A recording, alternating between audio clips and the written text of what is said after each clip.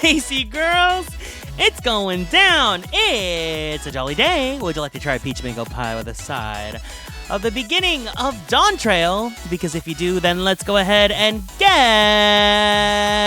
started.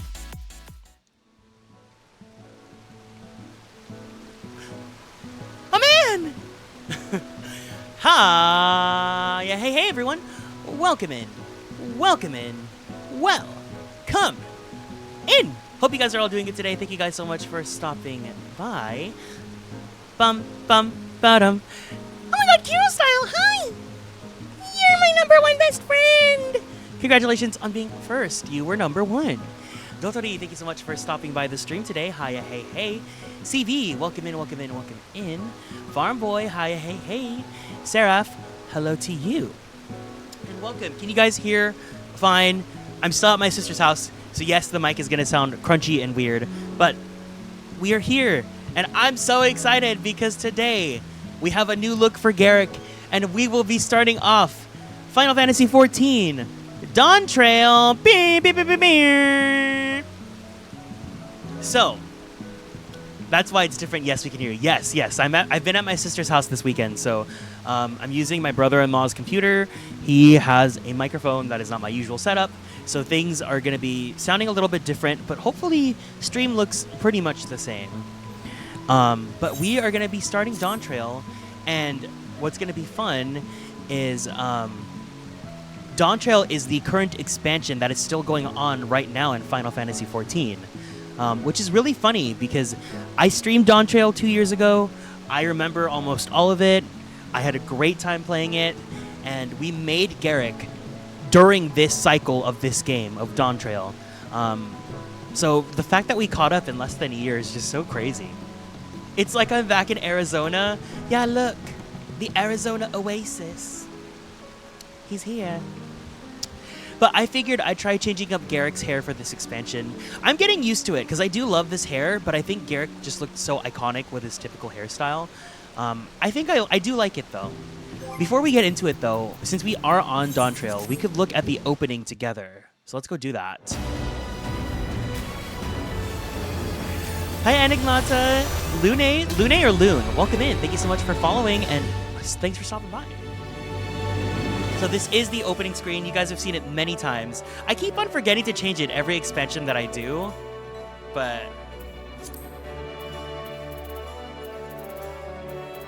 here was the Endwalker one. Let's look at this one really fast.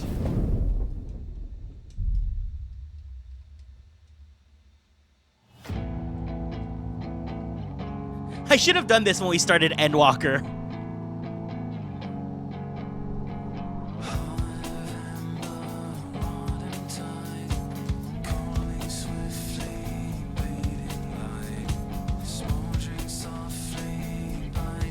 Wow, the quality of the CG looks so good.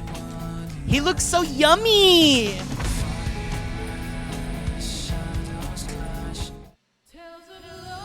So this is the Endwalker menu.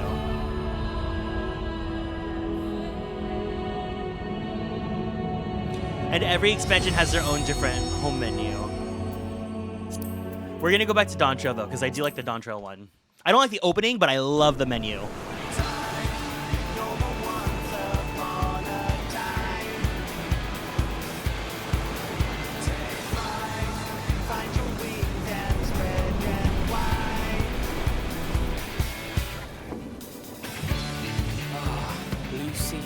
Clear skies and boundless possibilities.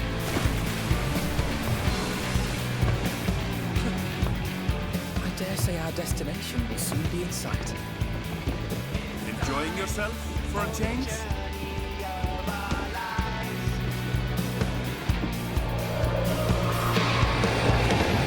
Yummy man!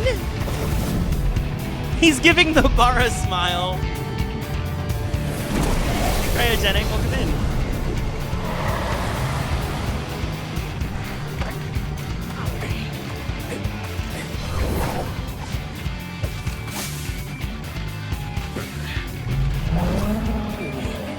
Come now. There's no cause for panic.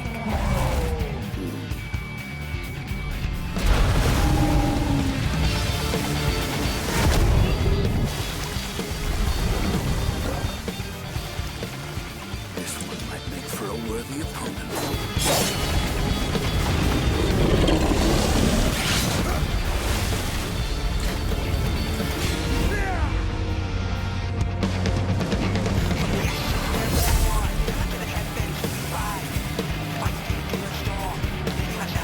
Hi Sakura, welcome in. Hello, welcome in everyone.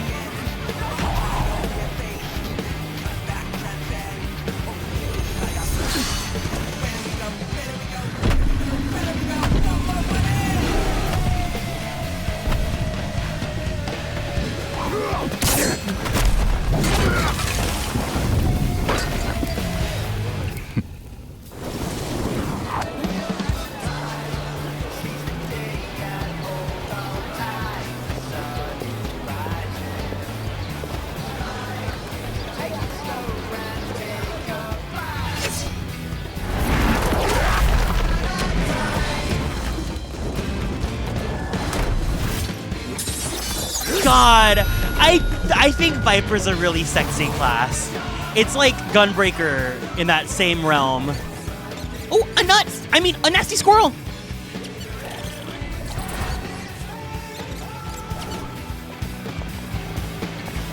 Sacred! Might you have a moment to speak further? A nasty squirrel!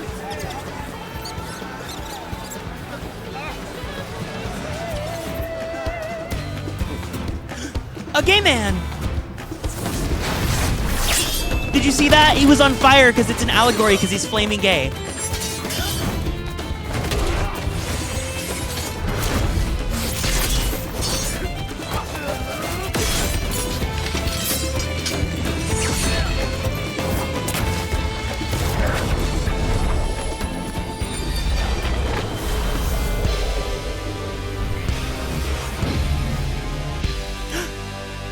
It's Graha with a taco!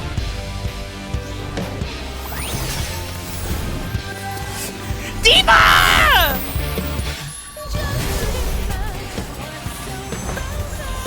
Hi, Sean.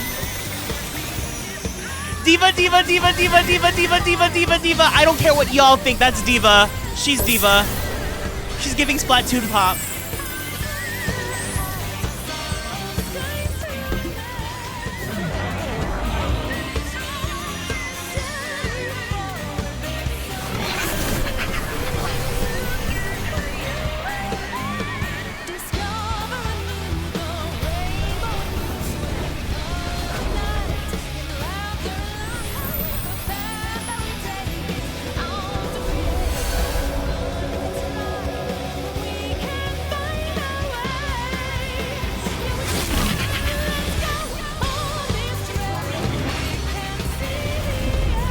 So camp!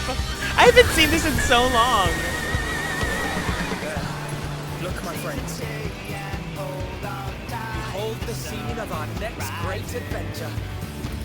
You and your adventures. I trust you have not forgotten the true purpose of our voyage. At last we are come to the land you call the New World. A home. Put out.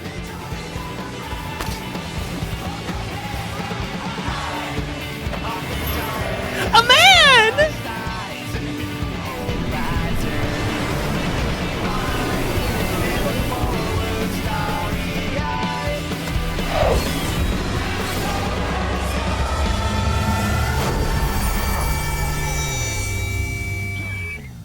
You know what's so funny is I love the music in this expansion so much. The one thing I do not like is the opening, but I think that's a very common sentiment. I think a lot of people do not like Smile. But even the opening screen here, da, da, da, da, na, na, na. I like that, I just don't like Smile. It's grown on me. I'll never forget when we went to FanFest like a month ago now. At the piano concert, we were like, oh, I really hope they don't play Smile. And I was like, of course they're going to play Smile. And they saved it for like somewhat in the middle of the concert. And then for the Primal's rock concert, they played Smile as the first song and we all cheered because they had it at the beginning. So we didn't have to hear it at the end. I don't like the I don't remember the credit song. So it's gonna be fun. So, yeah, Dawntrail originally came out like 2 years ago, which is very funny because, like, I still remember pretty much everything pretty well. But, you know, we're going to treat this as if this is still a blind playthrough for our community here. We have a few people here that have been playing the game alongside me. Some people have caught up, some people have gotten further, some people are behind. That being said, we're going to treat this as we have usually. If you guys want to play with me, I am playing on Fairy in the Ether Data Center. I don't know if we're going to get to any dungeons today because, like every other expansion, we're going to be in the beginning arc, which is slow and kind of boring. So we'll see how long that's going to take us. But I am playing on Fairy. Obviously, this is not my first playthrough, but don't spoil. No spoilers, even if... And I might accidentally say things, just don't... If I say something and you know what happens, don't, you know, touch upon it. Bonk me if you need to. But yeah, it's gonna be a good time. Garrick has a fresh new fit and a fresh new cut. What do you guys think? Does he look ready to go to Tural? Hi.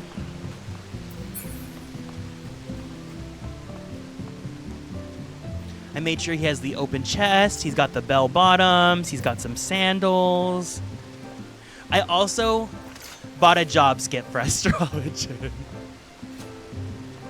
Because I did not want to level this class anymore. Because when we get to the extreme content, I definitely want to play Astrologian.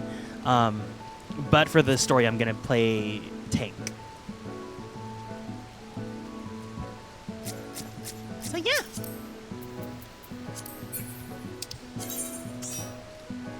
Oh, it's actually almost time for Gold Saucer. So I also am just trying to raise money at the Gold Saucer.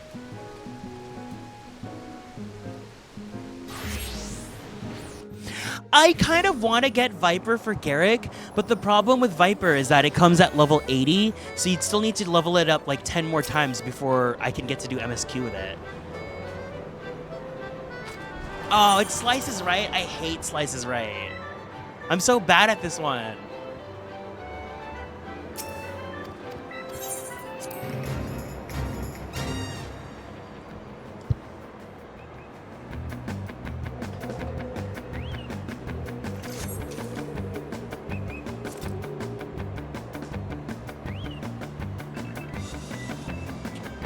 You know what's really funny is when I was wearing the wrestler glamour, I kept on getting DMs from people being like, "Oh, are you not gonna get cold in that?" Or like it was like they would say some really funny things, and I'm just like,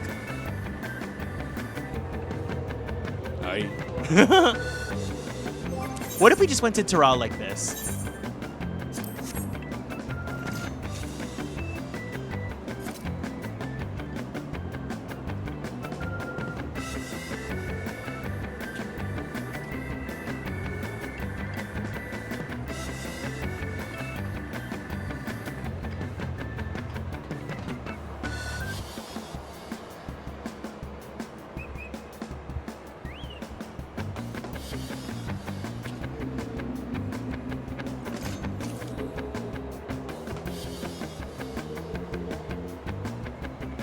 Oh, I never realized that Tsukuyomi's there's a particle effect that has like this Japanese style painting aesthetic. That's really cool.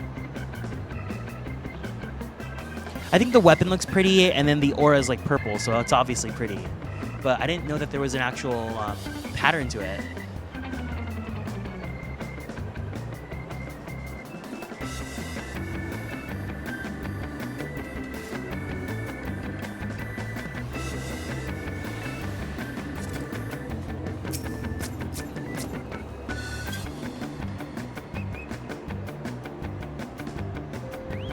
Wait, you got the gear from PvP?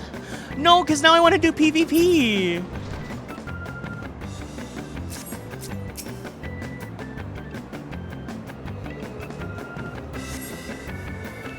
How close am I? I'm gonna go to level 19. I need to get to 25. Now I want to do Crystalline.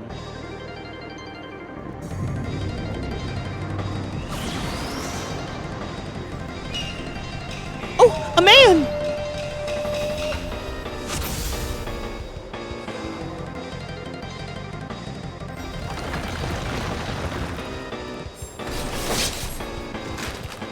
Huh?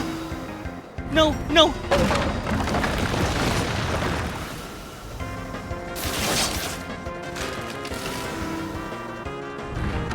No! Wait, how did Medi live?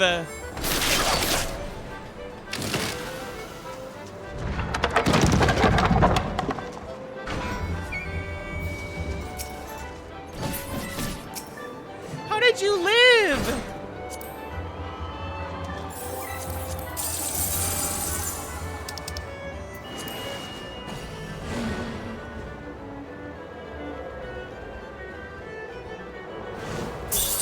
No! No! Alright, time to go to Charlian.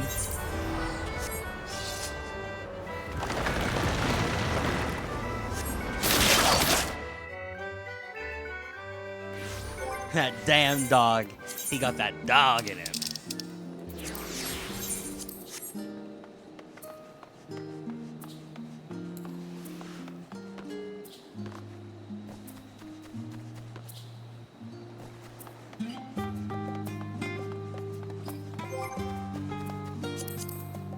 So at the end of the last MSQ, I got my Sprout status stripped away from me.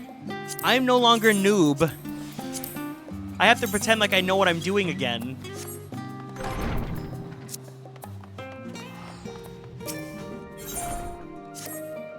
Welcome back, Garrick. I've just had word from Erenville. It seems he's managed to secure passage to Tural aboard a guild ship vessel. Why don't you wait in the main hall while I go and inform your travel companions? It should only take a moment. London Bridge is falling down. I love that jingle. It's so good. Louis Stein, thank you so much for the raid. Welcome in, gamers. Hi, hey, it's nice to meet you all. My name is Kieran. I am a magical boy idol VTuber, as well as a queer Filipino-American voice actor for animation, anime, and video games. I hope you had fun playing Awakening. Welcome in, everyone. Hello, hello, hello. We are starting out Dawntrail in Final Fantasy XIV. If you guys want to join us, feel free to sit back and relax. Otherwise, if you guys gotta go, please make sure you take care of yourselves. Go drink some water. Give yourself a nice stretchy. Don't forget to take your meds if you guys need to. And thank you guys for being here. This is my Warrior of Light. His name is Garrick.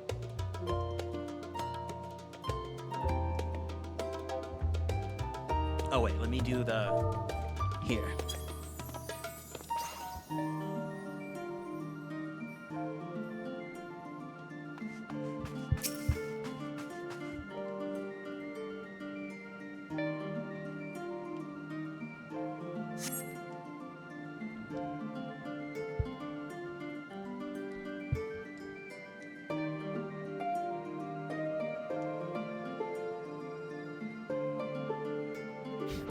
Serving face and charisma, uniqueness, nerve, and talent.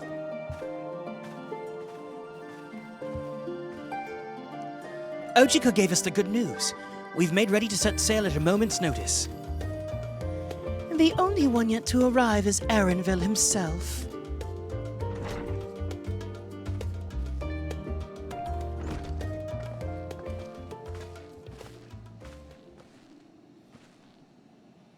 Ah, you're all here. It took some persuasion, but the Gleaner's Guild ship has granted us places aboard a vessel bound for Tural.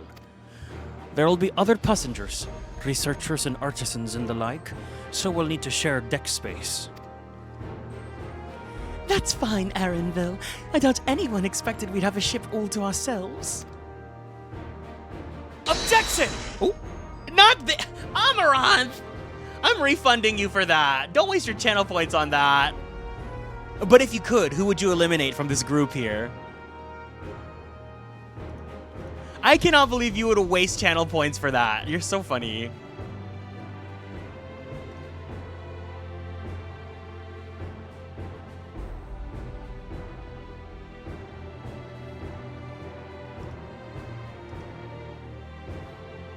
Oh. I think I rejected the wrong one, so congrats, you get more channel points back. Alphino, you'd eliminate Alphino? They're not casting off just yet, so if you have any lingering concerns, now's the time to voice them. I wouldn't call it a concern, but everyone's still clear on what it is we'll be doing in Tural, yes? We've not forgotten. The nation of Tuliolal is in the midst of deciding its next ruler. As your chosen allies, we shall assist you during the rite of succession and support your bid to become Dawn Servant. In addition to that, Alphino and I have another objective. As part of its reconstruction, Garlemald seeks ways to reconcile and re-engage with its neighbors. By visiting Tural, we hope to learn more about how its myriad cultures interact with one another, how they find common ground, develop stronger ties, the sort of insights that might help our friends in Ilsabard. Louis, no, I like Papalimo! But we'll pursue this goal in our own time. You can be assured that we'll give the contest all due attention. That's all I ask. Otherwise, you're welcome to do as you like. You wanted to find out about your grandfather, right, Kryle? Yes. As far as we could determine from the old missive I found, he had been tasked with investigating the Golden City by your father, the Dawn Servant. Yet, oddly enough, we have no record of that investigation in our archives, and nothing to explain the earring which accompanied the letter. Thus, for reasons both official and personal, I should very much like to become relevant to the plot finally after 8 years. I'm sure there'll be a chance to speak with Papa. You can get your answers right from the source. I look forward to meeting him. In any case, you're not the only ones with an interest in the City of Gold. The Golden City is a children's bedtime story. I am part of this expedition only because the Third Promise has commanded that I serve as guide. Still playing the part of the stoic servant, I see. What of you? Don't you dare tell me you've changed your mind.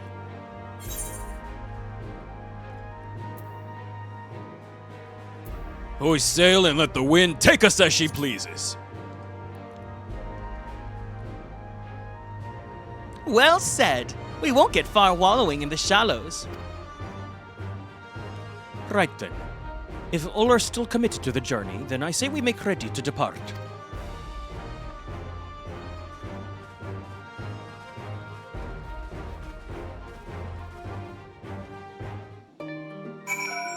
Who's ready to set sail?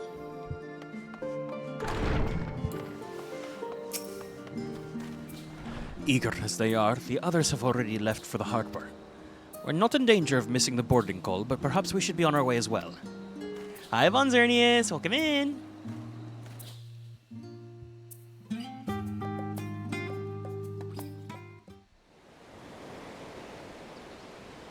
Everyone say bye, Charlian. I hope I never see that forum ever again, baby.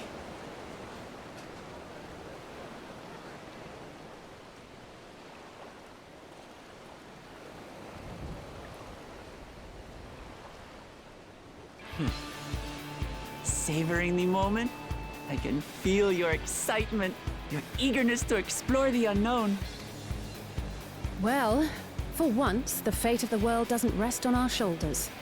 We might even get a chance to enjoy ourselves. Do not be so quick to relax. Though Tural may seem but a short sail away on a map, the vast seas between brim with peril. The treacherous waters of Shade's Triangle alone have claimed countless vessels. Even following the safe route plotted by Admiral Bufiswin herself, this will be no pleasure cruise. Perhaps, but my voyage here was uneventful enough. Disappointingly so. Either way, the two of you have first-hand experience, which will be of great comfort in the days ahead, I'm sure.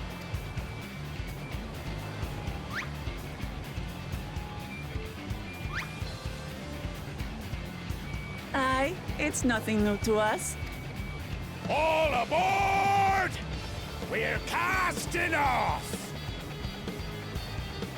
It's time. I trust you have everything you need?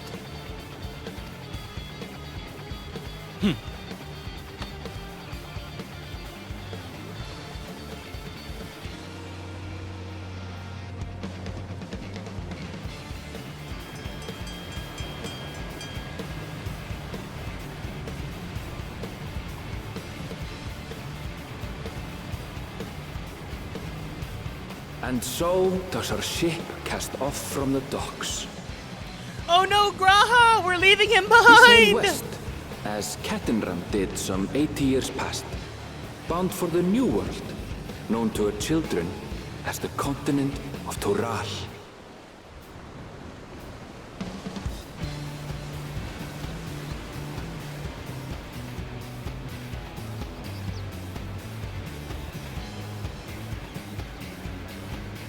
Just wait, Papa. When this contest is said and done, it'll be your daughter who sits the throne. Me, Woklamat. Girl, get out! You're gonna fall! Have you not learned anything from Leap of Faith?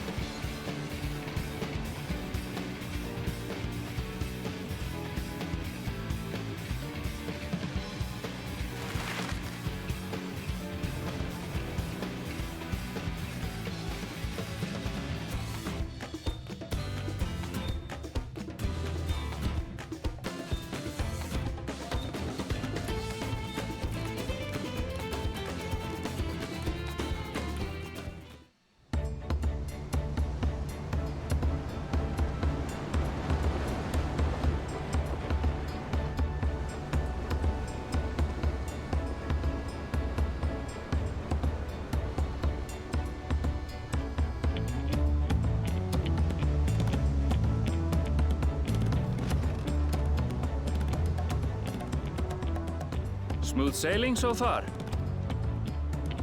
Aye, so far so good. But this sea, she's a fickle one. Calm one moment, blowing a gale the next. I'll take my rest while I can then.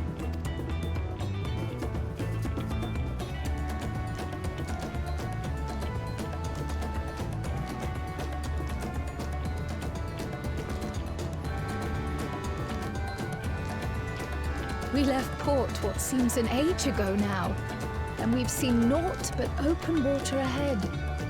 I knew Tural was far, but it's another thing to really know.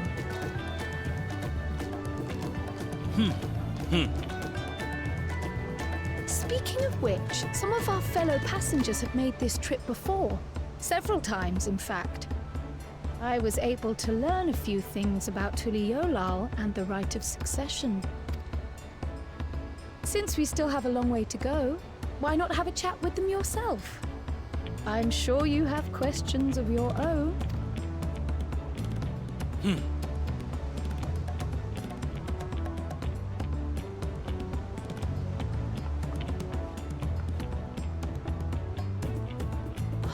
Did you look out across these same waters, Grandfather?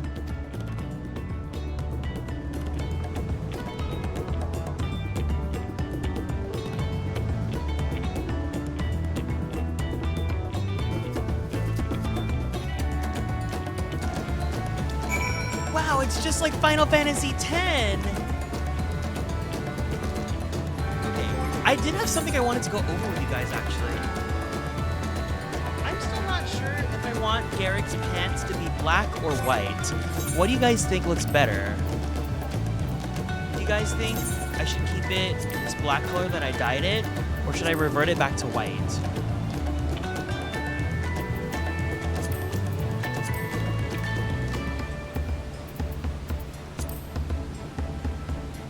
I think the black looks more sleek, but the white looks more like he's on vacation. I'm not too sure. But the pants are from the Far Eastern set. It's like the Far Eastern Enforcer set. I think they both go good, so it's like, I can't make up my mind.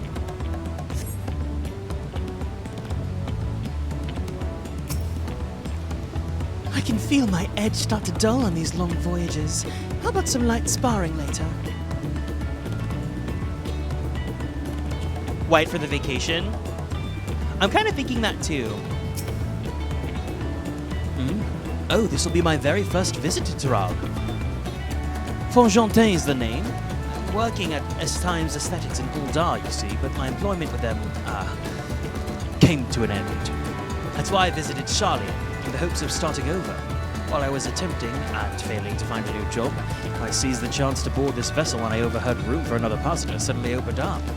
I'm told the Dawn Servant welcomes all regardless of origin, so Tuliolal seemed like the perfect place to begin anew. Hopefully things will be better this time. I think I will dye it back to white.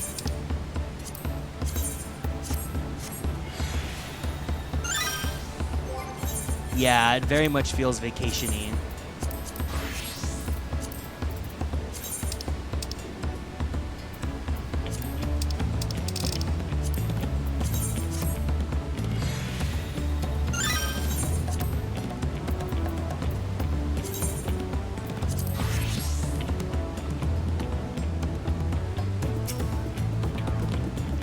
I see you in Eorzea before, you great and famous hero. I've had enough of playing this simpleton. There was a time when we took great pains to maintain the deception, but with more of you Eorzeans coming to Tural, it's become impractical. Besides, my mercenary days are over. Too many of our war brand have fallen, so we head home to lick our wounds. My story? Well, since you asked, I wanted to retrace the historic journey of the great Kettenram. You know, the first Eorzean to set foot in Tural, almost 80 years ago. The Mamulja's leader set to welcome Kettenram with open arms and sent him home with a bounty of silverware as a token of their friendship. But the real treasure was the crops he brought back. Popotos, tomatoes, and corn, which spread across Eorzea like wildfire. His grand adventure led him to culinary revolution. Tales say Kettenram returned to Tural several times after that, but his ship vanished during his last recorded voyage. He was never heard from again.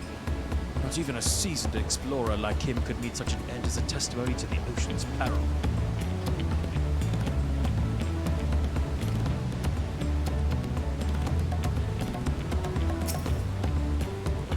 An adventurer, I presume.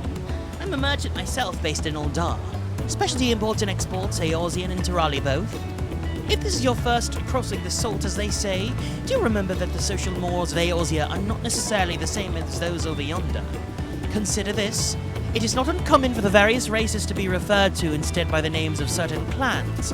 For the Mikote, the Hetsara, the Hrothgar, the Zabral. Not because every member of a given clan is of the same race, mind, but because many individuals of said race are associated with that clan. Fair assumption, in certain cases, but take care not to give offense. Hi, Angora!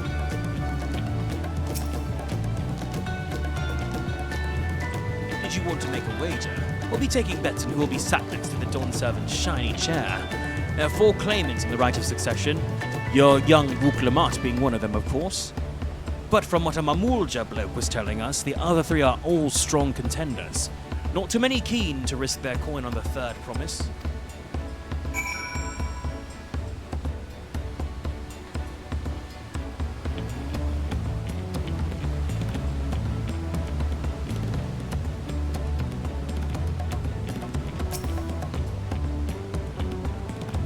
Did you learn anything of interest? Oh! I hadn't heard about the clan names. We should have had Wuk and Aaronville teach us the ones we should know. Actually, it's getting a little chilly up here on the deck. Let's all gather in the cabin.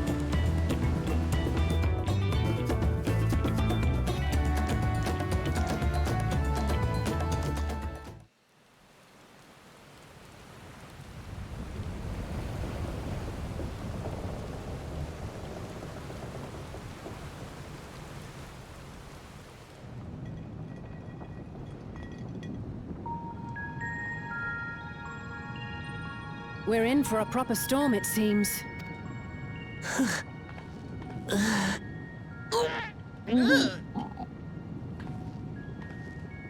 How's your stomach? Any better?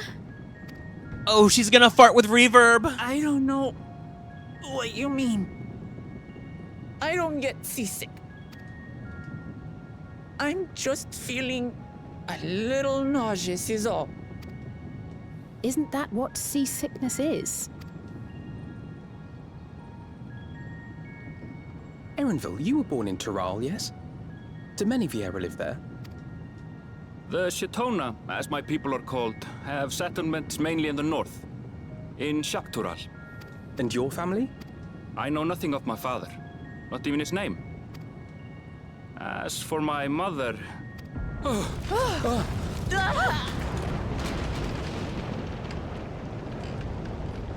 We're in the teeth of it now, lads! Reef that sail for the mast snaps! Oh dear. Only elders on watch! This wind's too strong to take any... Ah! Man falling off the mast! We need help! Get him below decks first! Quickly! Before he's washed overboard! Come, we should lend what aid we can. It's just like Final Fantasy X!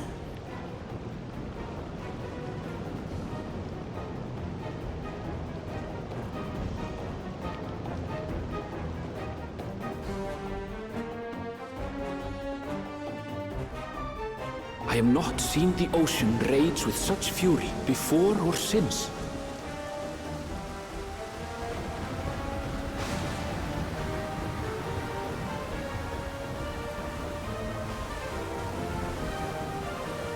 The heaving waves tossed our ship about like a toy, sending sailors tumbling. The dauntless Alizé, quick to the rescue, was almost lost to the sea herself.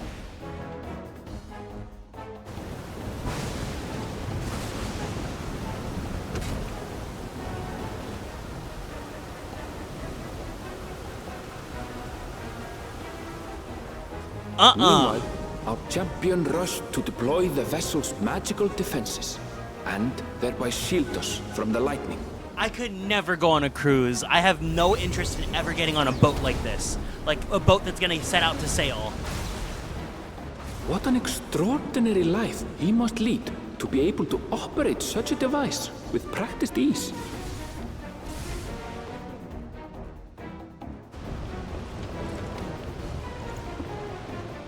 Woklama, too, threw herself into the rescue efforts, though one might have mistaken her for another soul in distress.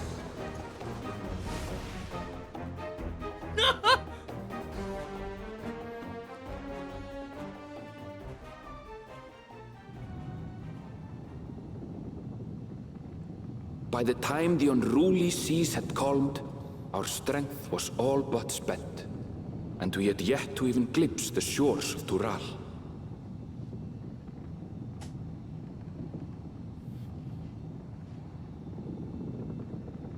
In retrospect, of course, that battle against the storm would prove a fitting prelude to the coming contest for the throne.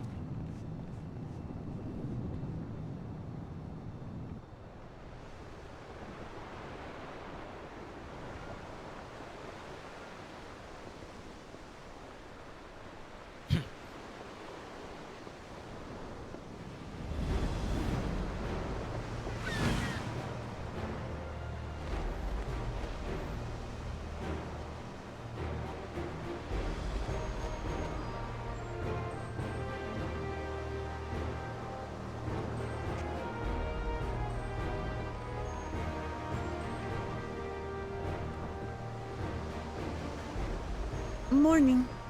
Joining us for some fresh air?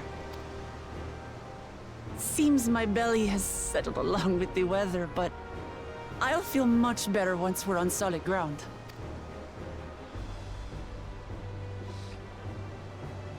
Ugh. Can't be much farther now, can it?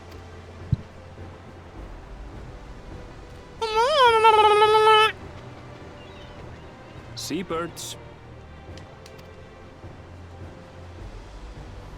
Land must be near. You need only hold out a while longer.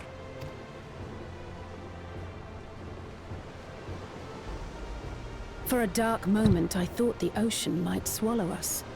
Glad to have my pessimism proven wrong. In other good news, I examined the sailor who took a fall, and he's faring well. I'm sure he'll make a full recovery.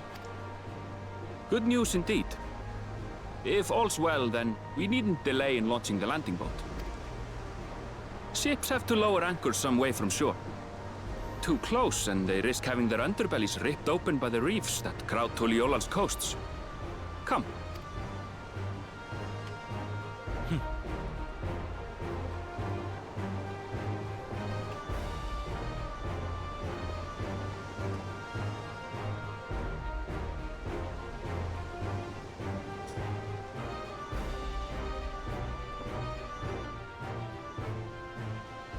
Thanks for bringing us all this way. Ha! We only did what we were paid to do. Couldn't hardly set you adrift halfway. If anything, it should be us thanking you for helping us through that beast of a storm. As a matter of fact, everyone's starting to fancy your chances in the contest. At this rate, we won't be able to lay wagers no more. Then I better not let you down. Easy, stomach. Easy. We're the last to board. If there's nothing left to say, then let's shove off, shall we?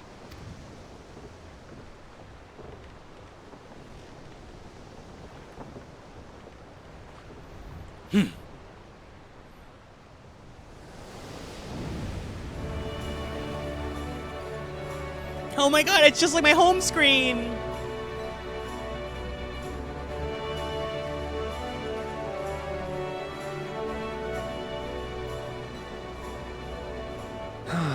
Blue seas, clear skies, and boundless possibilities. I dare say our destination will soon be in sight.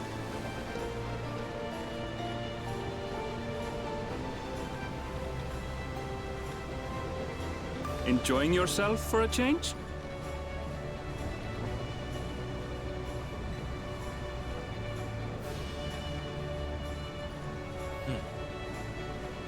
There, look, my friends. Behold the scene of our next great adventure. It looks so much better in like the pre-rendered. It looks so funny with the regular models. At last, we have come to the land you call the New World. To my home, Tural.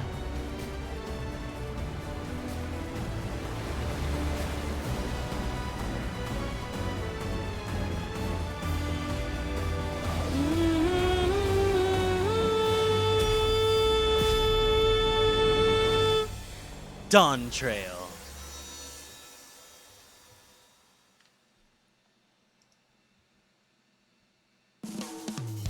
Yeah! My favorite OST! Let's get jazzy! Bum bum bum bum bum bum bum bum bum bum bum bum bum bum bum.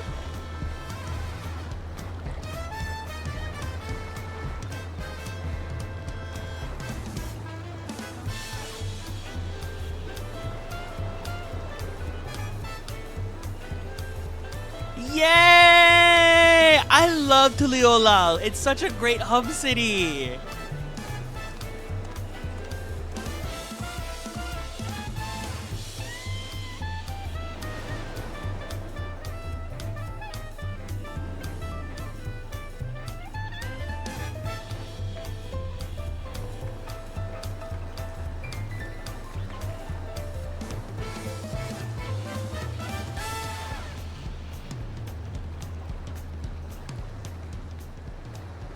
Gods, I've seen cities with an impressive mix of cultures, but this is something else. Is that a... No. I've never seen Vanu feathers in that color before. You'll find much here you never knew existed. There may be a sea route now, but visitors to Tuliolal are still few and far between. And as we don't build seafaring ships, only a handful of Turali ever venture abroad. Mamulja sellswords mostly. Those willing to play the fool sail with Lominsan merchants to secure employment in Eorzea. I suppose that makes us a rare sight in your country. Rare and currently undocumented. Were there some forms we should fill out or... Forms? Did you forget who you're traveling with? Laughter. Ha ha ha ha ha. Yay. A man! You are outsiders? Visitors to Tural? We are. Our nation is soon to hold a right of succession to choose its next Dawn servant. We will not abide interference from foreign agents seeking to foment trouble. What brings you to Tuli-Yolal? I can answer that. These fine people are allies in my succession bid. Third promise. If you vouch for them, then all is well. Of course. Please, accept our apologies. Aww. No need to bow and scrape. That our soldiers are so diligent in their duties fills me with pride.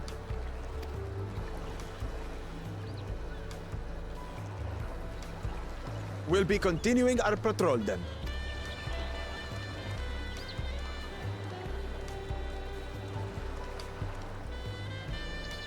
Well, well. You really are a figure of authority here. Are you suggesting I don't look the part? Anyway, first things first.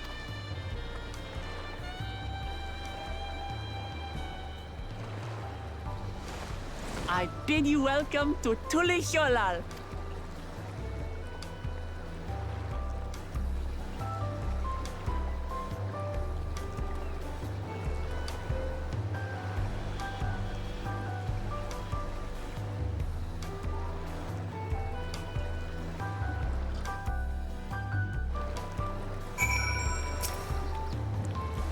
I wonder what kind of trouble those soldiers are expecting.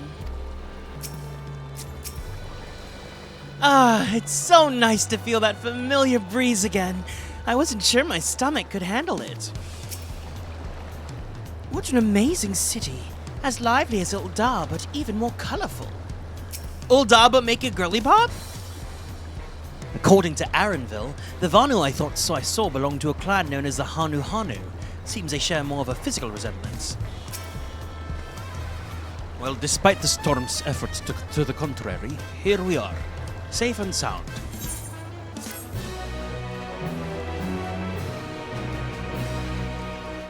You've arrived in Tuli-Yolal. You can return to the city at any time by speaking with the sprightly sailor in Scholar's Harbor in Old Charlian.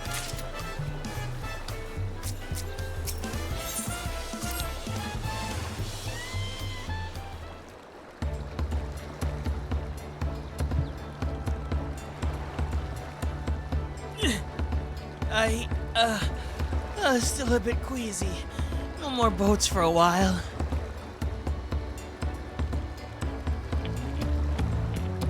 I realize we've just arrived, but we should get you familiar with the city before the rite of succession begins. No arguments here. I should very much like to explore. Then I'll guide you. Are you sure you're in any condition to do so?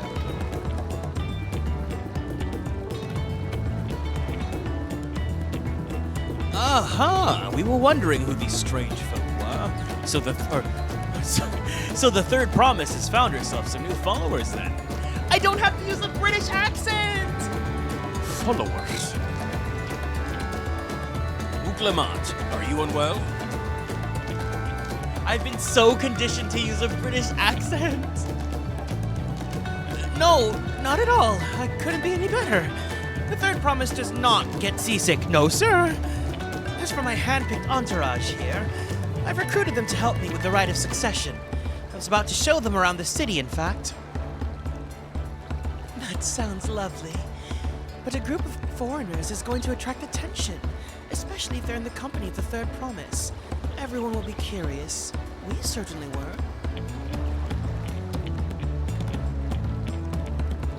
Your siblings have a tendency to command a respectful distance, but you're just so easy to approach. And I enjoy it so much when you do. Please don't ever worry that you're a bother to me. You're very kind. Good day to you, Third Promise.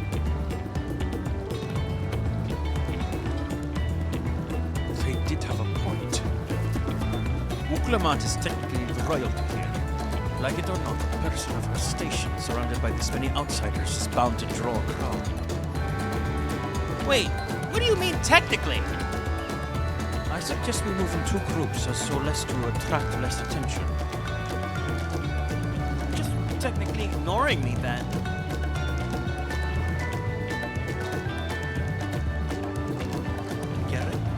Garrick, you and Kryl can come with me. I'll take the twins then. We'll get in touch once we've had a good look around. That voyage was hard on all of us, so take it slow and recuperate. We have enough time for that. Enjoy your wanderings.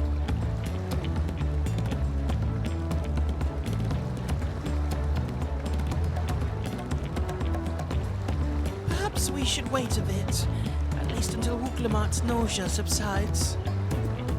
No need for that. Look, I'm ready to go. Levy Bridge is falling down.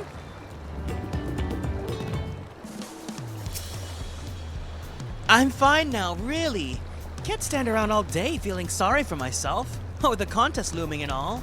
Now then, seeing as we're already here, I might as well tell you all about the harbor. Erenville already mentioned the reefs in our coastal waters, which explains why we don't see any big ships moored at the docks. Only vessels with shallow drafts can navigate the bay, mostly small fishing boats or barges ferrying cargo up and down the rivers from inland settlements. Much of the incoming traffic is from Yoktura, the southern landmass. There, clans can produce various goods for export. Their wares are unloaded here and carted off to the merchant stalls in the neighboring markets. Speaking of which, the Bayside Bevy should be our next stop.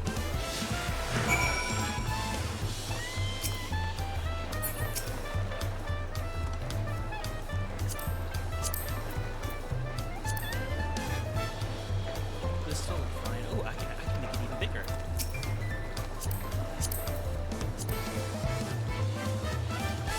Oh my god, working with my brother's computer setup, I can like make the text box so much more easier for me to read.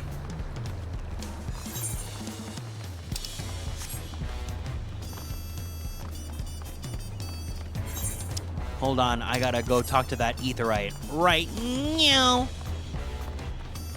Ooh, is someone cheering for their friend?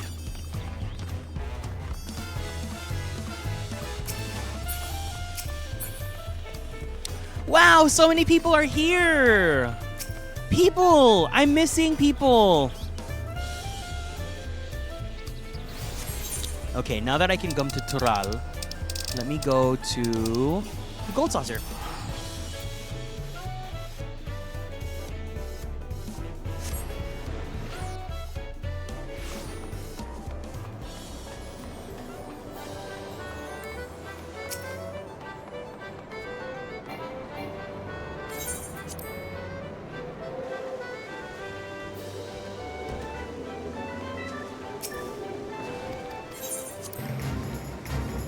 Alright, let's see if I can do this one. It's another jump puzzle. They love their jump puzzles here. No. No!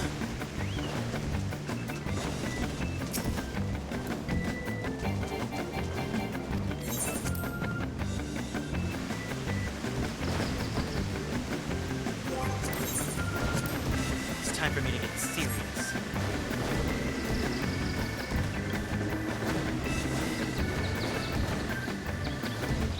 Ah!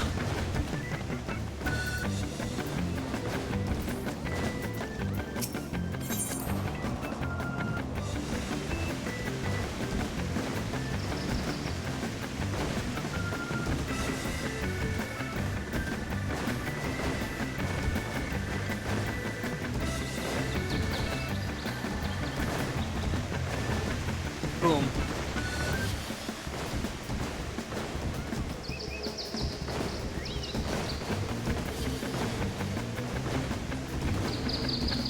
Done.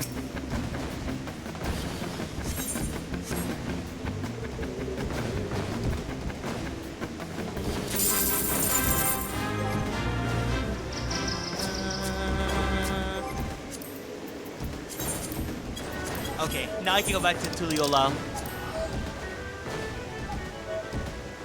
It's basically an obstacle course, but thankfully it doesn't take as long as the other Leap of Faiths. I'm also going to set Tuliyollal to favorite destination, goodbye Charlian, and a home point. Yay!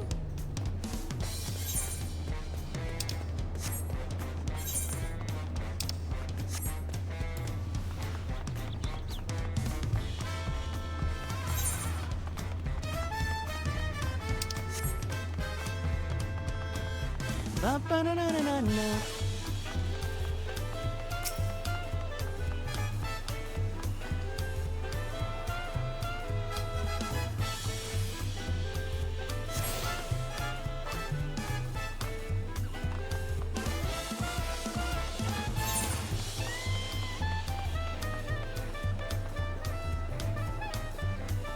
I guess I'll go pick them up really fast.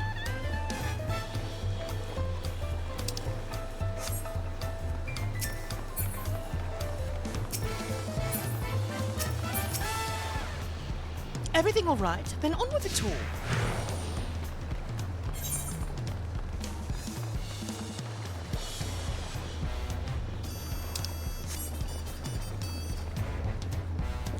Oh, it's so bright and colorful, even more colorful than Razathan.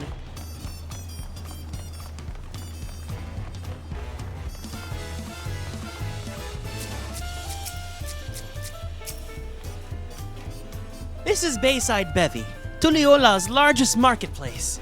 Being right on the harbor, anything from fresh fish to imported wares goes directly to the shelves. Anything you want, they most likely have. Oh, right. I should mention that here in Tuliyollal, we buy things with Pel, a currency that the Pelu created. But don't worry, more and more trade is coming in from Eorzea, so most shops are happy to accept your gil. There's also Wachumeki, another market to the east of here, but that can wait for another time. I have other places I want to show you first. Next, we'll head back a bit, then northwards towards the stairs to a certain plaza. I can't wait to see the look on your faces.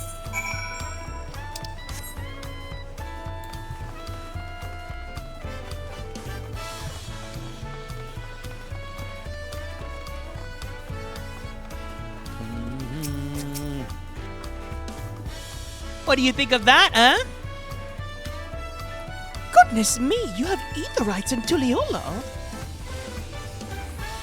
I think I told you before, but my brother Kona spent 3 years studying in Charlian. He fell in love with the nation and its ways, and brought back to us the knowledge of Aetherite construction.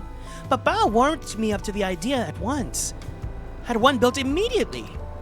Hi Saints, welcome in.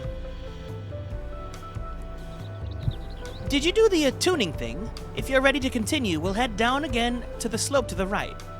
Right at the top is the gate which leads to Shaktural. Let's make a stop at Bright Bloom Post on the way though. That's the headquarters of the Landsguard.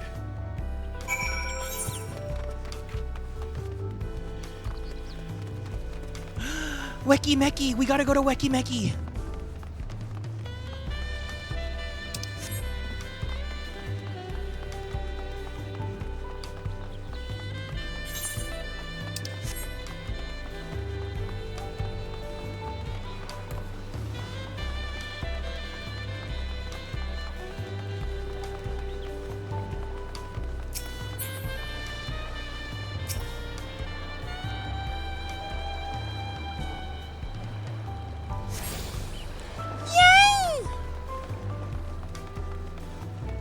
You know nothing about 14, the extent of your knowledge is 12.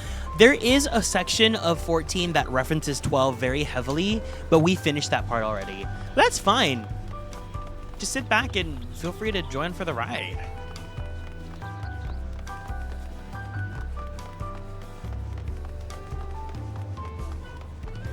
This is the summer vacation storyline anyways.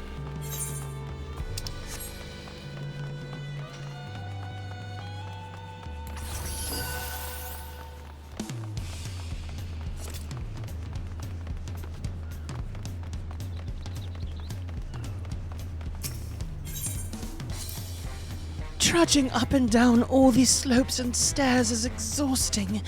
I understand now where Wooklamat gets her endless endurance. We have a lot of narrow, winding streets that crawl up the sides of the mountain. As you can see, though, the builders made sure the city's main thoroughfares were wide enough to accommodate wagons.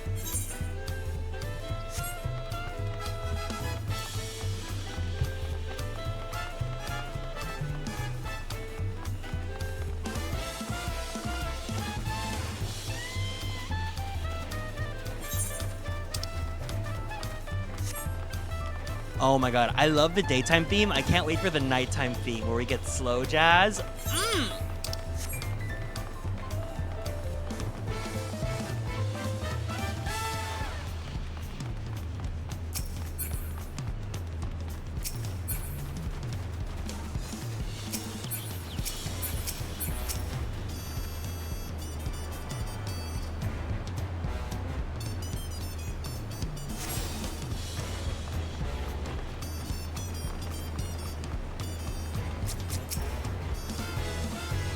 Here we are, Bright Plume Post. The soldiers stationed here are responsible for defending Tuliolal and preserving the peace. The Landsguard are led by our nation's strongest warrior, and so naturally Papa has commanded them since the beginning. At least until 3 years ago, when Soralja took over as the commander. The title is no empty honor. It means the first promise is considered equal to the Dawn Servant in martial strength. Meanwhile, I haven't even managed to... Well, I'll discuss my brothers and their accomplishments later. Alphino and Alize should be around to hear it too. Come on, it's time I showed you the Skygate. It's right at the northern end of Talon March.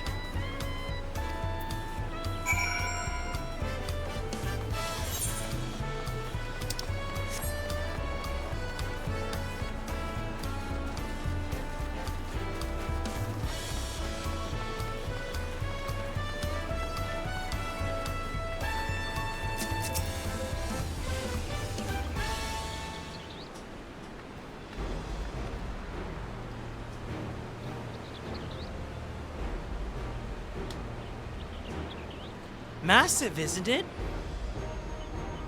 And on the other side is an equally massive bridge to match. Both were constructed by a race of giants, the Yokui. Strictly speaking, Tural is actually 2 separate continents. Yoktural, the southern lands of the mother, and Shaktural, the northern lands of the father, which lie beyond the bridge. Legends say it used to be one great landmass. But long, long ago, the 2 gods fought a titanic battle, and when one threw the other to the ground, the impact was so devastating as to split the continent in twain. A familiar sounding tale. I'm put in mind of the conflict between Hydaelyn and Zodiac. But getting back to Shaktural, those lands are also a part of the Tuliolal nation, correct? That's right. Isn't my father incredible? He united the peoples of 2 continents into a single nation. The many clans of Tural have been at war for generations. It was only when Papa traveled the lands and put a stop to their myriad conflicts that we finally had peace. And that's the main reason I want to win the throne, so I can preserve the peace he built. I see you're more interested in what's behind the gate than hearing about my aspirations. Crossing the bridge to Shaktural requires a special travel pass. Unfortunately, they won't issue any new permits until the Rite of Succession is over. I promise to get you one when I'm Dawn Servant, but until then, you'll just have to wait. Then I'll make sure you win. Mark my words.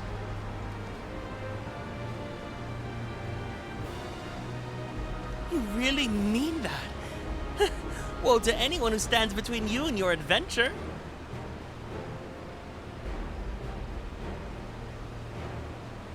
Okay, Gates. We'll see you in like 20 hours. We must have covered half the city by now. Tuliolal is unlike any other place I've visited. I'm thoroughly enjoying myself.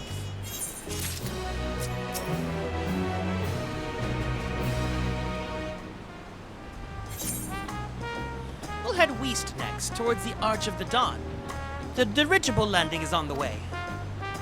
You have dirigibles too? Tulliola certainly doesn't walk for methods of travel. We get by. Now if you've seen enough of this area, let me know and we'll continue on. The Arch of the Dawn is on the other side of the city, so speak up if you see something that interests you as we walk.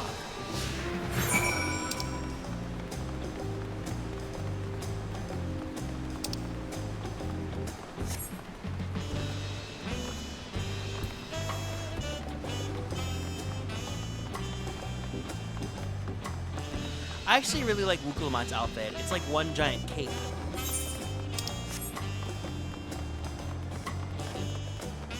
It's a cape that like splits to like preserve her tail. It's kind of giving like Graha's outfit.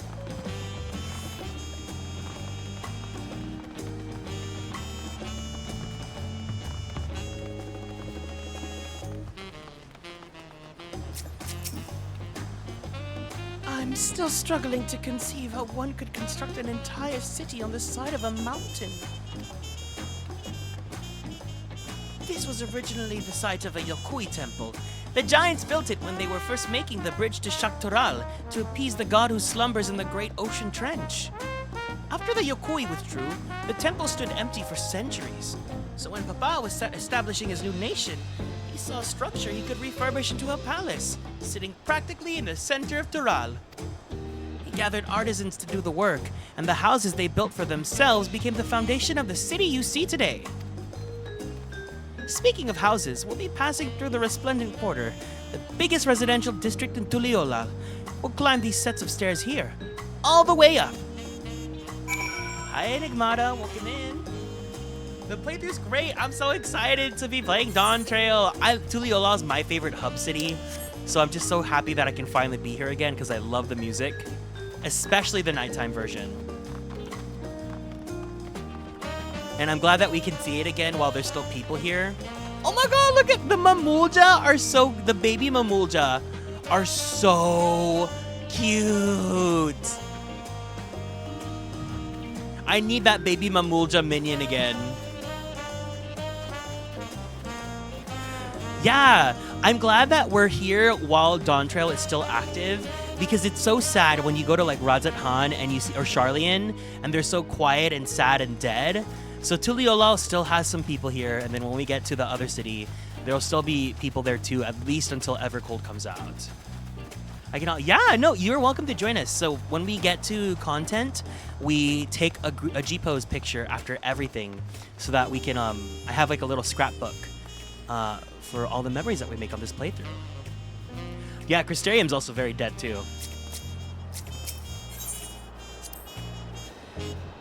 Papa's palace is called Volok Shunsa, which roughly translates to invincible resilience. You probably want to take a closer look, but we'll be coming back here later. Let's move on for now. The sheer scale of this place is incredible. I wonder what that carving at the top represents. Yeah, no, replaying has been so great. I'm excited for the second playthrough because I remember Dawntrail very well, so I'm excited to catch what I missed the first time. There's already a lot that like they've alluded to on the replay that I've noticed, which has been really fun.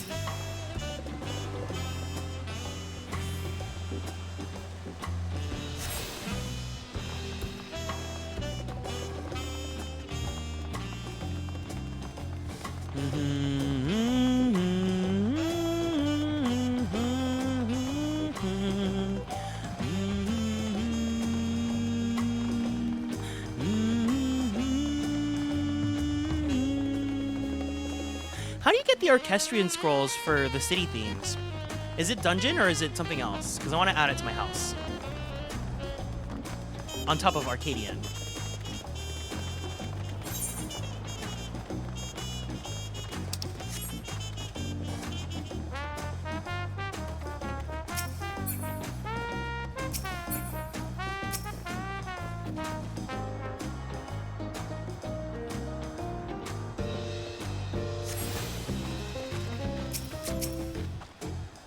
So this is the Resplendent Quarter. What manner of people live here? Oh, we have residents from all of the Yogg-Toral clans. Mamulja, Sabral, Pelupelu, Moblin, Hanu. We also have Tonawauta, Hetsaro, Shatona, who moved south from their ancestral lands in Shak-Toral. In essence, it's a gathering of people from every corner of Toral. A true representation of Tuliolal's diverse character. The adornments on each building contribute to an eclectic cultural aesthetic. It's all so beautiful. I'm glad you think so. Come, we continue down the stairs. I was also just talking with Kiro about this. I think what's also I really appreciate about Dawntrail is that the entire story takes place on this continent, because Endwalker is kind of going, it has the same problem that Stormblood has, where it's all split between too many different places. Like Endwalker, you're going to the moon, you're going to Garlemald, you're going to Sharlayan, you're going to Radz-at-Han, and it all just feels so disjointed, kind of like how Stormblood was like, oh, we're gonna be here in Girabania. Oh, suddenly we're going to the Far East. Oh, we're back in Girabania. I didn't really like that. So I'm glad that Tuliolal, it just feels all connected and like it's all the same world. And here are our dirigibles. Not bad, eh? I hear other nations use airships to sail the skies, but you'll only find balloons in Tuliolal. We have them for the same exact reason as the Aetherites. Kona brought back the plans from Sharlayan, and Papa thought them fantastic and commissioned their construction. This was around 3 years ago. Since that time, we've added flights to other settlements. Trade with frontier communities has never been easier. That's enough about dirigibles. The Arch of the Dawn awaits!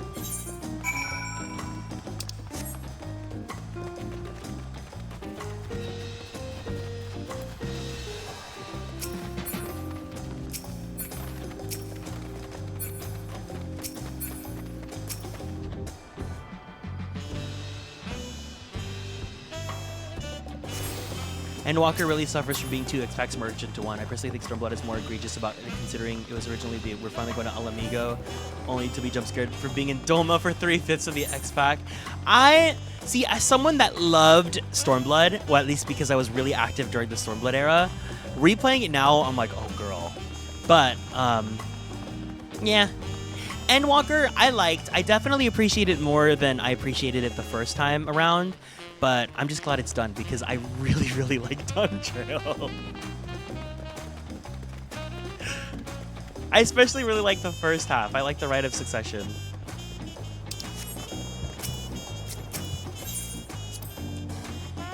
I've never seen such an enormous drum. What would even one use to beat such an instrument? That big drum there is called the Dawn Herald. They play it for formal occasions, like when honoring the Landsguard's return from a dangerous duty. I tried hitting it with my axe once and ripped the skin. Earned me a proper scolding, let me tell you. I think that was the time Papa held me upside down by the ankle.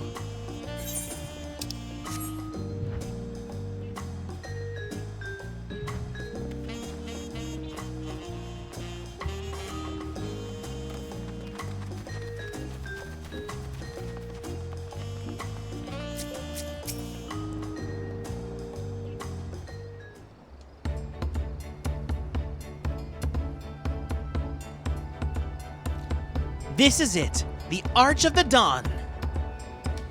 When the Giants were still here, it was known as the Yogg-Toral Landgate. But when Papa founded Tuliolal, everyone began using its present name in honor of his great achievement. Through this gate is Kozama Uka, the wetlands south of the city. Depending on what the Rite of Succession asks of us, we might end up going in that direction. Kozama Uka, the name alone is intriguing.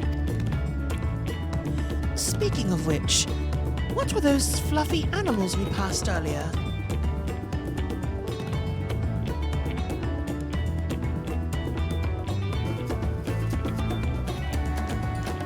Ah, those are alpacas.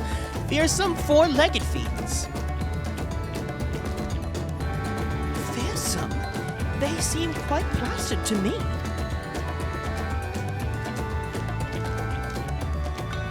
You'll learn soon enough, Kryle. You'll learn soon enough. But forget the alpacas. I have something far more important to show you. Come along.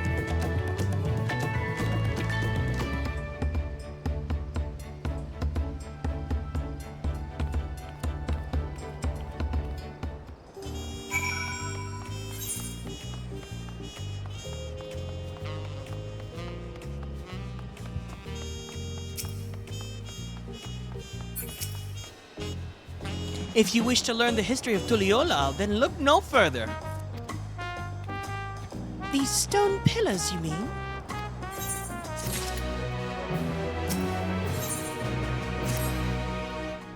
What is special about these pillars, if I may ask? Hi, Haru, welcome in. At a glance, they might look like ordinary stone decorations. But if you take a really good look, you'll see there's something much more interesting.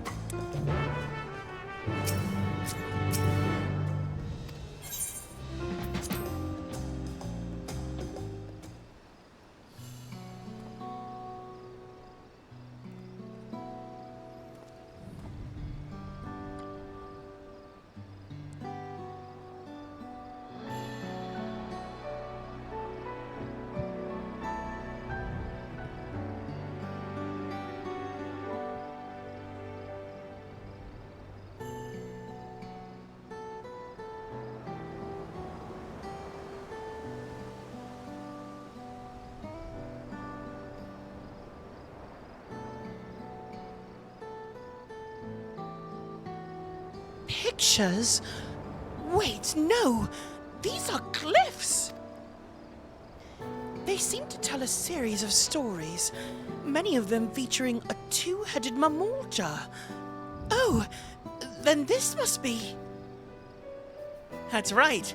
It follows the exploits of my father, Gulul Jaja, and his journey to unite our lands. We call it the Tuliyollal Saga. The deeds he performed and the bonds he forged, all immortalized in stone. There's no better way to learn how Tuliyollal came to be. Study them as long as you like.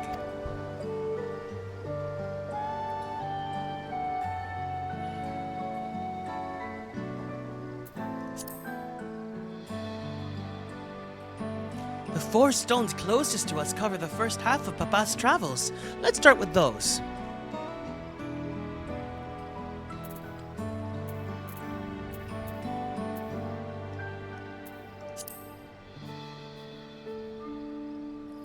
This pillar tells the lay of the Brotherhood.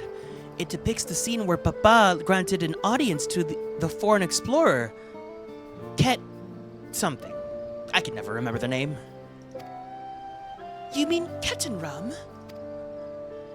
Ah, that's the one. Ketenram's arrival in Tural is what prompted Papa to embark on his own journey. It's said that the two grew to become close friends. Or maybe even more. Brothers in spirit, if not in blood. But no one knows what became of the explorer in later years. Ketenram's disappearance is a mystery in Eorzea as well. The records say he traveled between our land and yours for a while, but then it's assumed he was lost at sea.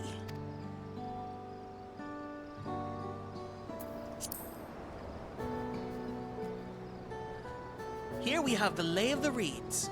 This is a story of when Papa visited the Hanu Hanu in their village in Kozamauka. Ah, the people at Alphano almost mistook for Vanu Vanu, if not for the colorful plumage. He spent a fair bit of time among the Vanu in the Sea of Clouds, so it's no surprise he took an interest in your countrymen. I don't know how it is with your Vanu, but our Hanu are a bright and cheerful sort. They hold this one festival every year. Very famous, and a lot of fun.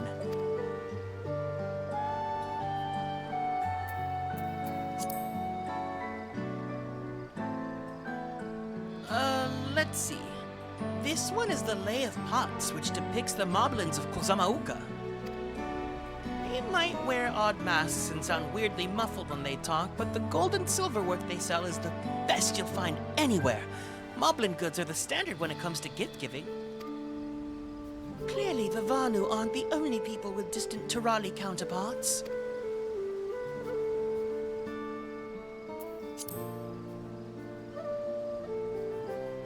This one recounts the lay of repast. As you can probably tell, the figure depicted here is of the Shibral, like me. For decades, the Shibral and the Mamurja were at war for control of the forest of Yaktel. The actions Papa took to end that conflict have since been hailed as the first steppings in the founding of Tuliolal. There is a clan of Hrothgar and Bosha known as the Hellions. In their society, the women rule as queens, and the men serve as devoted subjects. Yet here in Dural, Shibral men and women appear to be of equal status. How dramatically culture can vary with location.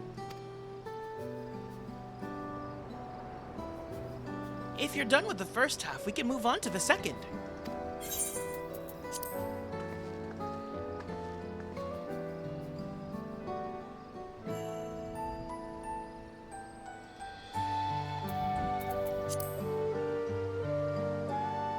And these four comprise the rest of the saga.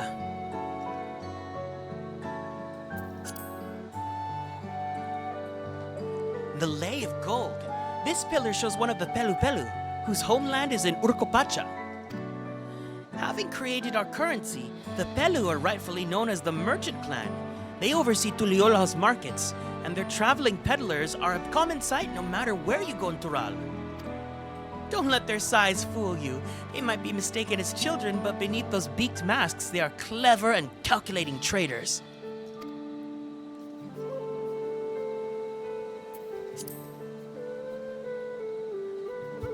Ah, the Lay of Proof. That big fellow is the Yokui, the largest of Tural's peoples.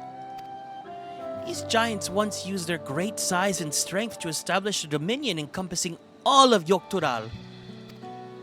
Having brought the southern reaches to heel, they then turned northwards, setting their sights on Shaktural. You'll recall that massive bridge they built beyond the Sky Gate. Sometime after launching their northern campaign, however, they just gave up. They abandoned the lands they conquered and withdrew into the mountains of Urkopacha. I've never seen any of their kind so much as set foot in the city. This was a people with the power and resourcefulness to raise a temple on a mountaintop and build a bridge across the sea with stone. What would move them to renounce all their ambitions and their place in Turali history?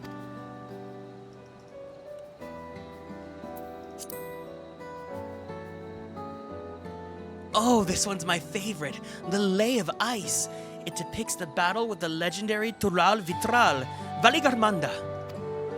I should explain. A Tural Vitral is a creature that has lived far beyond its usual lifespan and awakened to preternatural power. Valigarmanda itself is dubbed the Sky Ruin, a name earned for the destruction and terror it visited upon Tural every time it stirred from its slumber. But 80 years or so ago, its ruinous reign was brought to an end. After a great struggle, Papa and his comrades managed to overcome the raging Vitral and sealed it away in the Urkopacha Mountains. Despite its reputation, however, Valigarmanda is also a symbol of power. That's why you'll see its likeness on Tuliola's national emblem and adorning the banners at the palace.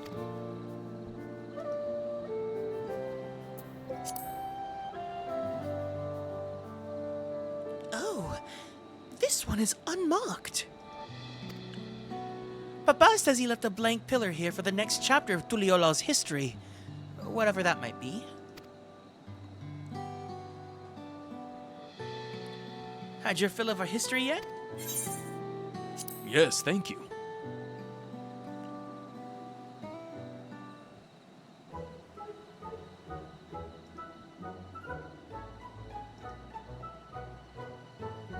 Glad to hear it. You know, I feel awfully hungry all of a sudden. No surprises there, seeing I couldn't keep anything down for a while. But now I think I'm ready to eat again. So let's go and have ourselves a bite of a local delicacy. Come, I'll take you to the best restaurant in the city.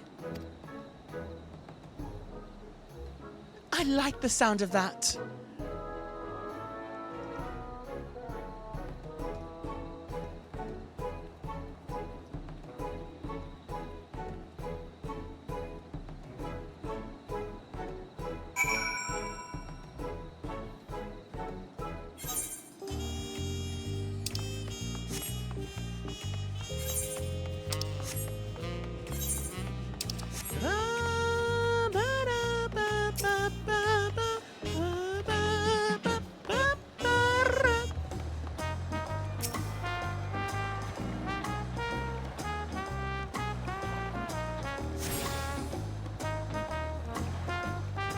you've attuned yourself to all of the Ethernet shards in Tuliyollal.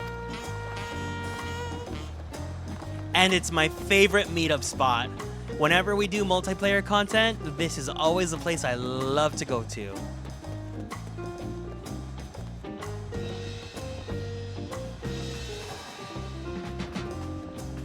Hi, Cyanide Kit Kat. Welcome in.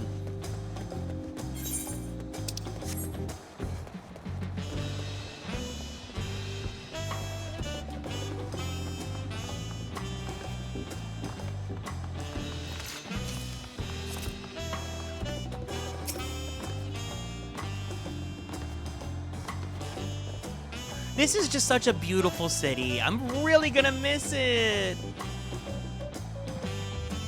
Me mourning it as if like we still have half a year. Have you ever had tacos? They're a Tuliyollal classic.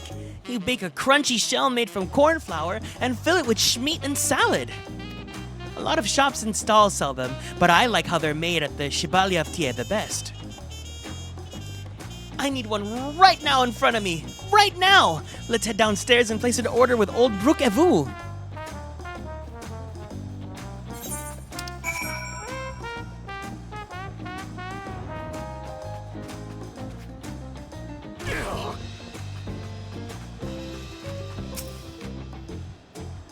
This is prejudiced, the owner. Don't let his unassuming appearance fool you. When it comes to making tacos, he's the greatest artisan in all of Tural.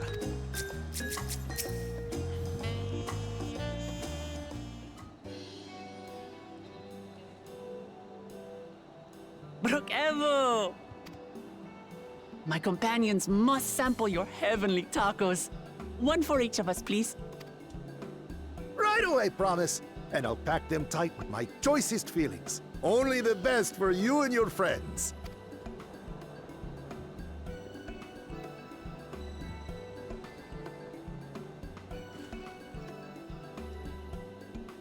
Did you hear the Silver Scales are back? Seems their overseas foray ended in disaster. More than half their warband is missing, including their leader. Aye. And now keen to rebuild their broken reputations, the survivors seek the Golden City. A fool's errand. How many hopefuls have disappeared in search of that fable? They should count their lucky stars they came home alive at all.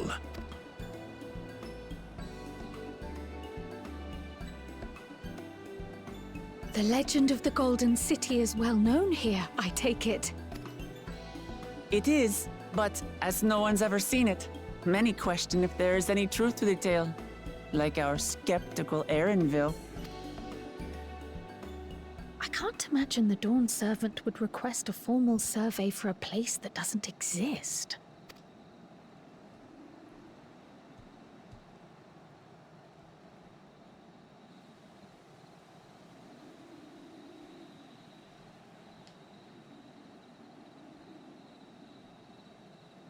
Now to find a spot with a pleasant view to enjoy our crunchy spoils.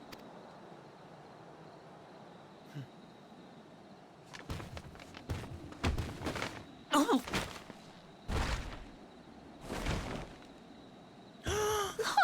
No! My tacos! A man! Two men! If it isn't the third promise. What the?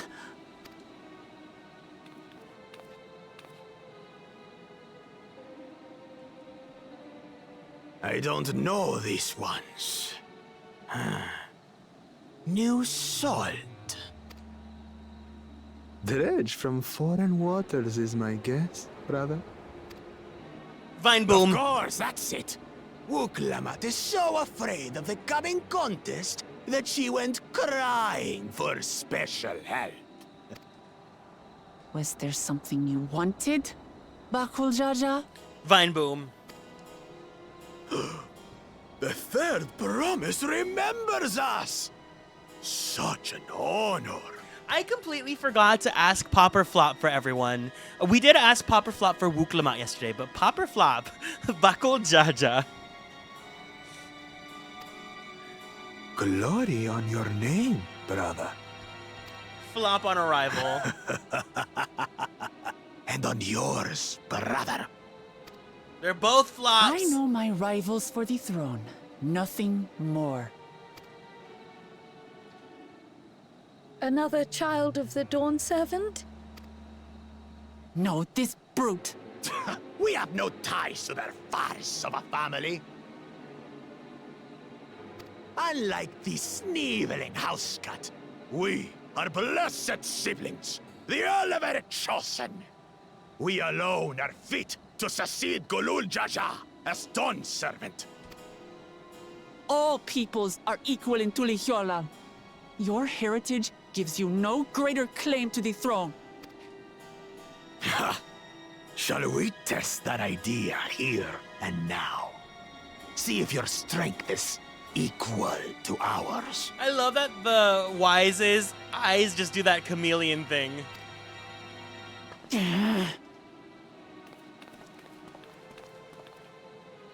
None of this has any bearing on the right of succession, correct? Best not waste your energies on pointless scuffles.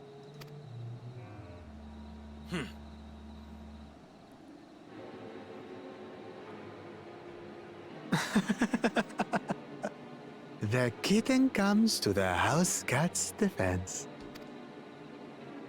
Pathetic. Since when was our nation overrun by mewling weaklings?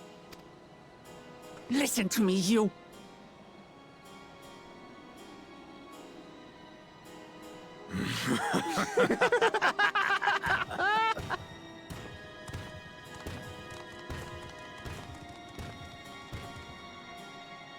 A two-headed mamulja.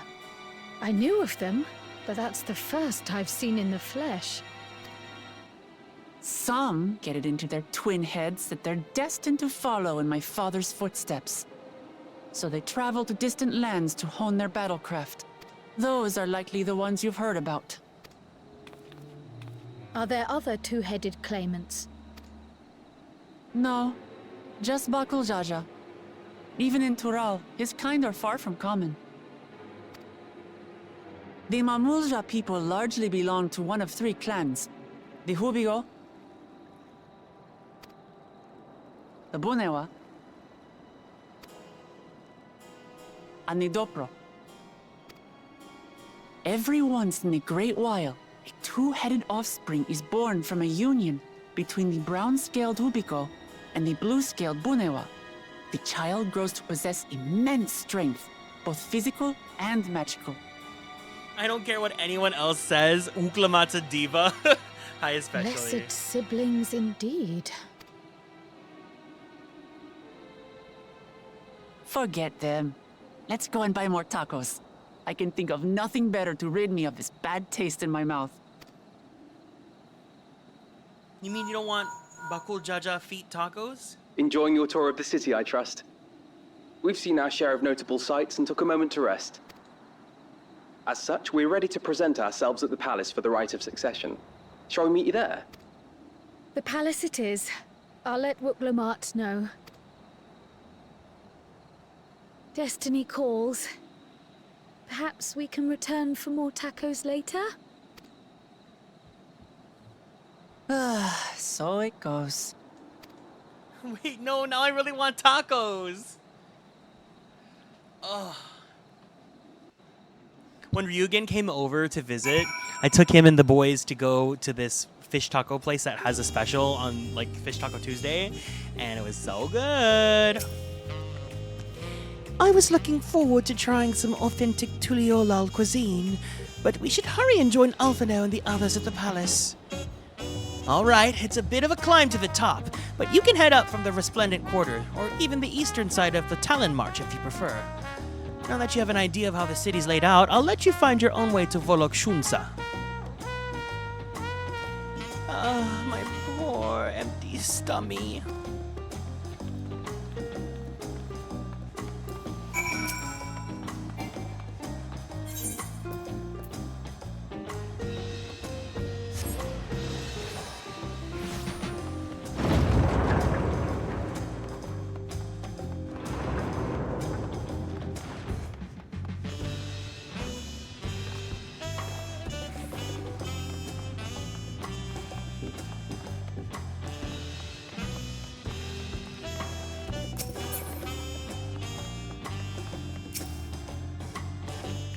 You made it! Good, then we're all here. I'm still hungry enough to eat a whole roasted colibri, but the contest won't wait for us forever. Ooh, several cutscenes! Hold on, let me switch over to Gunbreaker. Just in case.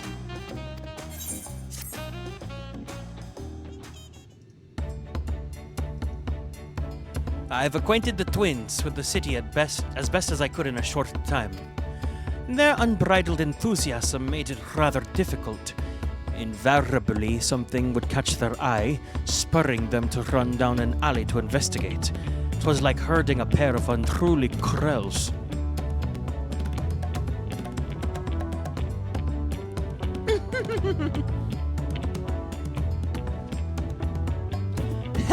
I understand too well. Charlene had the same effect on me. Right then. Now it's time we saw the inside of the palace. Papa will want to know I'm home and meet the allies I've chosen. Given how impulsive he is, though, there's no telling what we might be in for. London Bridge is falling down.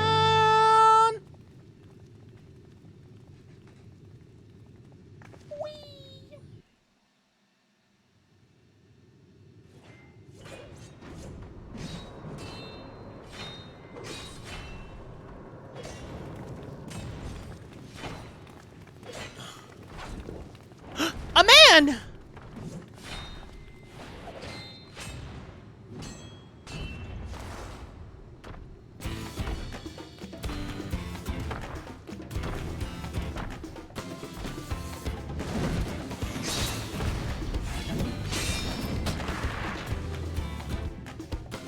Estinian?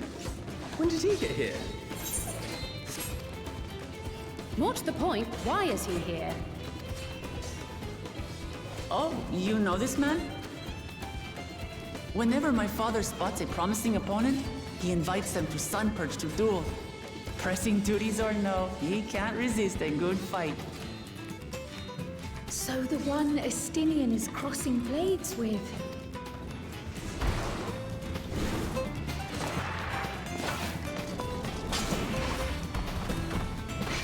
Pop or flop, the dad.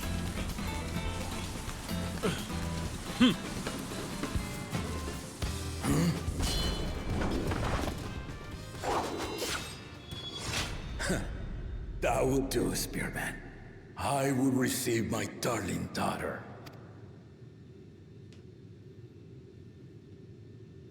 Listen, he became a dad for a reason, girl. Know that you are the strongest I fought in many a moon, if not longer.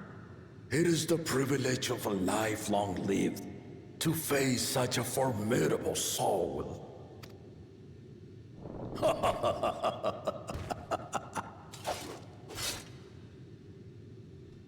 If it's formidable you want, then look no further than that man there. I'm so glad I was ready with Gunbreaker. Imagine I had to do this as an astrologian. Oh wait, I did do this as an astrologian. I see you, warrior.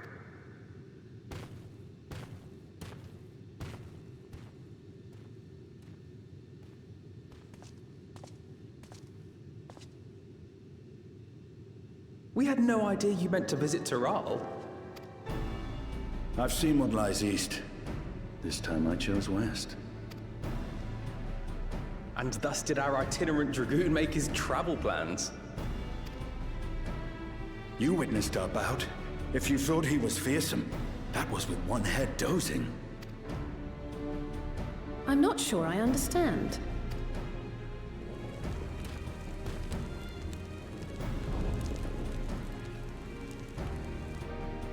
The old man has been feeling his years. The uncovered side is the head of resolve, and age has only deepened his love for combat. But the head of reason, wiser of the two, sleeps more and more these days. As I understand it, the veil helps with the restoration of his magical energies. Enough about me, lamaty'i. I want to hear of your adventures. Lamaty'i. A term of endearment. It's what my family calls me.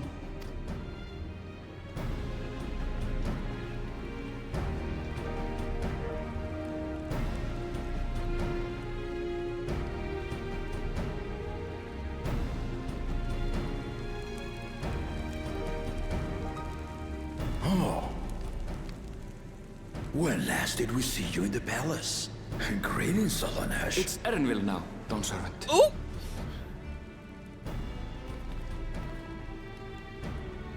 I took the name while abroad, and have since grown accustomed to it. Erenville, then. And these others? I assume are lamaty'i's recruited allies.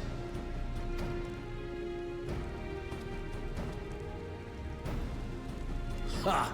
Old-tempered still. Yet as much as I'd enjoy testing their mettle, the hour of the right is at hand. I will summon the other claimants at once. Then I shall leave you to it. Good fortune, my friends.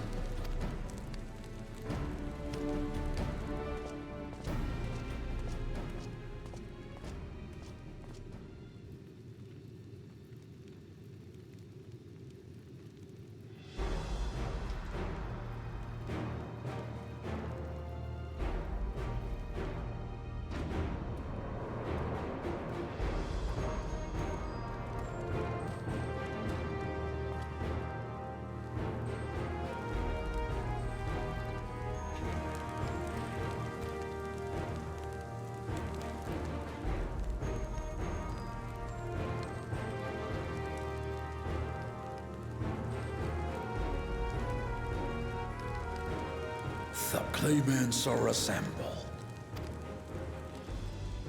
The first promise, Zorolja. The second promise, Ona. The third promise, Uklamat.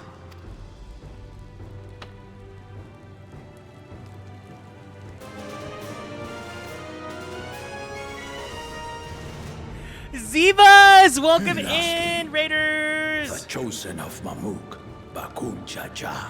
We're breaking through, down to the core. No stopping us, not anymore.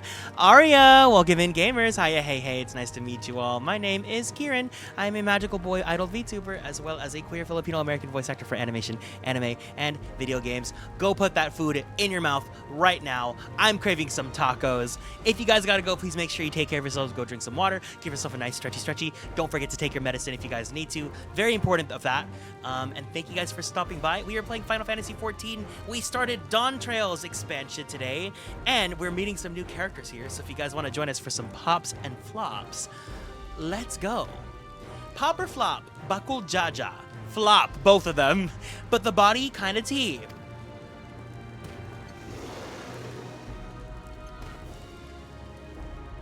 You four will compete in the right of succession, the outcome of which will decide who takes my place as Dawn Servant. The dad? Daddy Pop. I am not the man I once was. My wiser half sleeps the days away. And it is time I yield my position. We'll get there soon, Loon. Hold on. But mine is a torch that has never been passed. Tuliyola is young. And so I look to thee always for inspiration. The right of succession. The means by which the autarch of Mamuk was chosen. Only the two-headed were deemed fit for this contest. But the Tuliyola I built is a nation of many peoples. Our leader needn't have two heads, nor be a Mamulja at all.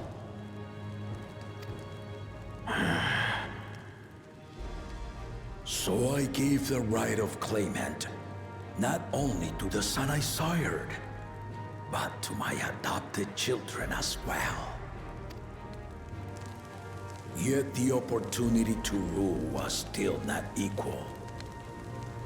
That is why a recent tournament offered a place in the contest as the winning prize.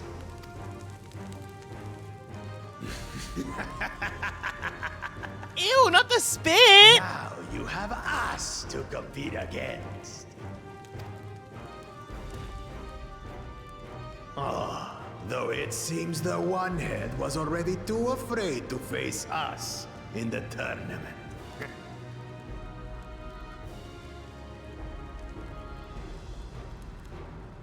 Our brother was in Shock Tural leading the Landsguard on a campaign to eradicate a Tural Vidral.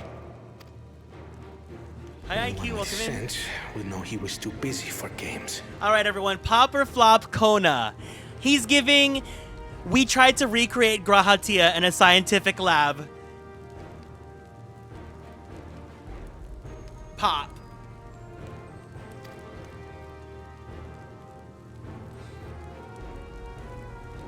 Now for the part you've been waiting to hear.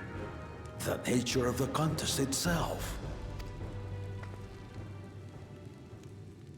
To triumph in the right of succession, and thereby claim our nation's throne, you must travel the lands of Yogg-Tural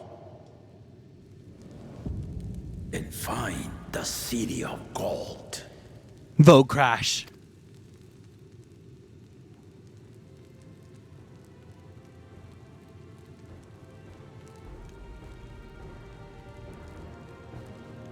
If I may, Father. No, that makes sense. See, Kona, in my opinion, was very obviously like engineered, fine-tuned, and developed with a lot of scientific research to be as appealing to people that like Graha, if not more. But I'm a little mad at how they handle him in the story. I'll just say that. Speak, Kona. The Golden City is an ancient Turali legend, but after so many failed attempts to find it, the story has become more fairy tale than fact. If you would charge us with such a quest, are we then to assume you have proof of the city's existence? I offer us proof, my unbroken word, for I have seen it with my own 4 eyes.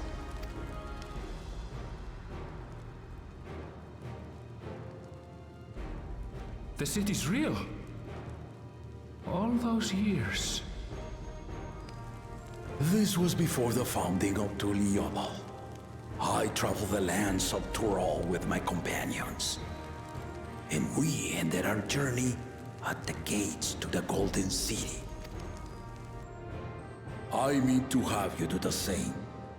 But in order to achieve victory proper, you need to break the seal I put in place. Bring them.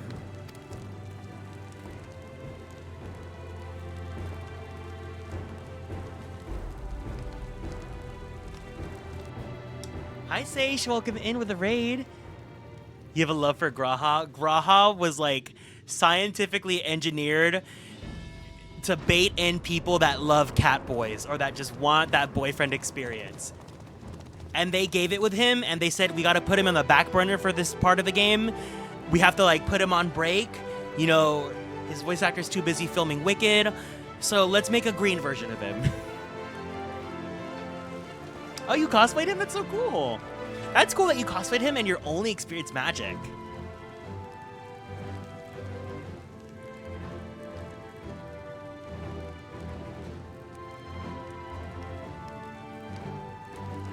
Hi, Chaos. The Tuliyola saga. You will retrace the path I walked to unite our peoples, step by step. Along the way, 7 chosen electors will be waiting to measure your worth. Earn their keystones by performing the feats they ask of you. Once you've fitted each of the 7 tablets with the keystone, you'll have the key to unlock the seal on the Golden City's gates. So the contest is in stages, none of which can be skipped by rushing to the ultimate objective. Exactly. Exciting, isn't it? Wait, does Kona have a custom hairstyle, or can we get that? I just noticed his is different from what I've seen other people Martial say. tournaments, hunting festivals, and now this? You do so love your contests, Papa. Were I a few years younger, I would have joined in myself, giving you a proper challenge. You may think the ride is tedious or nonsensical, or both, but I am yielding our nation's throne. Let me have this final indulgence. A waste of time. Just name Bakunja just successor and be done with it. Azula, thank you for following and joining the Constellations. The rite Workman. of cessation begins now. I'll be watching your progress with great interest. And Clement, remember to collect your tablets before you leave.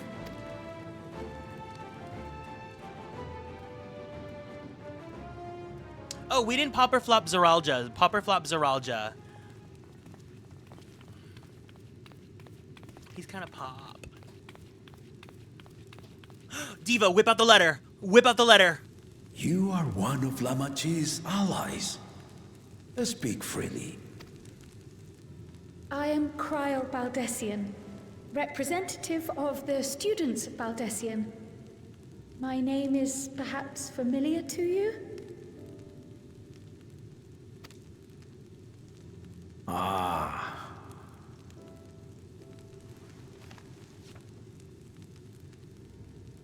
It would seem you sent this letter to my orders some years ago. The ink has since faded and much of the writing is illegible. Even so, we managed to determine the essence of it. A request to investigate the Golden City, addressed to my grandfather, Galuf. Included with the correspondence was this earring. A fairy tale and a piece of jewelry were enough to convince my grandfather to sail halfway across the world. So there is surely some greater mystery at work here.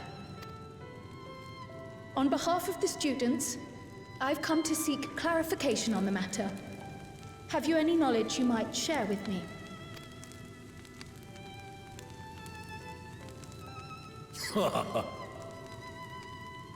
No, not at this time. I have tasked the claimants with finding the Golden City. To fulfill your request would afford one of them an unfair advantage in the rite of succession.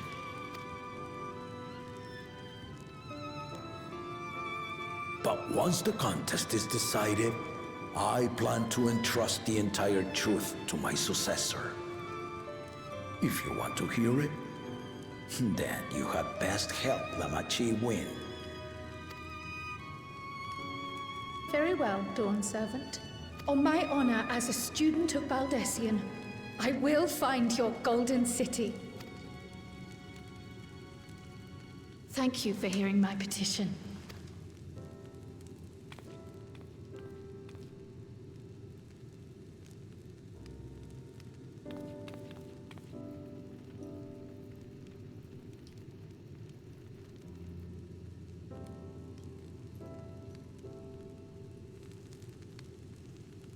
How about that?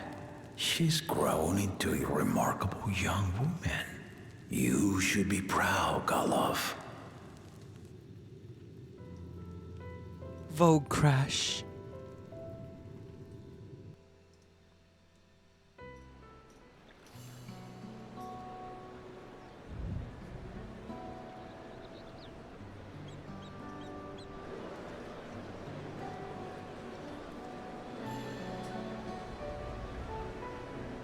Too late to change your mind now, I suppose.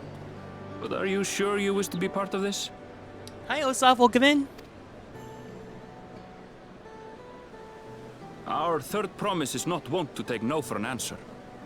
Though you may have agreed to help, I worry that you were swept up in her relentless enthusiasm. Or perhaps you've been lured by the glory of the Golden City. Either way, this contest for the throne will place you and yours at the heart of political turmoil. If you are second-guessing your decision, tell me now. This may be my last chance to help you withdraw. Yeah, we changed his hairstyle for the expansion. Life is a series of journeys, my friend.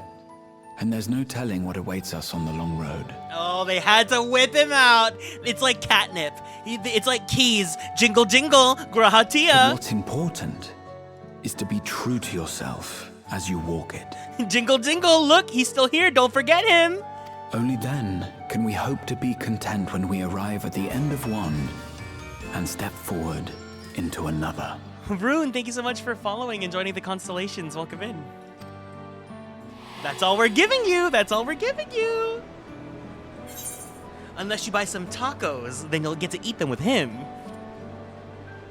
I've made my decision, and I mean to see it through.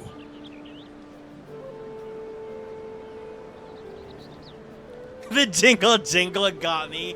It's like catnip. It's like, hey gay people, grahatia. Hey girly pops, grahatia. Hey twink lovers, grahatia. Look, look, look, he's still here, he's still here. I will speak no more of it then. As for my own involvement, I can no longer conduct myself as a mere guide, I think. Not after the Dawn Servant's revelation.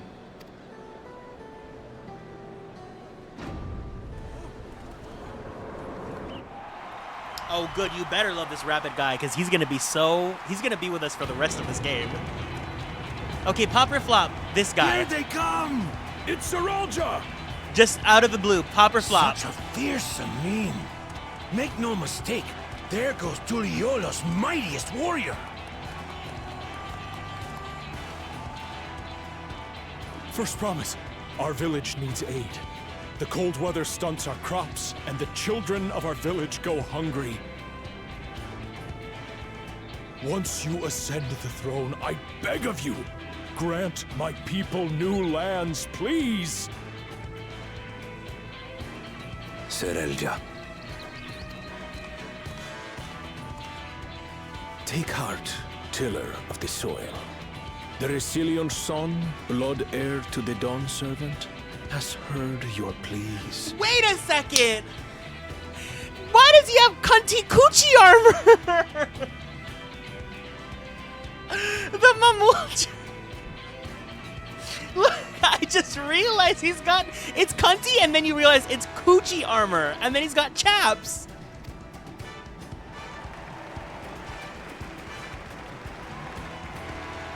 He's got to make sure that cookie is still intact.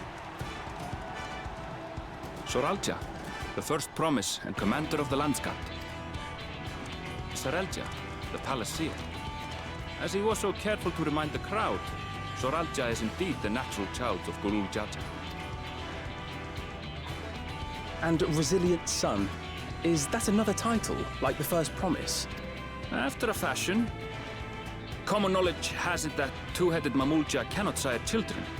Yet Saralja was born all the same, with the head of Resolve's features and the head of Reason's scales.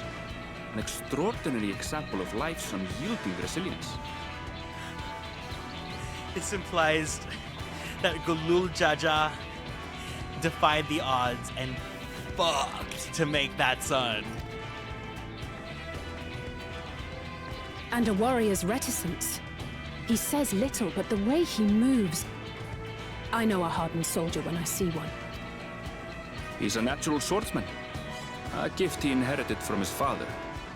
Some even say that the son has already surpassed the sire. Should he come to power, the first promise means to employ that martial prowess in the conquest of foreign lands. For this, he and his supporters have been labeled expansionists. This puts him in direct opposition to Wuklamat, who advocates for the preservation of peace. You may recall that she spoke of a claimant who cannot be allowed to rule. That is Saralja, the warmonger.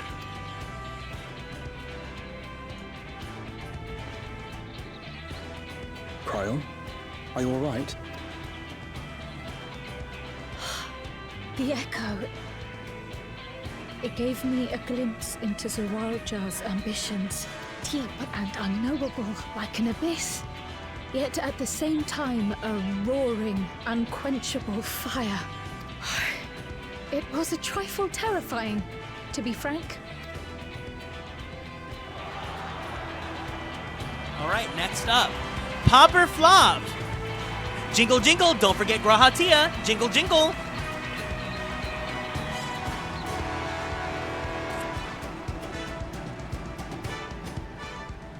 Second promise, you must bring us more marvelous conveniences, more dirigibles and trains and the like. We need you in charge to make trading easier. The elders, they complain and complain about abandoning tradition. But we're not like them, afraid of everything foreign and new. You have our wholehearted support. With your ingenuity and knowledge, you're sure to win the contest. Forgive me, but the right of succession is barely begun. I will hear your petitions if and when I am named Dawn Servant. All right, producers, Pop or Flop. If you will excuse me. I feel like his hair is custom. Plain spoken, as always. That's Arcona.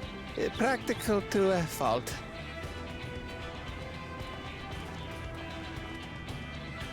Here we have Kona, the second promise, who spent time as a pupil at Charlian's own studium.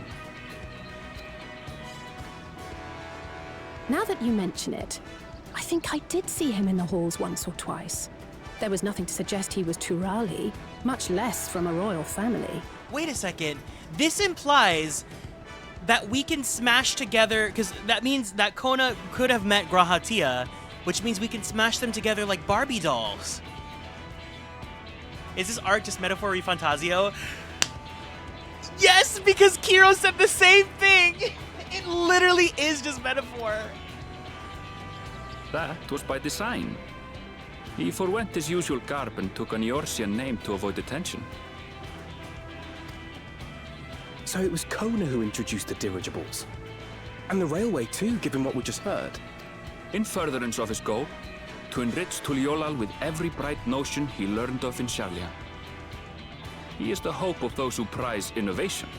Minus the evil giant moon in the sky. Maybe I just like this trope. I like this trope of a contest to become the monarch and travel the world. As aloof as he may seem, Kona and Wuklamat actually get along rather well. They bicker and banter as only close siblings do.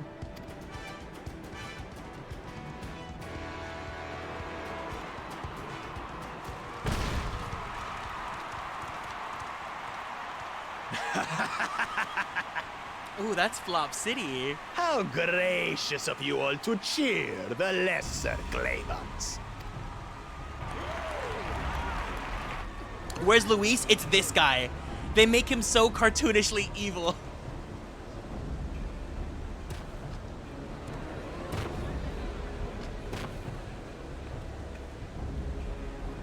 Wait. Come now. What are you afraid of? I'm no different from your Dawn servant. Camera, zoom out. Bakul Jaja, do you have Coochie armor? That my kind should reign is Mamulja tradition, and has been so since before there was a Tuliyola. I'll brush aside your feeble contenders, and then you'll see who deserves your deity. Well said, brother. Oh my god, he does! The Mamulja finally found peace in Tuliolal. I pity those fanatics are intent on keeping that tradition alive. The chosen of Mamuk, Bakul Jaja, winner of the recent martial tournament, and the only claimant not of the Dawn's promise. His strength is undeniable, but You see how he is. A few devoted Mamulja are his only supporters. What would he do with the throne should he win it? His policies and so forth. I doubt he's thought much beyond winning the contest itself. But one thing seems certain. If he does become Dawn Servant, he will see the Mamulja exalted as the ruling class, and all others forced into subservience. Sounds like another that cannot be allowed to rule.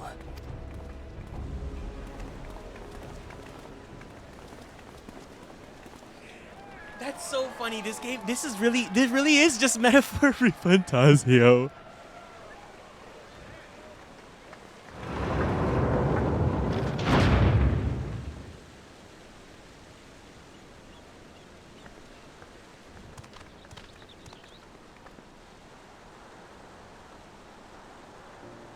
We wish for one thing and one thing only, Third Promise. To abide together in harmony with our neighbors whom we love in this land we share. It is our way, the Turoli way. Galul Jaja built for us this peaceful nation, and we beg you to preserve it. You have my word. I won't let your pleas go unanswered.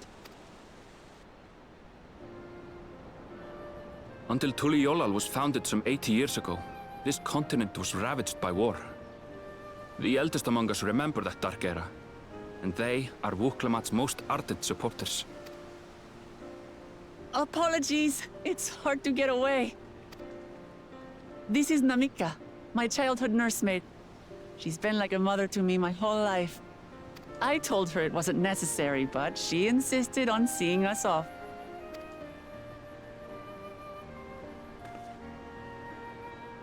I place our precious Third Promise into your care. Did you know Wuklamat was taking part in the rite of succession? Of the Dawn's Promise? I thought it was only Zoralja and Kona. If she has any accomplishments to her name, I've yet to hear them. Not the shade! Compared to the two Mamulja, she pales in martial prowess. And then there's Kona, who's far and away the most educated of the bunch. I hate to say it, but it's hardly a competition. It's fine. I understand how much better my brothers are than me. Better? Wuklamat, I have never thought of you as the lesser sibling. Your brothers may excel in their respective ways, but you boast qualities that both lack. A strength that is yours alone. Having cared for you for so long, I should know. Thank you, Namika.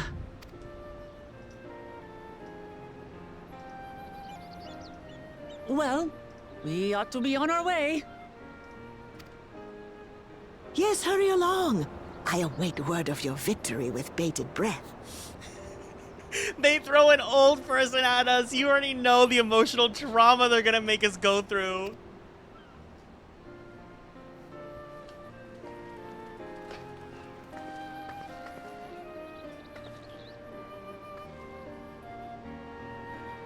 You can smell it coming from a mile away.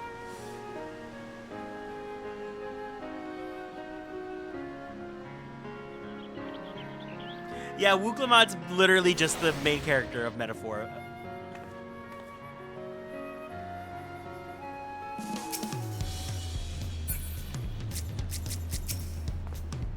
So Kona, the second promise, is intent on developing his country by means of Sharlayan innovations. Given his background, I suppose it should come off as no surprise. The two-headed claimant, Bakul Jaja, treats everyone around him as lesser beings.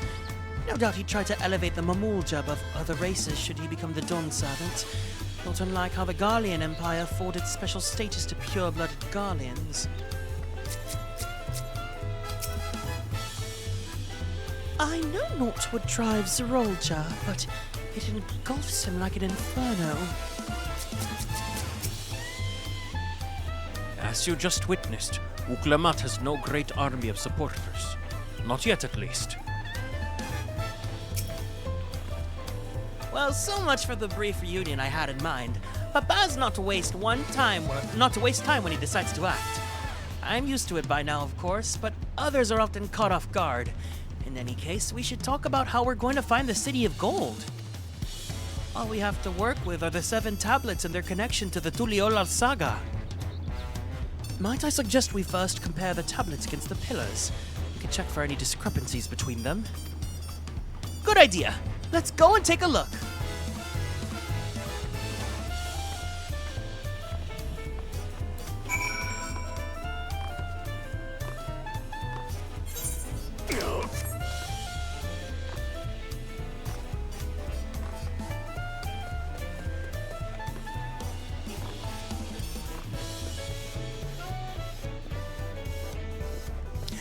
Oh, baby Mamuljas!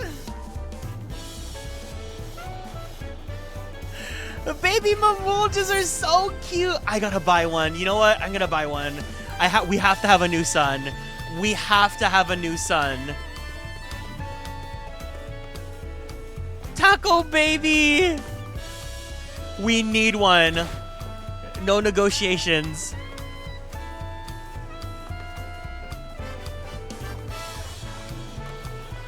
We're gonna adopt y'all.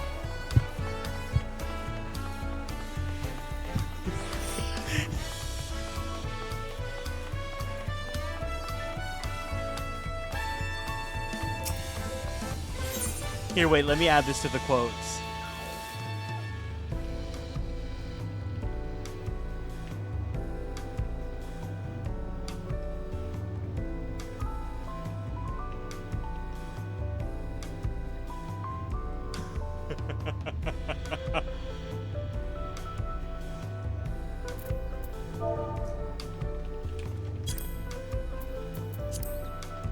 Oh my god! They're so expensive. Wait, why? How do you get these again? Let me go check the market board. Hold on.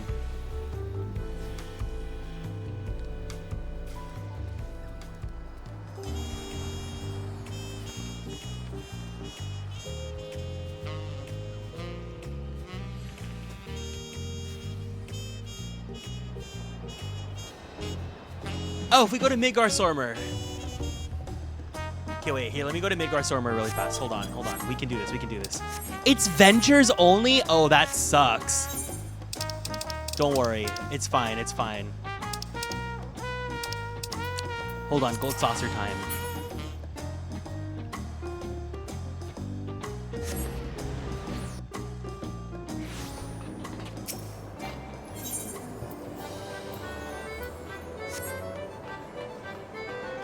I'm really trying to hammer home that I want to get some... Oh, never mind. Is it too late to sign up? Okay, yeah. Okay, so we're gonna go to Ul'dah. We need that Mamulja. Y'all, I think Mamuljas are so cute. Especially the babies.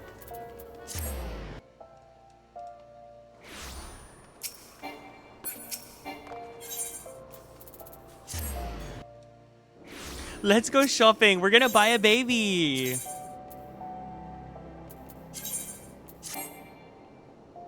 Oh.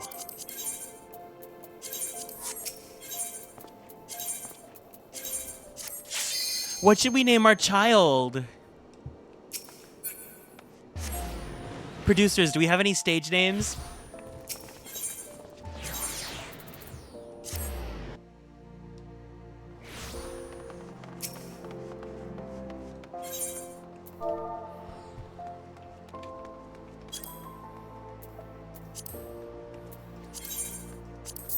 What does the child look like?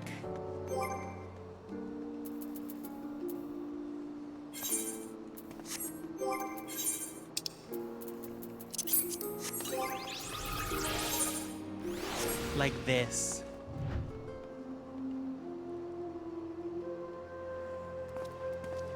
Oh, he's so cute! Oh my god!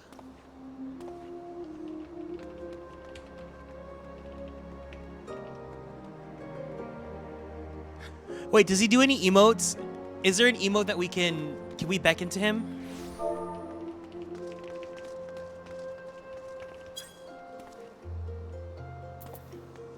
Does he eat a taco? Kieran, Jaja.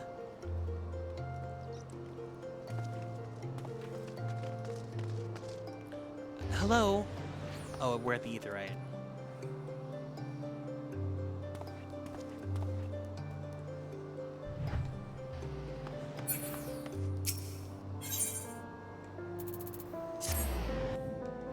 Can he sit on our shoulder?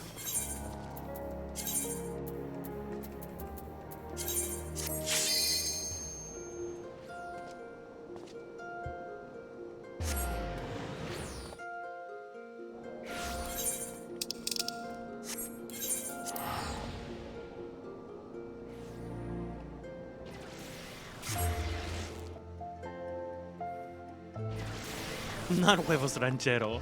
Girl.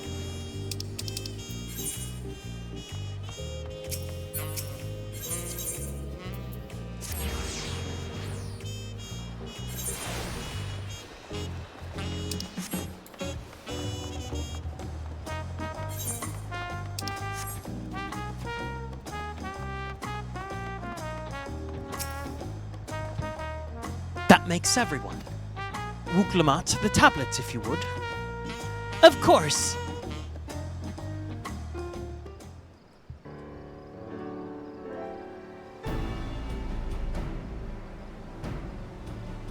Everyone has a tablet?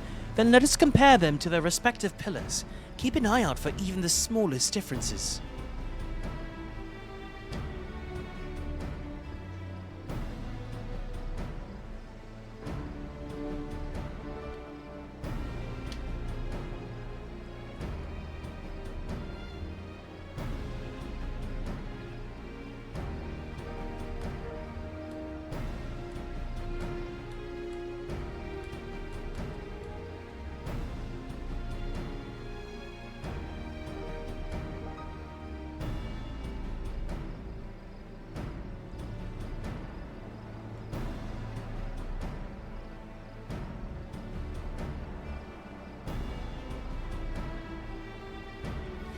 Unless I'm missing something, the glyphs appear to be identical.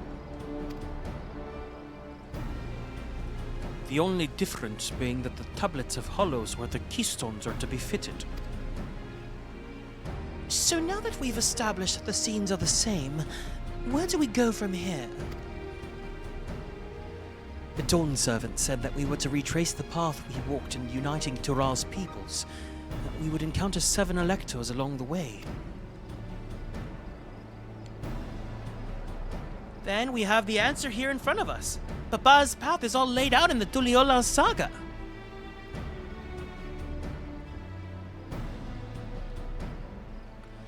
The events the glyphs portray, do we know the exact locations where they took place? If one is close, we could go there and search for an elector. That would confirm that we're on the right track.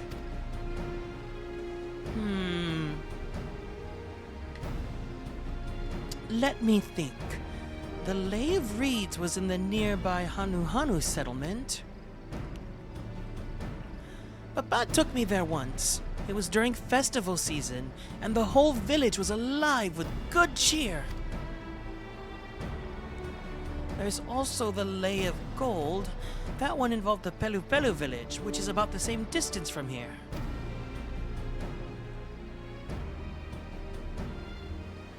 Before going anywhere, we should ask about the road ahead. I heard lots of talk as we toured the city about the storm we passed through at sea. Apparently, it ravaged Yoctoral several days ago. Since our roads are not as well paved as Eorsia's, they're more susceptible to damage from natural disasters. If we want to avoid wasting time taking a dead-end trail, I suggest we spend a few moments making inquiries.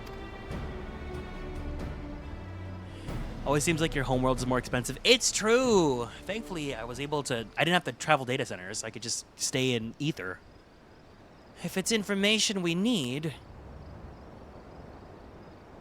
just leave it to me. I'll bring the information to us.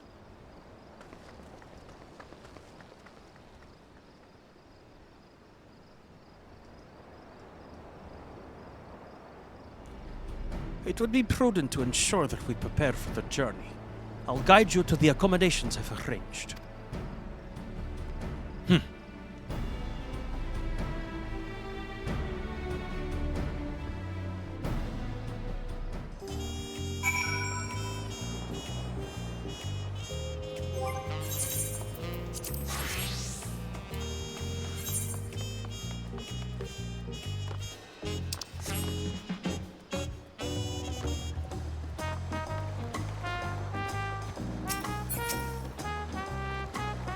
Oh, such lovely little cottages, and they're on the water.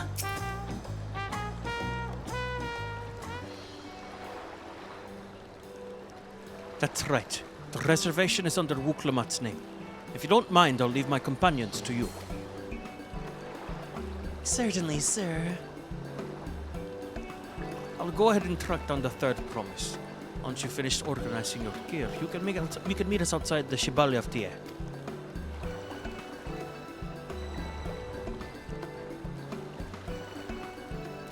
Greetings, visitors to Tuliolal, and welcome to Farard Cabins. Whenever you're ready, I will show you to your rooms.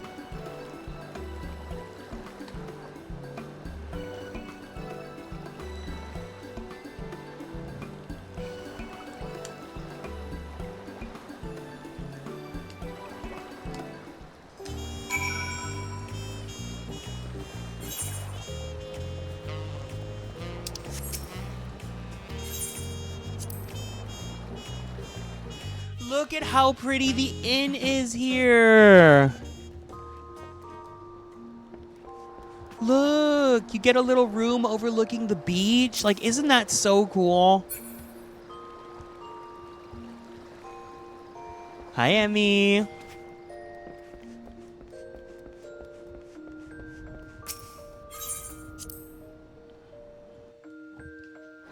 Now that's a nice resort.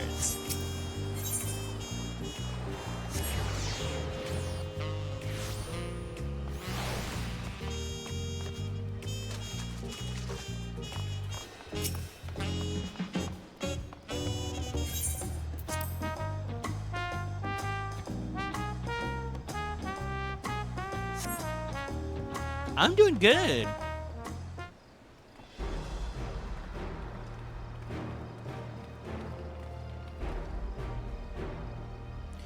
Trust you to be the keenest to head out, Garrick.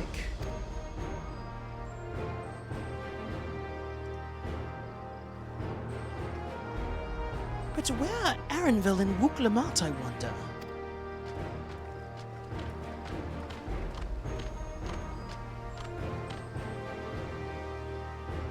Oh, good, you're all here.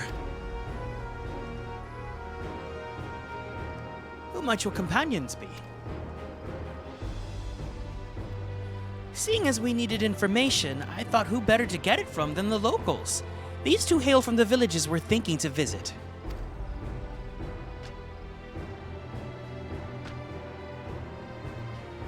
I'll give you credit for taking initiative, at least. What do you mean, at least? I'm honored that the third promise would seek my advice. I too am happy to answer your questions. Any encounter might be an opportunity to do business. Thank you both for your help. Before we begin, there will be doubtless other occasions when we need to act independently, so I brought these for the two of you.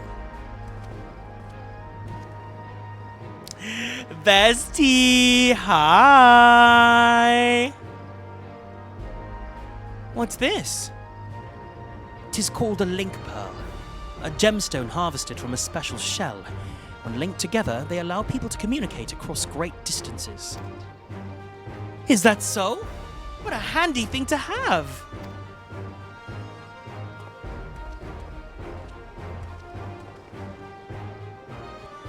It'll be very useful in our travels. Speaking of which, I should get back to introducing my two new friends here.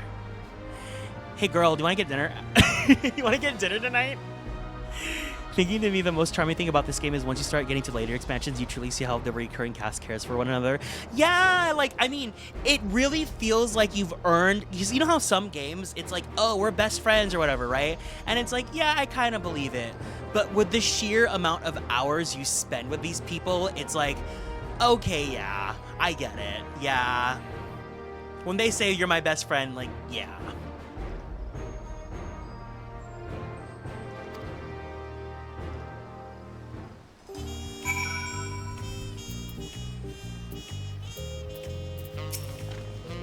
The Tuliolal saga features a number of Tural's clans. Two of those, the Hanu Hanu and the Pelu Pelu, have settlements relatively close to the city, so I brought a representative of each.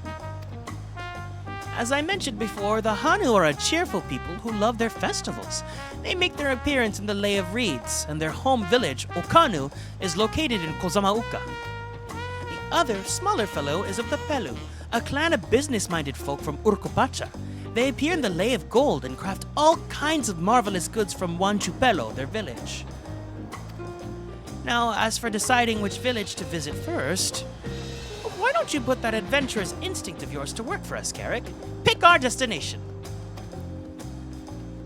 Upon completing this quest, the MSQ will branch into two quest paths. Accepting the quest from the helpful Hanu will temporarily prevent you from accepting the quest for the approachable Pelu, and vice versa. The second quest path will become available from the respective NPC once you've completed the series of quests from the first path. Furthermore, story elements and quest rewards will not be affected by your initial choice of path. Speak with the NPC you prefer and embark on the trail for the rite of succession. This is kind of messed up, because it's like, she's saying, hey, here are these two people, choose one, and the other gets to watch as you help the other person and not them.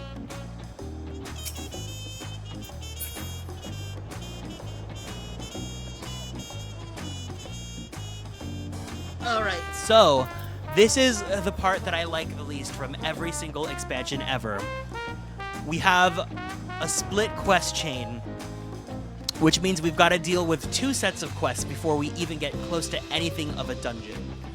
I don't know if we're even going to get to the dungeon today, but I will continue on. That being said, excuse me. Picking the story branch is always the hardest part. Yeah. If anyone has any preference as to which one you guys want to go see, let me know. But before we do, I'm going to go and take a quick break so I can go to the bathroom and put some food in the microwave.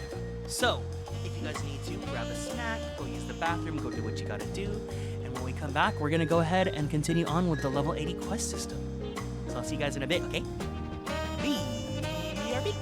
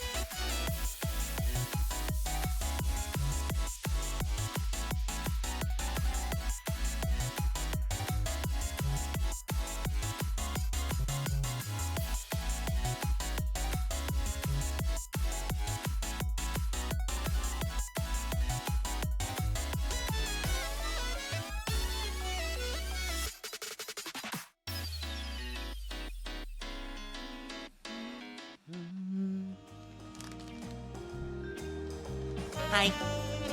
Hi, Mac.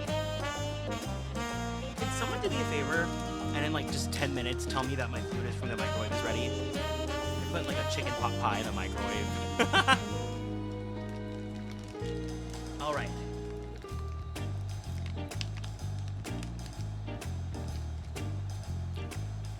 I feel like the last time I did Dawntrail, I chose the Pelu Pelu first because they reminded me of Tobli from Final Fantasy X.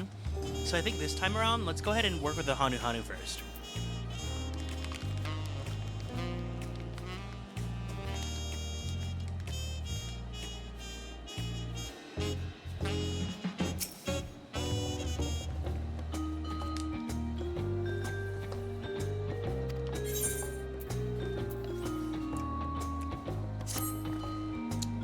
So, what is it you'd like to know? The route to Okanu. We go south through the Arch of the Dawn, then. Follow the road which runs alongside the Kozamauka River, is that right? It is. Be warned, though, however. My brethren tell me the recent storm has rendered the path even muddier than usual. The footing is quite poor in some parts. Far worse was the destruction visited upon our homes, though. Houses were torn apart, and several people injured, if not killed. Even our beloved festival is in danger of being called off this year. If you do still plan on going, I must urge you to proceed with caution. We'll be sure to watch our footing, thank you.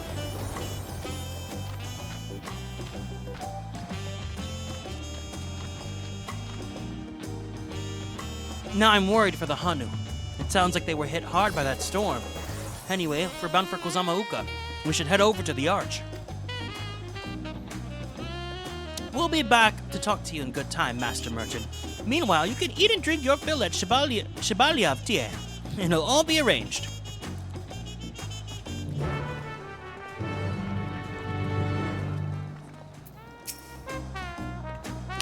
Unlimited tacos in exchange for a few days of my time? I'd be a fool to pass up on that deal.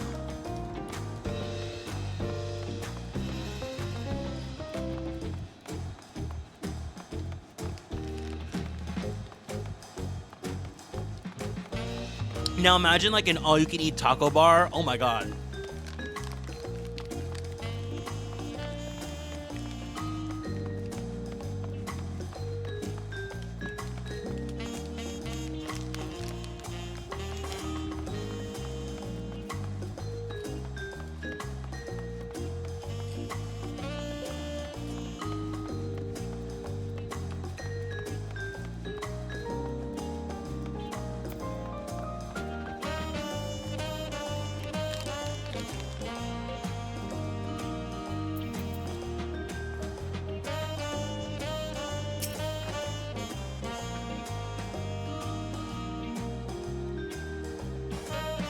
Are we all ready to leave? Then onward to Kozamauka. Open the way.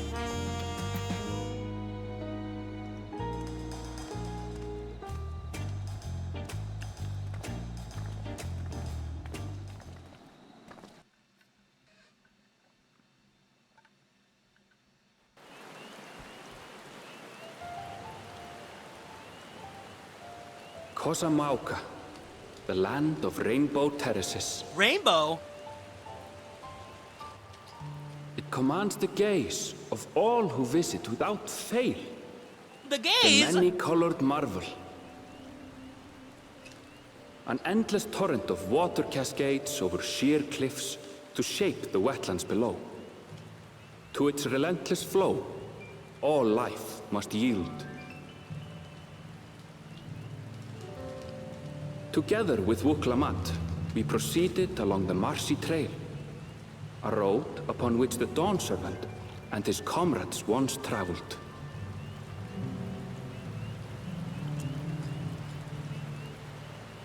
Kozamauka.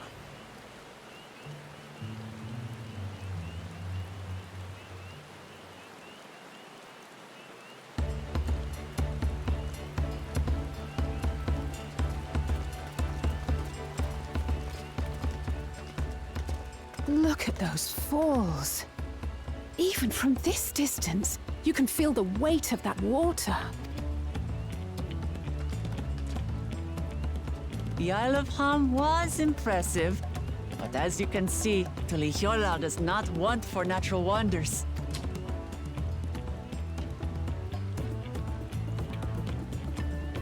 The ground is swampy, so watch your step.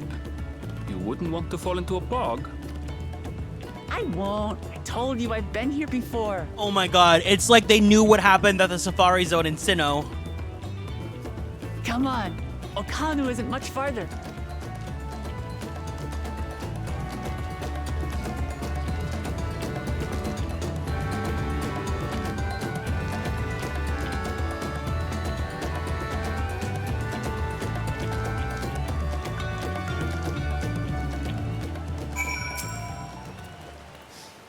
There's no stopping the third promise, is there? A good thing she's Arenville to keep her from getting lost. For all his grumbling, he's certainly there for her. Everyone should be so lucky to have such a loyal childhood friend. Right, let's get moving. If we continue along this road, we should find ourselves in the village before long.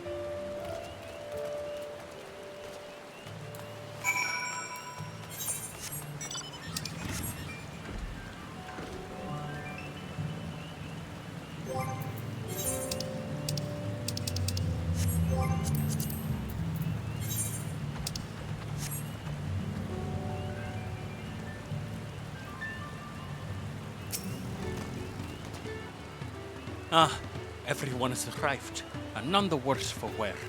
Except for a certain third promise who slipped under the mud, despite my explicit warnings. Hey, I asked you not to say anything! Anyway, this is the Hanu village I was telling you about. Okanu.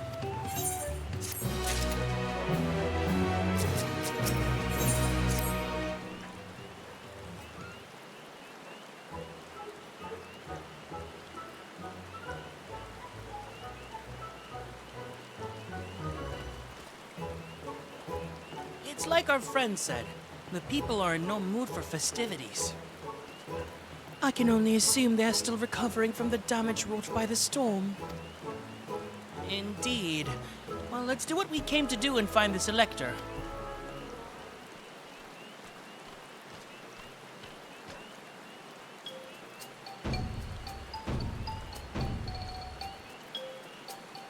Oho, Kali! Oho... what now? It's a Hanu greeting. Surely you've heard it the last time you were here. Well, I was busy enjoying the festival. Greetings to the third promise and her entourage. I, Zanuhali, welcome you to Okanu.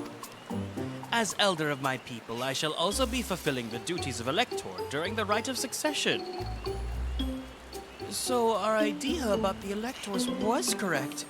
We just do as Papa said and retrace his path from the saga. I'm ready. Give me the feat and test my worth. All in good time, all in good time. In fact, I came to let you know that we are not quite ready to begin. For the moment, please enjoy the hospitality of our village.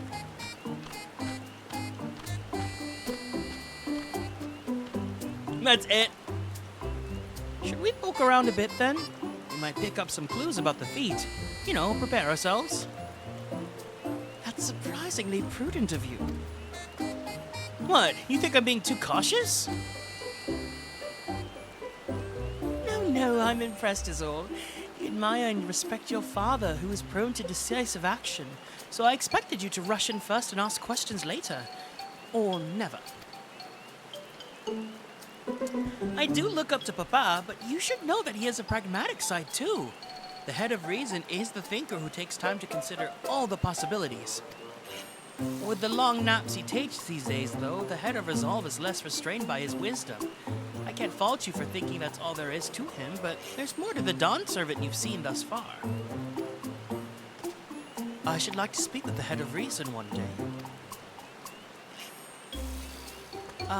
Well, I'm sure you'll catch him awake soon enough. To return to the subject at hand, you wish to take a look around Okanu, then? Do some groundwork before the feat begins? Something like that. I mean, I could probably pass this test with my eyes closed, but it'll keep us busy while we're waiting. Uklamat is the right of it. As Elder Zanuhali is a resident of this village, learning more about it can only improve our chances in the feat. Might I suggest a diversion of forces? For instance, Arenville, Alizé, and Kryl could concentrate on the southern half of the settlement. Meanwhile, Uklamat, Garrick, and myself will handle this northern half. Sounds good to me!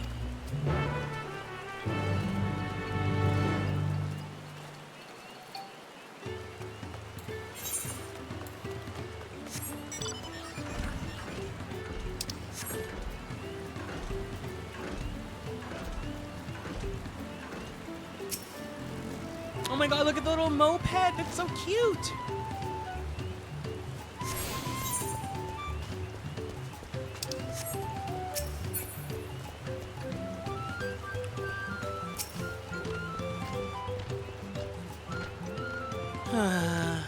You heard about the storm. I've never seen the likes of it before. With the supplies and the help of the Dawn servant sent, we're making progress repairing and rebuilding our homes. But while roofs and walls can be patched, there's so much else that was lost for good.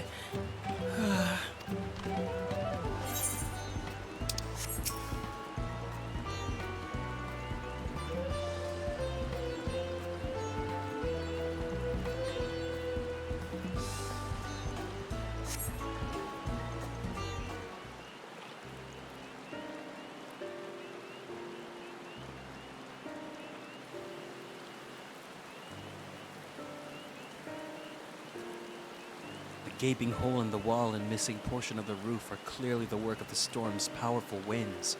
Repairs appear to be ongoing.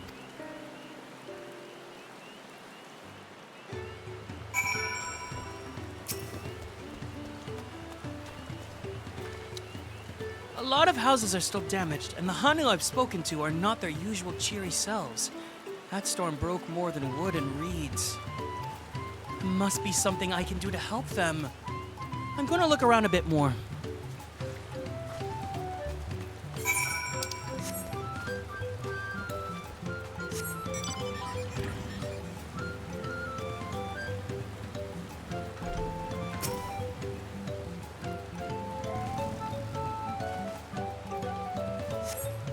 The dry and shrunken bundles suggest the reeds were harvested some time ago.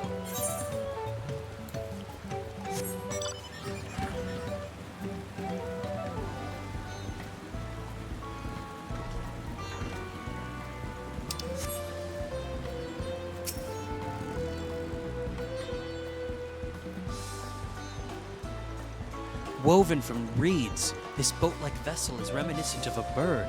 The beak and feathered tail in particular stand out. This boat must have been woven from the same reeds I've seen gathered into bundles here and there. The plants hold both practical and cultural significance to the Hanu then. Hello, can you all hear me? I'm told they're ready to receive us now. Come to the large building in the south of the village.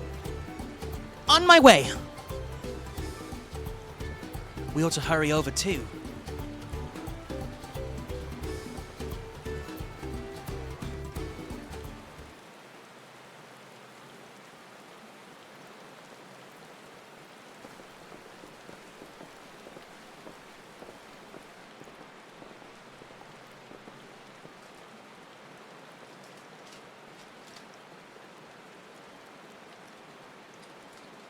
No sign of Zorolja or that oversized lout.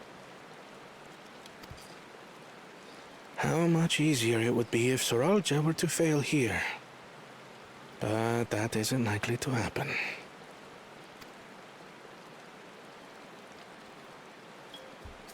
Honored guests, I am Zanuhali, Elder of the Hanu. I am also an elector, charged with judging which among you is worthy of ascending the throne. Without further ado, let us talk of the feat. Not so fast. Surely you couldn't begin without us. You made it after all. Nah.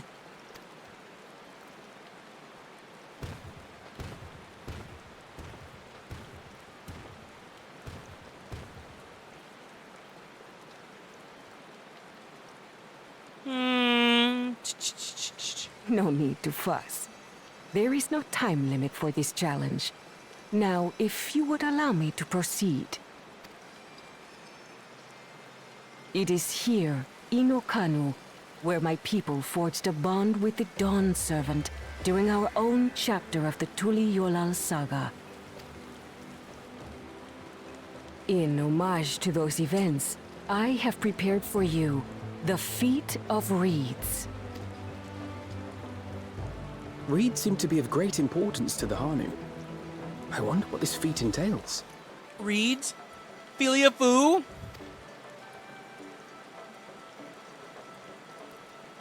We use reeds in every part of our lives, be it as food or weaving material. But look around the nearby paddies, and you will see that this season, our crops are failing. How fortunate, then, that my appointment to Elector coincided with this predicament. For surely, those who aspire to be Dawn Servant would find the matter of an ailing harvest a mere trifle to resolve. Aye, well, it is indeed the duty of a ruler to address the people's woes. Exactly, exactly. Do well in this, and you will earn my keystone.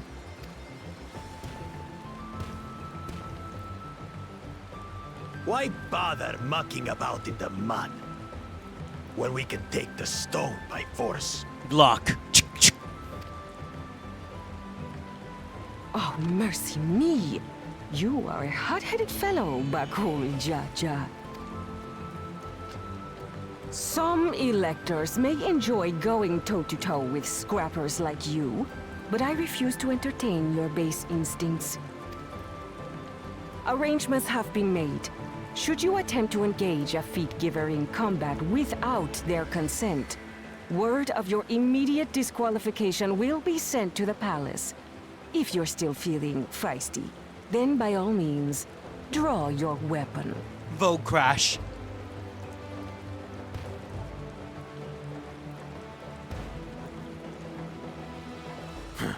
This contest is presided over by cowards. There's no sport in fighting you. Then we can return to the business of earning my keystone. The Feat of Reeds is begun. Claimants, I wish you the best of luck.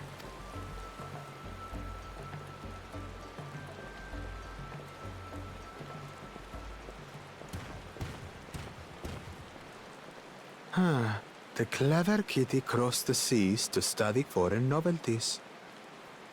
He might know tricks we don't. Tricks we can use. What of Little Miss Mittens?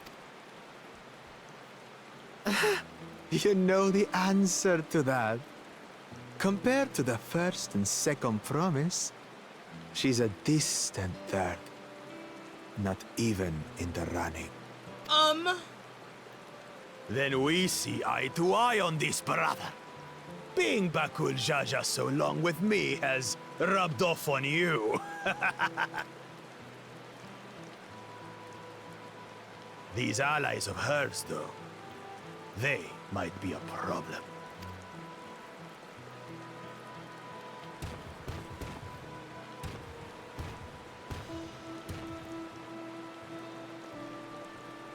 Damn it!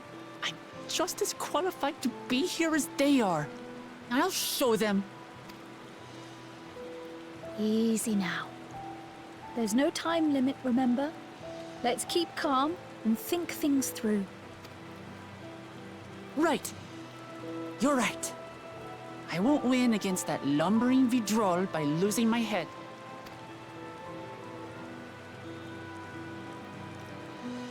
They make him so cartoonishly evil. It's so funny. He's like blue in Pokemon Red and Green. Just so cartoonishly mean. I don't know if the first thing about farming, but if there's a way to save the harvest and help the Hanu, then we're gonna find it. I'll make Bakul Jaja eat his words. Understanding the nature of the problem will be the key to solving it. We need to examine the reeds themselves and then deduce the cause of their poor condition. Arenville, will you take us to the fields where the reeds are grown? Of course. Follow me.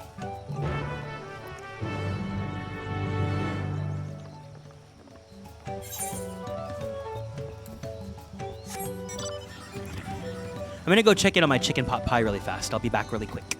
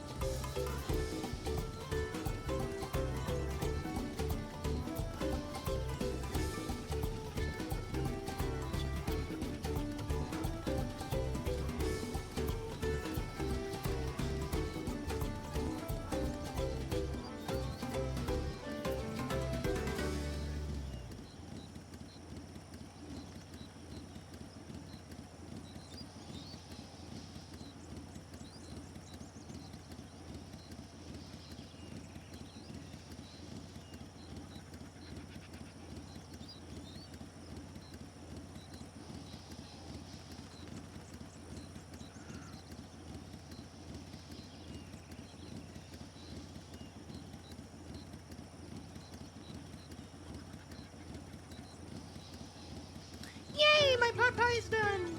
It did spill a little bit in the microwave, but you know what? That's fine. I'll clean it up later.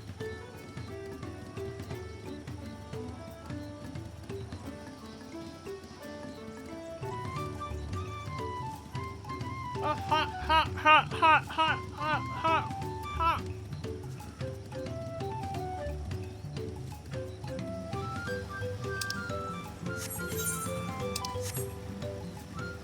Hi, Cole. Welcome in.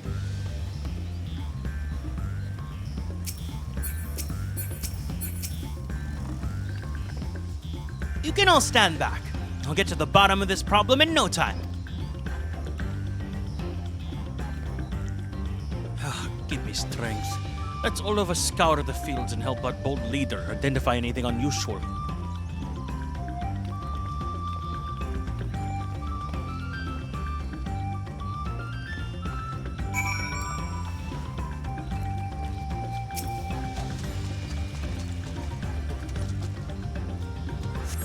As Zanuhali described, the reeds appear wilted and unhealthy.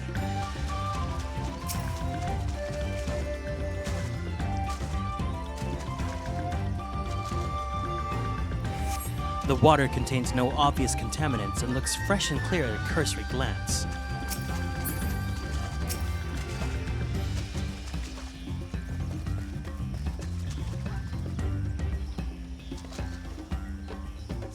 The soil in the paddies is as one would expect, rich in color and suitably moist, not dry nor flaky.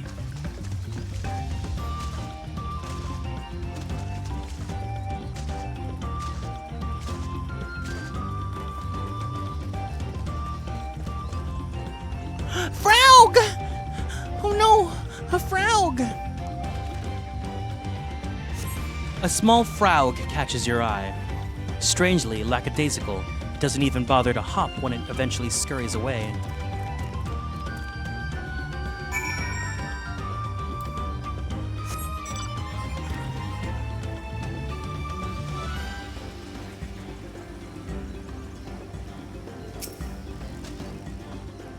Seen enough? I'll call everyone together and we can share our discoveries.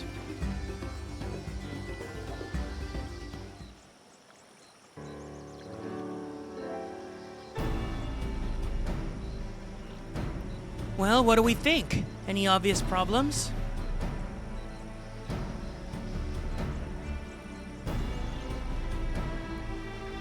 I agree. The waters look to be of good quality, as does the mud in which the reeds have been planted. The frogs and insects are unusually torpid. This suggests a problem is affecting not only the reeds, but also the creatures which live among them. Could something invisible to the naked eye be polluting the water?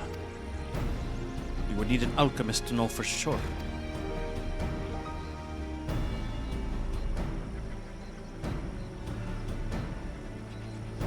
I don't have much to add about the fields, but something else occurs to me.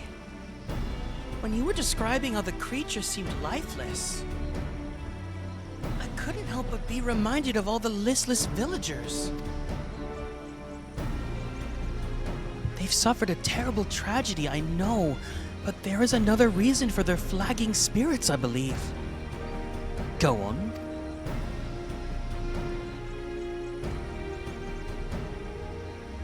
The festival! This is traditionally an occasion for celebration and renewal, so without it, the Hanu are struggling even more to recover. The last time I visited, the village was in the middle of the festivities. You never see the Hanu more joyful and alive. It's an indispensable part of their culture, and its absence will only compound their woes. So I say we help them put on their festival, give them reason to cheer in these sad times. Who knows, maybe fixing one problem could lead us to the solution for another. Stranger things have happened.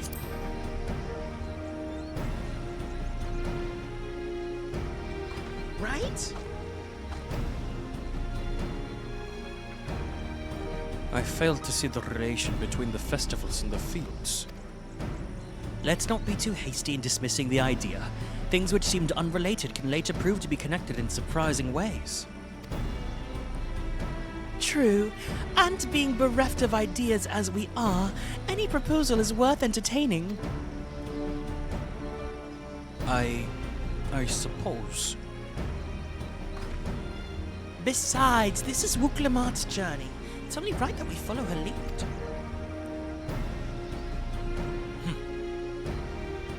Thanks, everyone. By the way, does anyone know where the festival float is? It's like a boat woven from reeds that looks like a bird.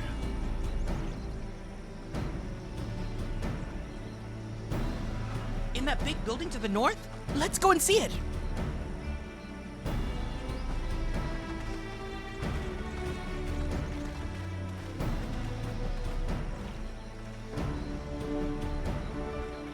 There's much less debate when I'm traveling alone.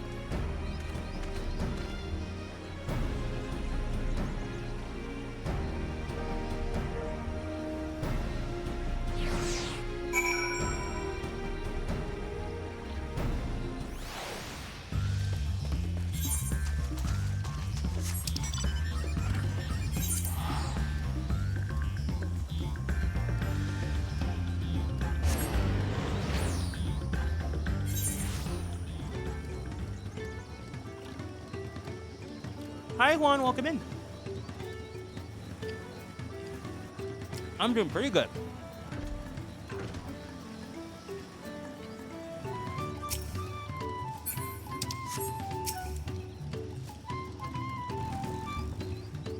Yes, this is the float I remember. Does it not appear somewhat damaged to you? We should take a closer look.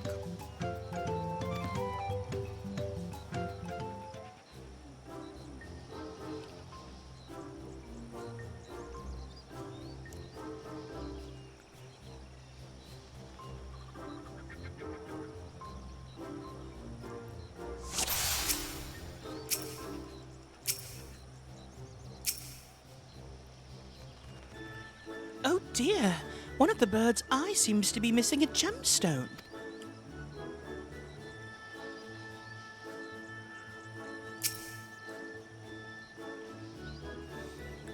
Oh, that's definitely broken. How will they lift this great big vessel without all the carrying poles intact? Where's its other eye go? Now, what is with this Ratrisha slander? Ratrisha has not even here yet. She's still getting procedures done, so she can't go to Tuliolal yet. These tail feathers have seen better days. I swear the colors were a lot brighter than the last time I saw them.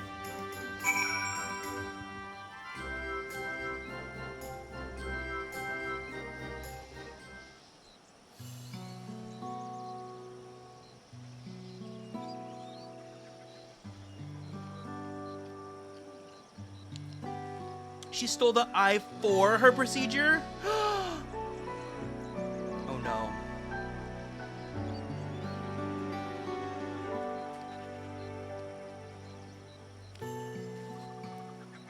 Well, I think we can all agree this bird boat is in dire need of repairs. Now, how do we go about fixing it?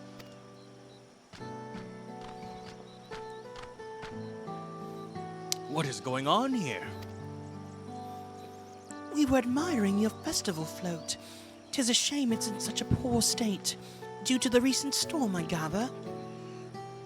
Yes, we had to leave it exposed while we ushered our people to safety. With the float in this condition, there can be no lifting of wings. No ihihana. Ihihana! That's what the festival was called! I want to help you hold it! Have you not seen our village? Homes are ruined, we're struggling to make repairs, and you want us to hold a harvest festival? I know how it sounds, but giving into misery never improved anyone's situation. A celebration of life and growth may help you give the strength to work through this tragedy. The role of festival leader is mine this year, but there's nothing I would like more to lift everyone's spirits.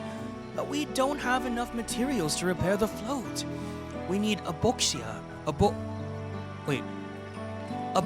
for the missing eye, uyuipo for the wood and the poles, and feathers from the winds chosen to adorn the tail. 2 of those I know. A bokisha is a type of precious stone used in arcane equipment, and uyuipo wood is essential for crafting ceremonial instruments. These chosen feathers, however... The winds chosen is the victor of a competition in which the contestants see who can blow a feather the furthest using wind magics. And that's something of a problem right now.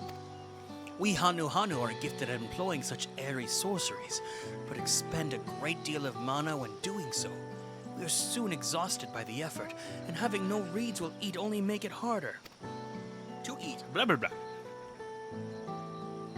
I think I understand. Your vibrant reeds grow quickly and vigorously, so much so that they stifle the development of nearby plants. They must be a potent source of the energies you naturally lack. They are indeed. Owing to the poor harvest this year, we've been left enervated. And if we cannot gather the correct materials as dictated by the custom, we cannot repair the festival float. Oddly enough, we may have just stumbled upon our solution. The winds chosen would, by necessity, have a natural gift for manipulating magical energies, which means any feathers taken from the victor should be high in ethereal conductivity. The float's construction also requires a stone used in arcane equipment, as well as timber favored for ceremonial tools. The demand for such specific materials must have an underlying reason.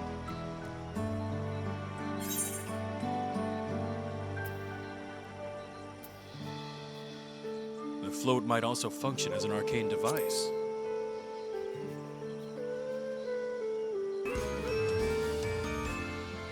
Precisely what I was thinking.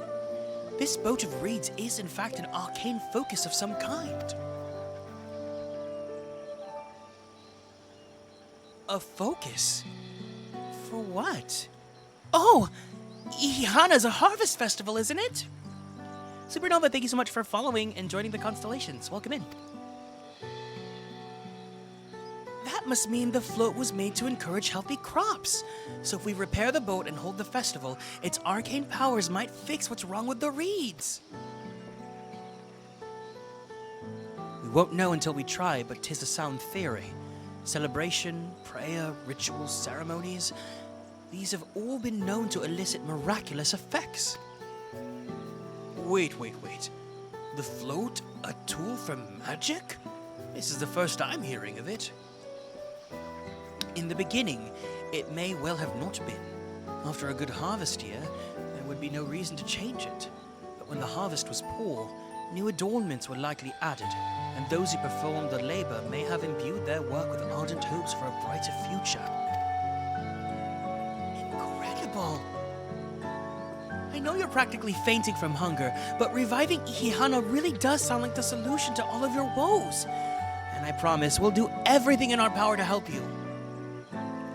I'm still not convinced about this focus business, but I accept your aid nonetheless. I will introduce you to the shipwright who's been maintaining the float these last few years. He's replaced both the eyes and the poles before, so he should know where and how to procure what we need. Then allow Alize and I to acquire the feathers. We will encourage the people of Okanu to gather and vie for the title of Winds Chosen by sharing with them our own reserves of mana. I'll go with you. I carry some alchemical brews that may afford the same effect.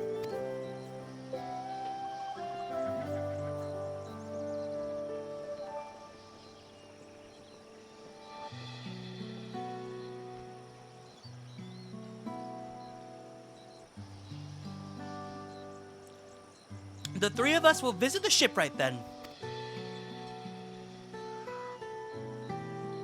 Not without me. I've worked hard to fix the float as best as I can, and the responsibility is mine after all. I've not introduced myself, have I? My name is Linuhanu. Nice to meet you, Linuhanu, and certainly, let's all go together.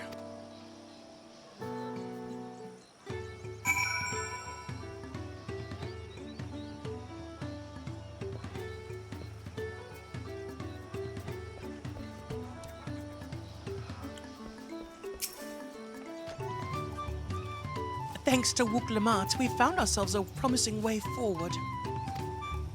Experience and knowledge are valuable assets, but there's something to be said for following one's instincts.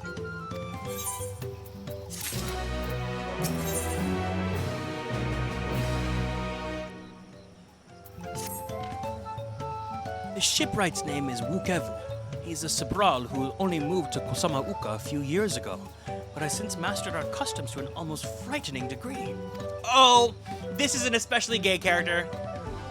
He's especially strict when it comes to manners, so make sure to offer him a proper Hanu greeting. You wouldn't want to offend him right before asking a favor. A proper Hanu greeting? Oh, that one! Don't worry, I remember how it goes. Then we shouldn't have any problems.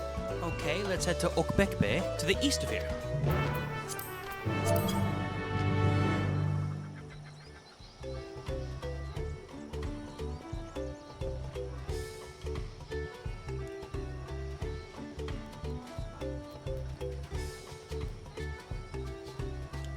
Oh my god, the chicken pot pie. If you guys have ever had like a microwavable chicken pot pie, you know it's not amazing tasting. But like, when you're in a pinch, it's there for you.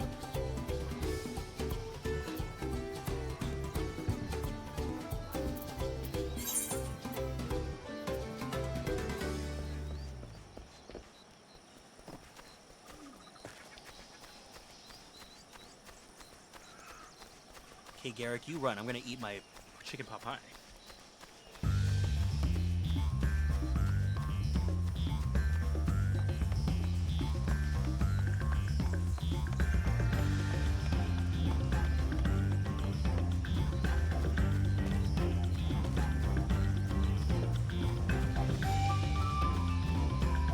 You get your pot pies from KFC? Oh god. KFC in America, I'm sorry. You're not in.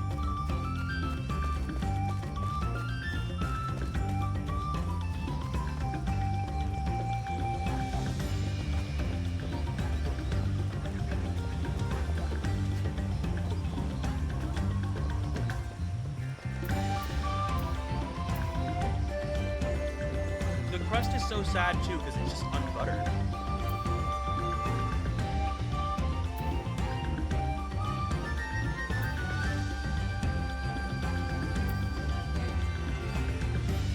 Let me finish this really fast.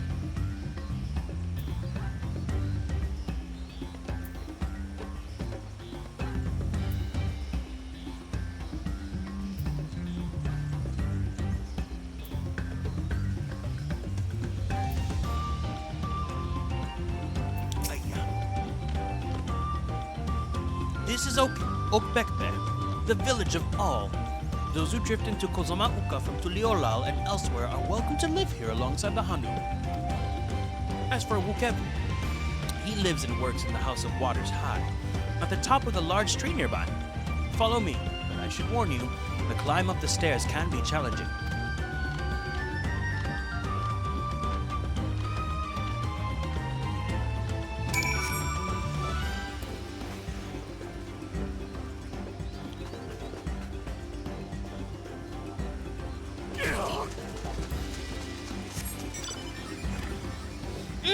Ether current!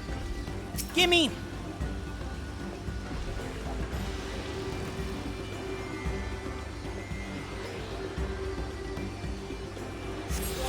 Alright, now that we are in Dawntrail. See, look at how many more ether currents there are in Dawntrail compared to the other expansions. We went from 4, 5, 6, 7, 8, 9, 10!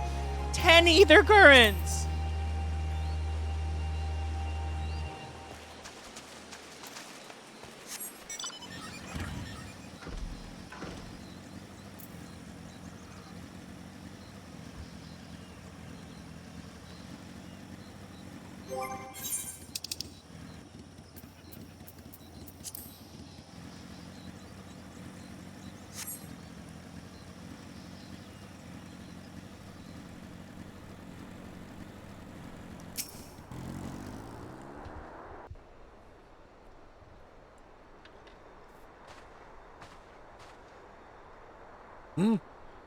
What do you want with me?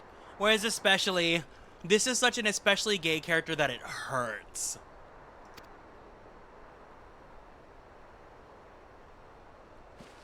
Right. The greeting.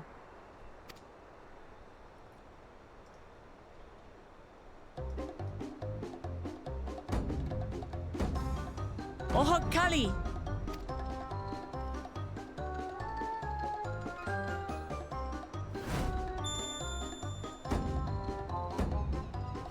Oh, Kali!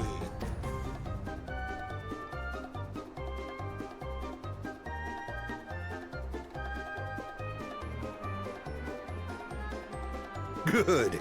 You brought your manners with you. When in Ukanu, do as the Hanu do. For a country as diverse as ours, the preservation of harmony demands that we respect the cultures of all peoples who call it home. Well, that explains your familiarity with Hanu customs. And you speak truth, of course.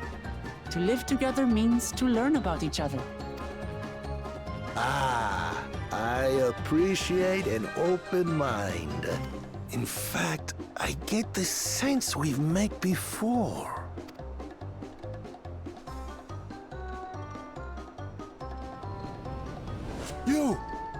You're Wook Lamont.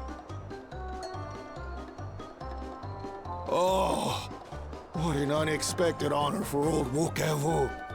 Here I am prattling on about manners, and I've gone and insulted the third promise herself. There is no excuse for this betrayal of etiquette. Please, take up your axe and claim my impudent head. I will not. Keep your head. I hate formalities anyway, so forget about it, all right? All right then. Consider it forgotten. Oh my god! How prompt. We're actually here about the Ihihana float. It's in bad shape, and we need you to craft new carrying poles and a new eye. I'm told you work with Uyuipo wood and a certain kind of stone? Abokisha? That I do. But, well, I would like nothing more than to offer my services. I just used the last I had of both those materials. My lumber in particular went to fixing homes damaged by the recent storm. I'll need 10 days or so to restock.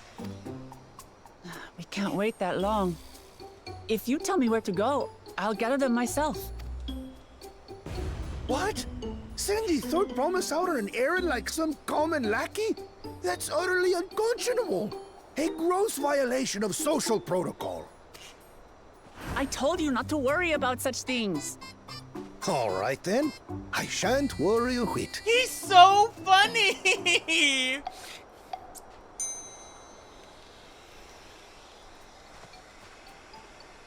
What's with your Hanu friend there? I am festival leader this season, and have come along to oversee the float's repair. As strange as it may sound, Wuklamat and her friends believe the float is an arcane focus, meant to encourage the growth of our struggling reeds. Too many Hanu have forgotten, it seems. But that is indeed the true purpose of the lifting of wings. Your education is impressive, Third Promise.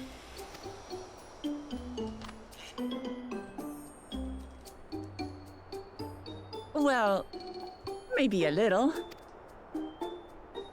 Allow me to show you where to procure Uyuipo.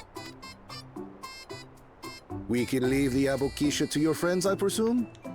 Take yourself to Cave Kikitola, or thereabouts, and you should find the stones you need.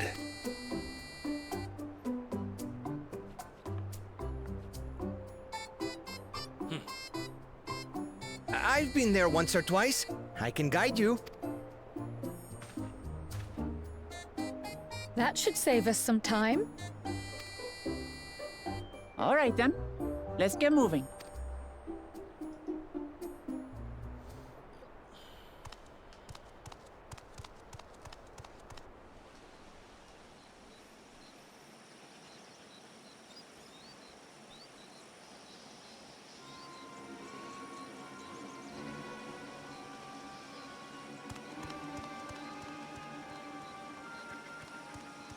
Chosen one of your rivals is making progress.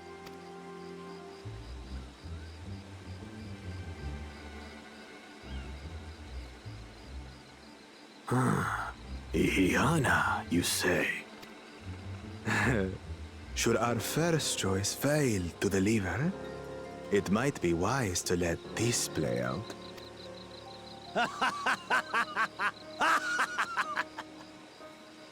The third-rate promise is making herself useful after all.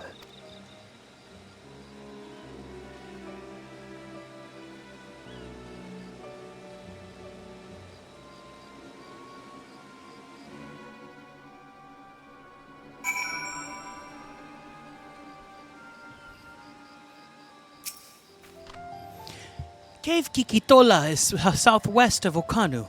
We can return to the village first and then head there on foot.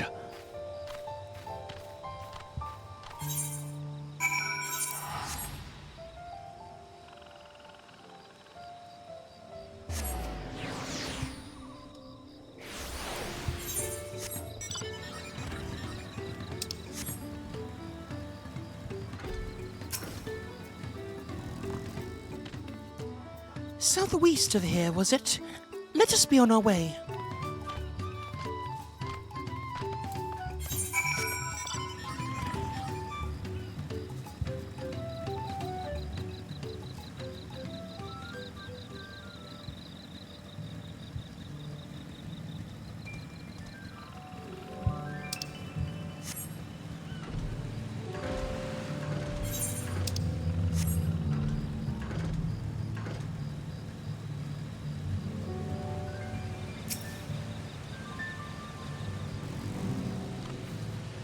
Cave Kikitola, as promised, home to many deadly creatures. Venture inside if you feel confident, and I will conduct my own search out here. You can spot raw Abokisha by its green-hued glimmer. Bring anything matching that description to me. I shall help scour the inside of the cave then. You take the west half and I'll take the east. Wait, Blue Moss, I thought you were caught up. How far behind are you now? Where are you at? I know, can you believe Garrick's at Dawntrail now? That's so crazy.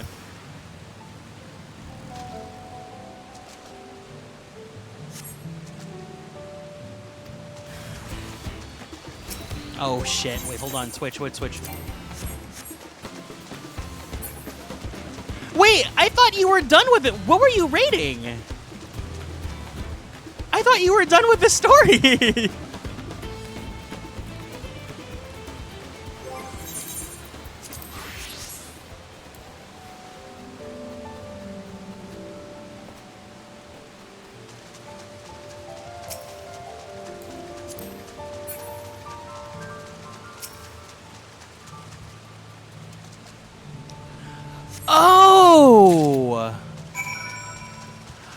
like... What? Wait, I mean, if... Val, you could just go through MSQ with me together. We could do the dungeons together.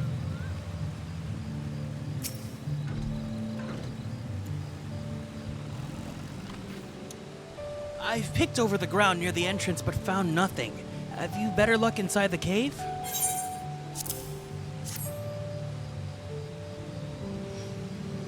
Yes, this is Abokisha. Along with Kryle's contribution, we have more than enough for our needs. The stones you brought shine very brightly. I thank you both.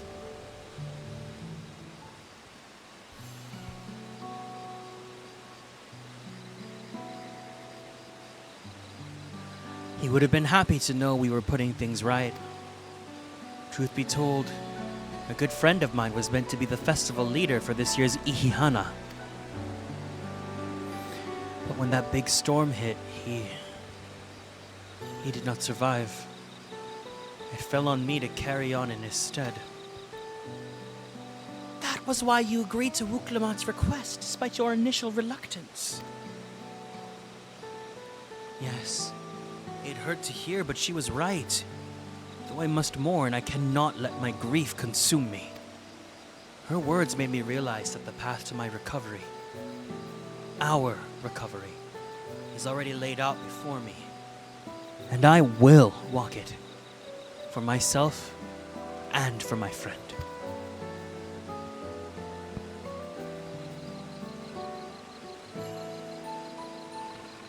Thank you for sharing your story with us. Please, rest assured that we've taken your plight to heart. I'm certain our companions are procuring the other materials as we speak. Everything will come together, and the Hanu shall host a splendid, uplifting festival. That we shall.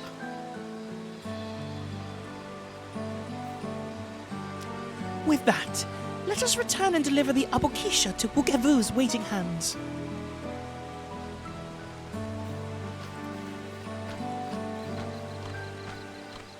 Hi, Mystic Samurai King. Welcome in.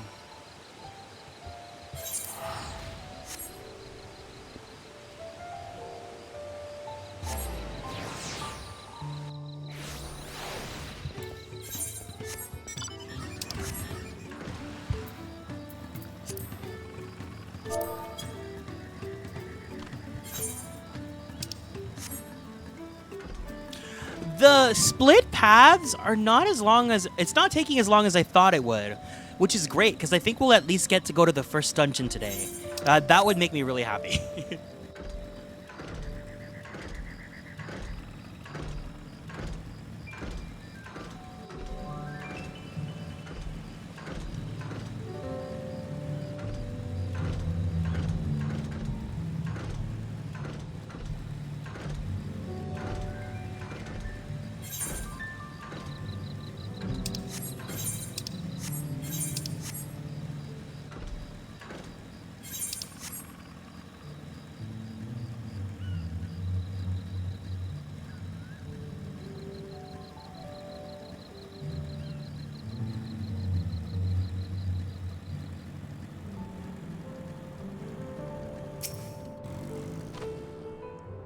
Thanks to your third promise. Oh, thanks to your third promise in the mighty wings. Blah, blah, blah, blah.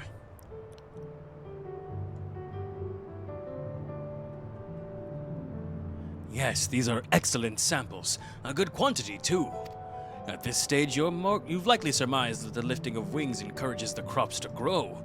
But not exactly how, eh? Well, you're in for a treat. If all goes to plan, the result should be spectacular. Now to get to work crafting these pieces for the float. I could use an assistant versed in the arcane arts to enhance the Uyuipo's conductivity. And I'd be delighted to help. Oh, I don't know. The soundboard's not working today, so I'll refund you for that. Sorry.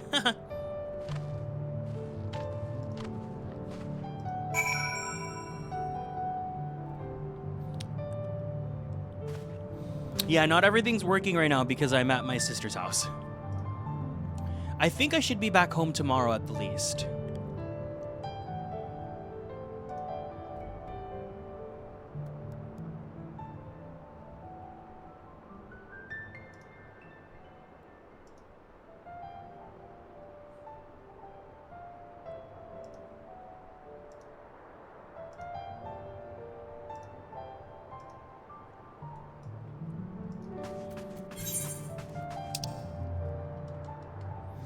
Yeah, no, the split path section, at least this section, is not long. We're almost done.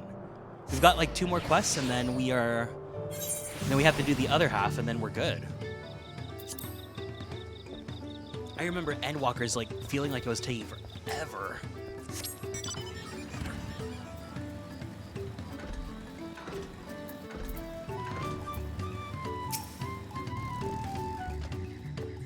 Gathering the Uyu Ipo was a trial in and of itself. At first, Wukevu criticized everything I did. Then he suddenly yelled, "I've spoken ill of the third promise and must punish myself," and proceeded to slam his head into an Uyu Ipo tree. I told him not to worry about it. Again, and it was like snuffing out a candle. He's an odd one, that's for sure. At least we've seen to the poles and the new eye. Now I just have to wait for the feathers from the twins. Shit! Oh, I completed on the wrong class! Damn it! We should get some rest before the excitement begins.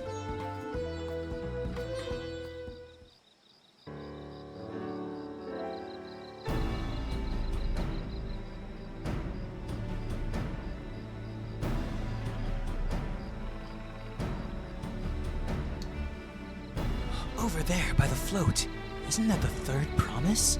And the rumors are true. She's trying to complete the feat of reeds by reviving Ihihana.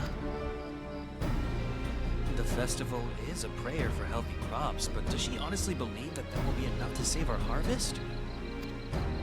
The second promise, meanwhile, barely glanced at the fields before leaving Okanu altogether. Maybe we've asked too much of our young claimants.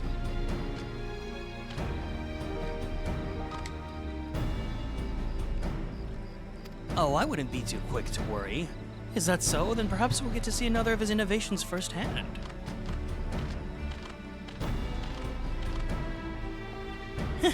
That sounds like Arcona. One look at the reeds was all he needed to think of a solution. Be that as it may, our own solution is nearly ready. Indeed. As soon as the others get back, our long-awaited festival can begin. Hi, Naoki. Welcome in. It took some doing, but we managed to gather competitors to vie for the title of Wind's Chosen. The winner was only too happy to donate his feathers. You should have seen it. He called forth an incredible gust that sent his feather sailing for moons. We had to turn ourselves, but it's more difficult than it looks. Poor Arenville's twirled in the air for a moment before landing on his foot.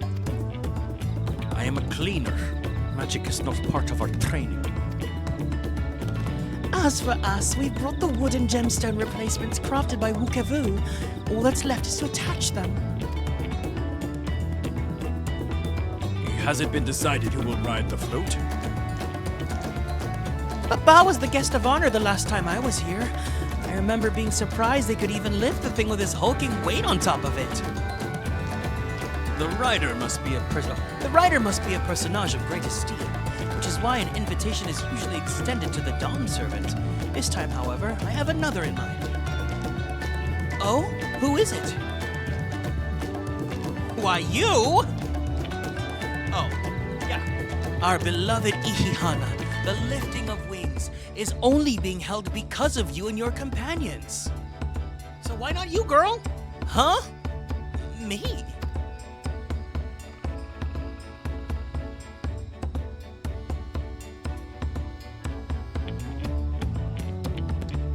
This boat won't make me seasick, will it? Ha ha ha ha ha ha ha. I don't think so. Everyone laugh, audience laughter, ha ha ha. Then weigh anchor! I can hardly refuse a request from one even more enthusiastic about the festival than me. I would be delighted to ride your float. Thank you, Wuklamat. Roles for the rest of you all as well. We'll be carrying the festival float in a slow procession towards Kozanuaki, where the sacred likeliness of Kishiaihi is ensconced. What I'd like for you to do is clear the path of dangerous wildlife, so the procession can move along unimpeded.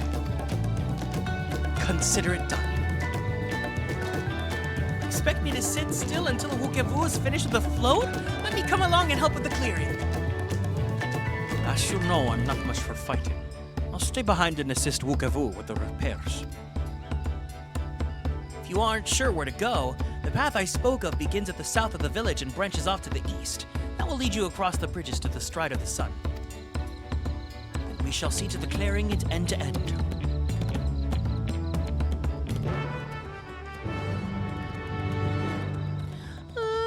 And bridges falling down.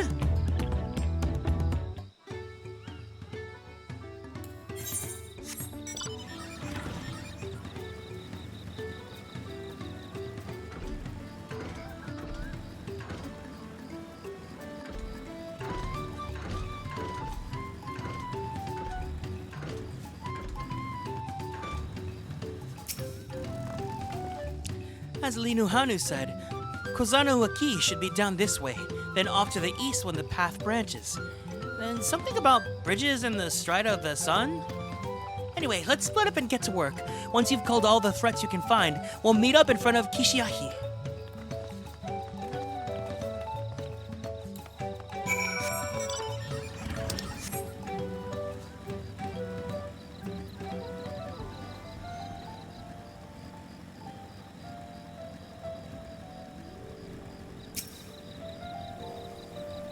Ooh, their star globe looks cool.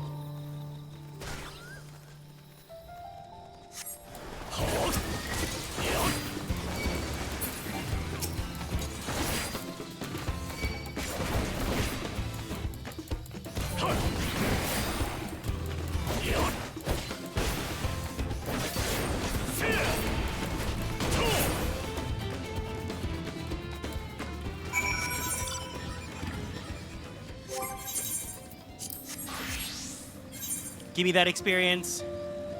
Yummy!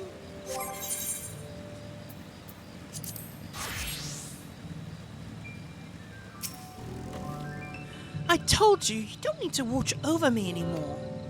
Oh, Cryle! She killed a man.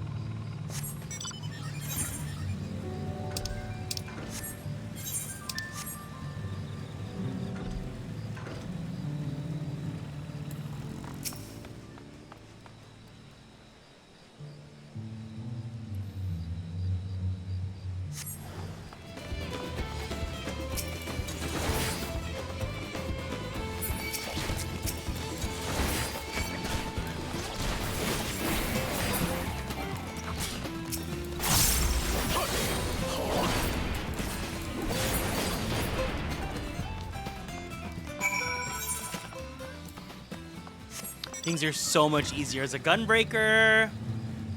Man, going through MSQ as an astrologian was definitely a time.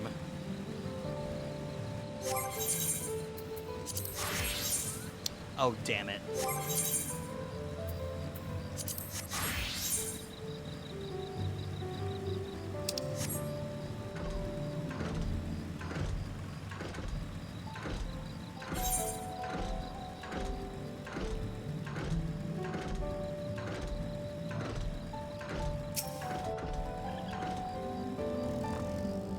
At this rate, we'll soon have the route to Kozanu-Iki secured.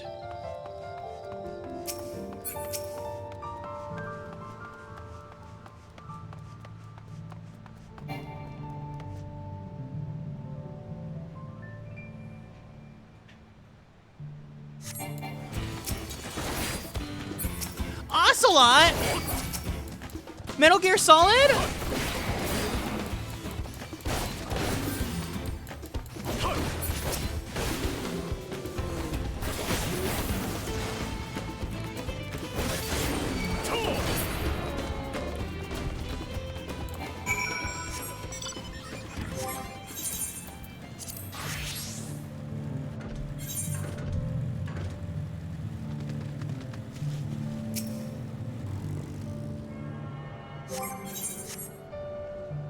Ooh, this person has Yuna's gear.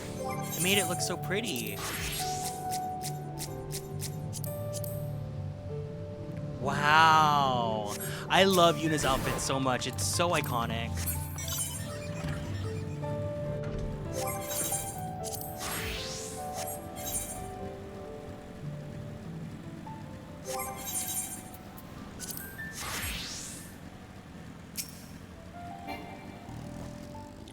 Now this is my kind of busy work.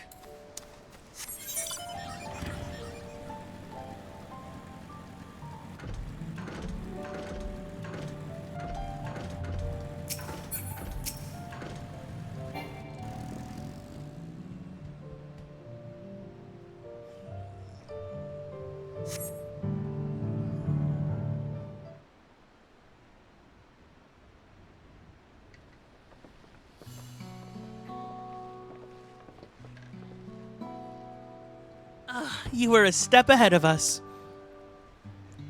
This must be the likeness of Kishiahi, the Hanu deity of the harvest.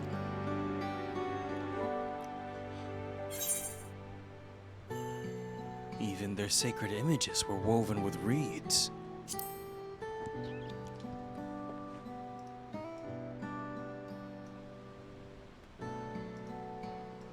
Makes you appreciate how much their culture revolves around the reed harvest, doesn't it? It is said that Kishiahi was worshipped on another continent. This ancient faith was then brought to Dural by the first Hanu. The Hanu migrated here from another continent. Mayhap the two do share a common ancestor. This is all very fascinating, but shouldn't we be getting back to Linu Hanu? He'll want to know the path is safe for the procession. Right, and I need to ride on that float. I'll run ahead and tell him we're done here.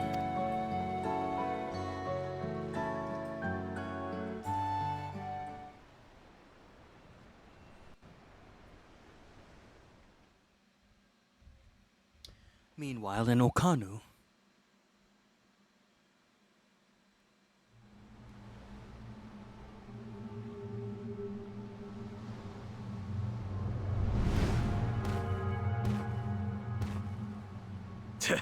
Not sure we heard you right, old man.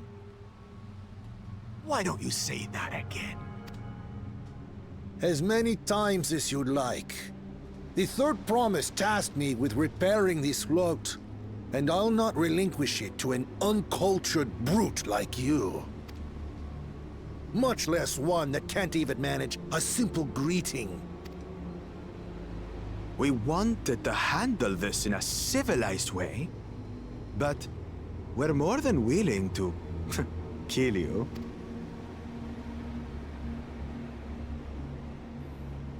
We have a two-headed problem. Yes, please hurry. She's on her way back already? Stand back, Wukevu! I will protect the float! Are you trying to be brave, little bird? I could never have repaired the float alone. Not properly.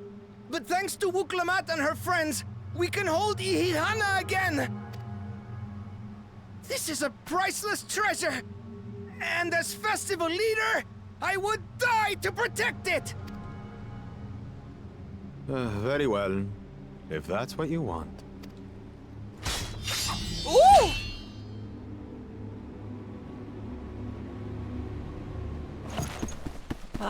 Cha-cha!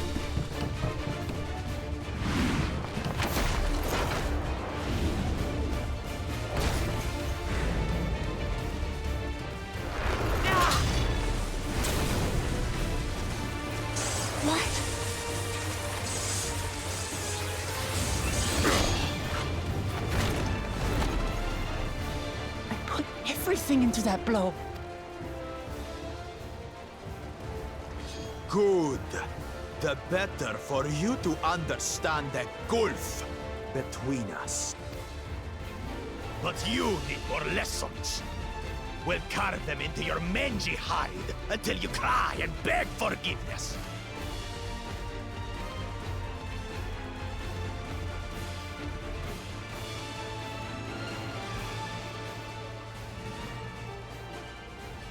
Your brilliant plan was to steal the float and take the credit. The so-called blessed siblings are nothing but cheats. Your scorn is sweet music. Come, weaklings. We'll crush you each in turn. Or all together. if you like.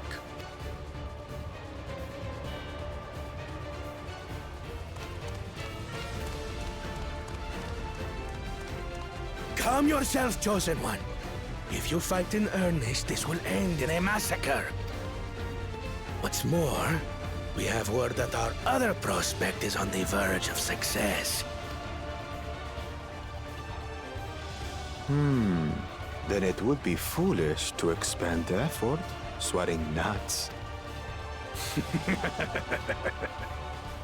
Lucky for you. Eh?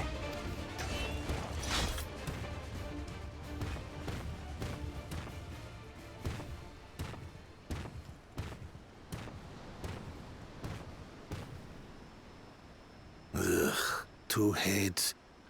I see Mamuk still clings to that loathsome hope.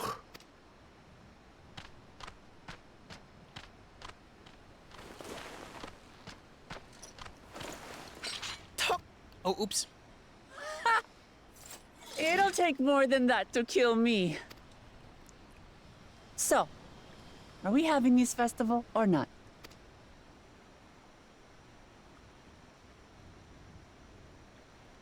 Yes! Yes, we are!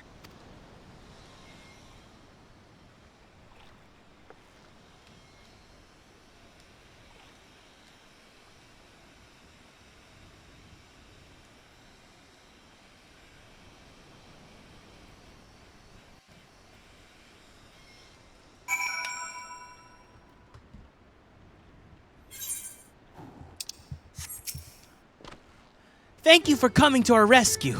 I tried to protect the float, but against that two-head, I may as well not have been there at all. Nonsense! You stood your ground and brought us the time we need to make it back. You were incredibly brave.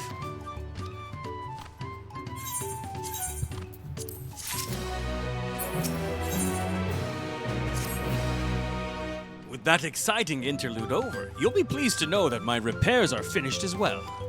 Before we commence the festival, however, it would be a courtesy to inform the villagers that the Ihihana will be held after all. Go forth, but do not forget your greetings. At this stage, I should hope the reminder is unnecessary.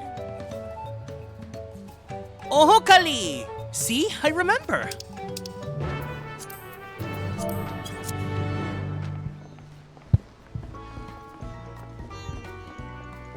I knew it, Ohokali.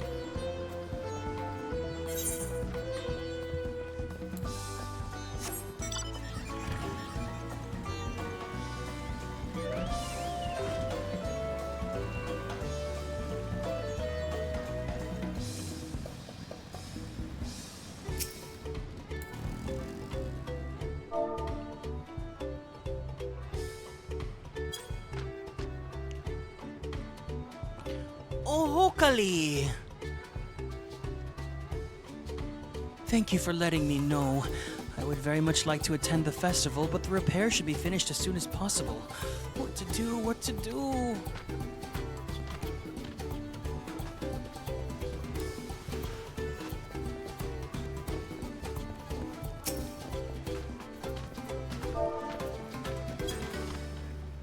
Ohokali! The festival's about to begin. What did you expect me to say? Besides, of course I'll be there! Cleaning up the storm's aftermath may have been hard on us all, but the lifting of wings is tradition, and a joyous one at that. I won't sit here brooding my days away. Give me a moment to get ready.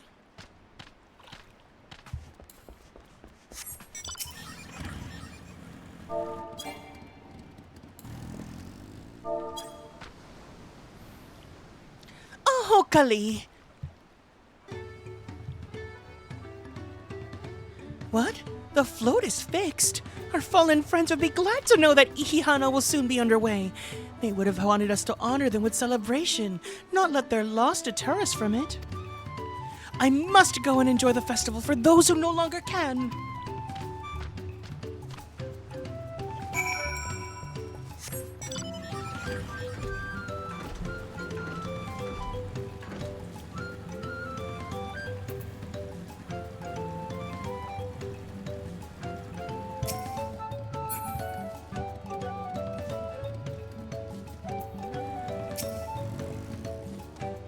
The Hanu were pleased to hear their festival was going ahead, I imagine. That is well. Once your friends return, the lifting of wings can begin at last.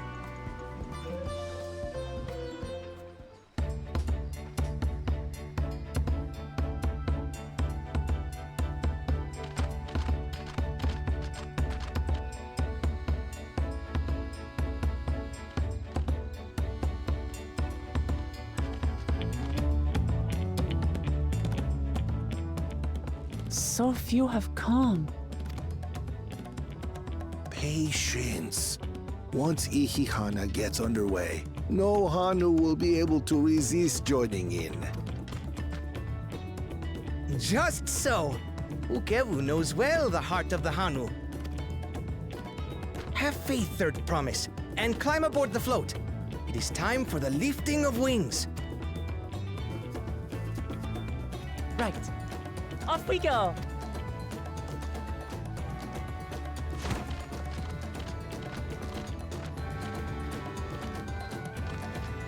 Ihihana is a prayer for bountiful harvest, but this is not its only meaning.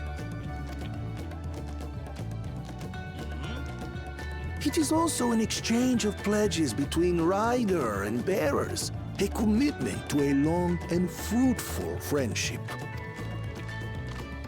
Listen well, friends! The personage we bear today is Wuklamat, the savior of our beloved festival!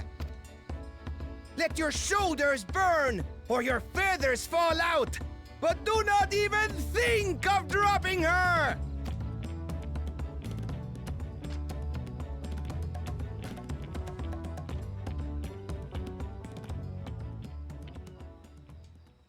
Ready and...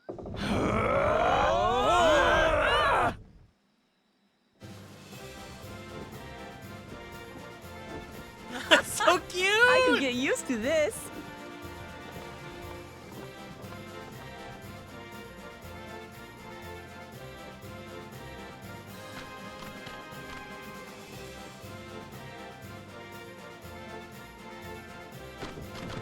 Will empty bellies stop you from joining in the fun?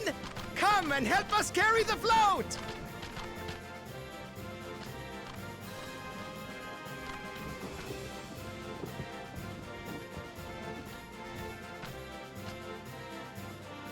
Well, well, well. To see the day that Dawn's promise would ride our boat again. We've not had the honor since you were here, Gulul Jaja.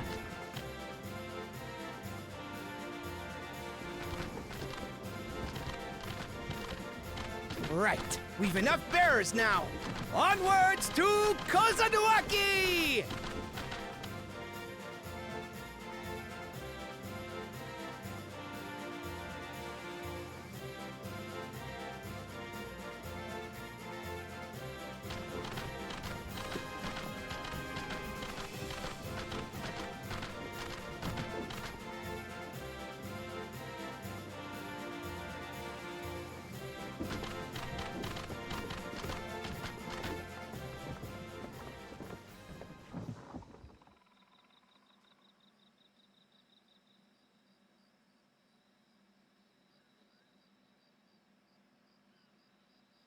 Watch well, for you are about to bear witness to the true glory of Ihihana. Ooh.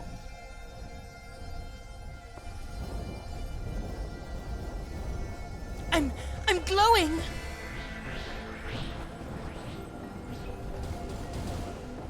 The float draws upon our life force, concentrating and amplifying the energy. Kishaihi then receives that energy and expels it in a great burst, where it showers down upon the land to replenish its vital currents. The laser beam!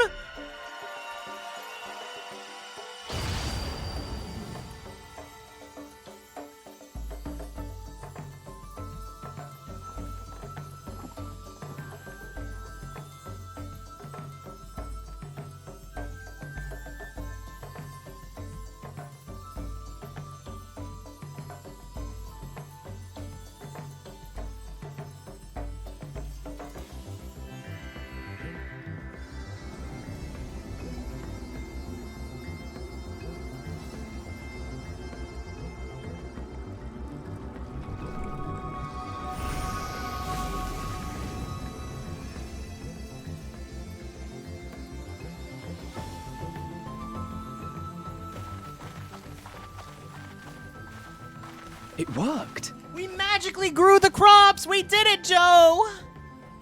Like a literal charm. The float really was helping the reeds. That was amazing! To think that such a thing was even possible!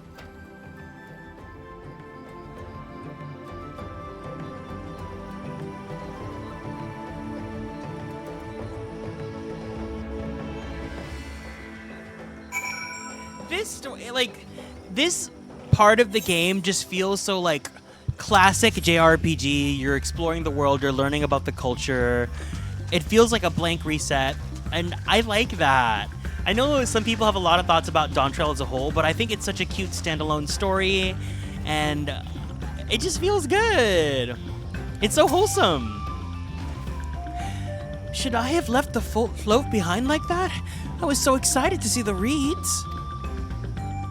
Nothing to worry yourself over. My brethren have been swept up by the festival fever. Last I saw, they were taking turns at the carrying poles all the way back to the village. Please, feel free to look over the fields and enjoy the sight of what you've accomplished. Yeah, it's definitely more mentor role. I was talking with Kiro about this, and he was like, yeah, Wuklamot's basically the first non-us main character. And I was like, oh, you know what? You're kind of right.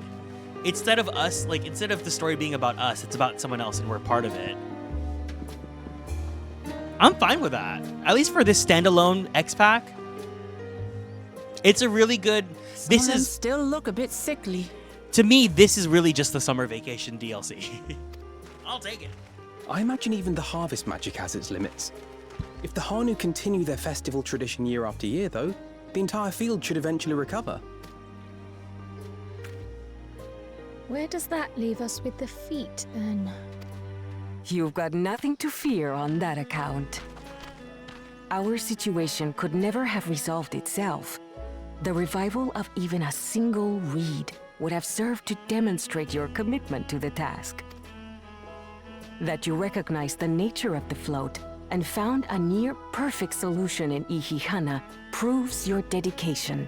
What's more, I don't think I've seen the festival produce such impressive results since I was a mere chirper. We have been lax in maintaining the float, diluting its magic and reducing Ihihana to hollow theater.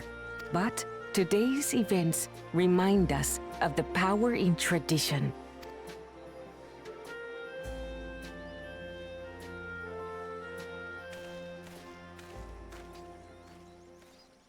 Kona!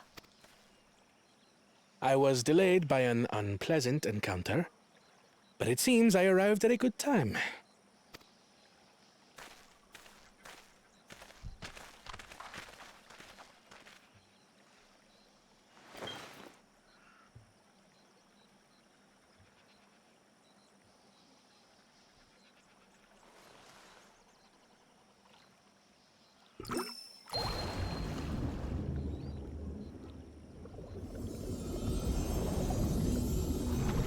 Oh my god!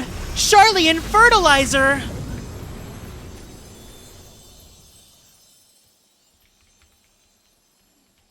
Oh, isn't that wonderful? What? You just pour in some mystery liquid and problem solved?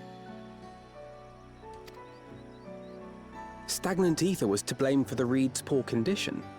I assumed that was an alchemical concoction which enhances ethereal conductivity. It utilized the flowing water as an ethereal current, thereby promoting the transfer of life energies. A method I could not have devised without the education I received at the studium and the cooperation of my Archon allies.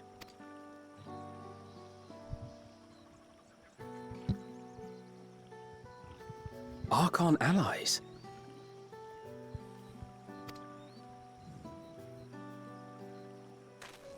You see, lamaty'i, this is why we need to embrace foreign knowledge and technology. I just realized what hair he has. He has Moomoo's hair. It's the Hello Moomoo Vieira hairstyle. Employed appropriately, they make light work of what would otherwise be arduous labor. There's no need to lug around heavy floats. Well, you always were the clever one, brother. Your approach was no less effective, Wooklamat. It achieved the same result. Indeed it did. And you enjoyed the festival, yes? Yeah, I was looking it up, apparently, because I'm like, it has to be a custom hairstyle. Yeah, it's like a Vieira hairstyle that they altered for Kona. I did. It was so much fun. But then it's like, why are we like locking hairstyles to races? Having visited your village before, I thought I knew everything about it. As it turns out, I knew very little. About the reeds, about Ihihana. With all I've learned this time, I feel as though I've really come to know the Hanu. And I like you even more now than I did before.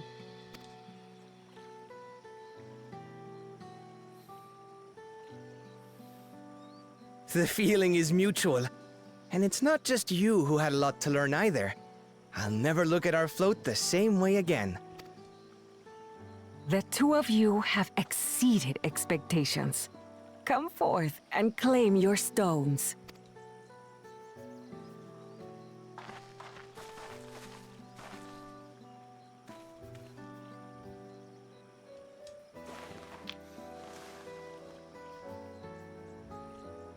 So this is what they look like. That looks like a throat candy, like a cough drop, like Ricola. Hold on, set it in the tablet.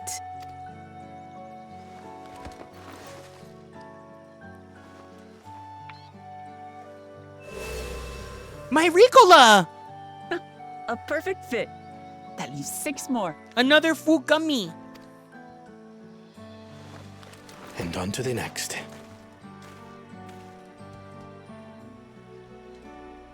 Not even a moment of celebration. That's Kona for you. The third promise? You must join us for Ihihana next season. As Dawn's servant, of course. Right. It's back to Tulihiola for now. Thank you for having us. I look forward to seeing you all again.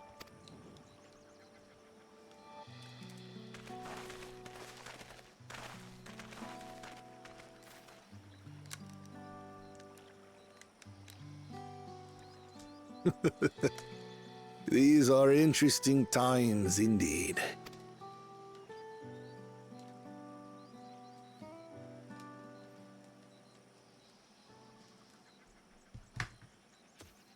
And none for Bakul Jaja, bye! The concoction was brewed by Kona himself. It's a test vial, but it should contain the same reagents.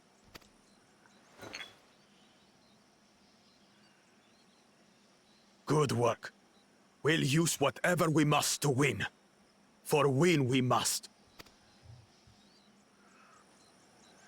These types of villains are so funny because it's like they're going through so much work to try to just steal our labor when they can just do it themselves and get the same results.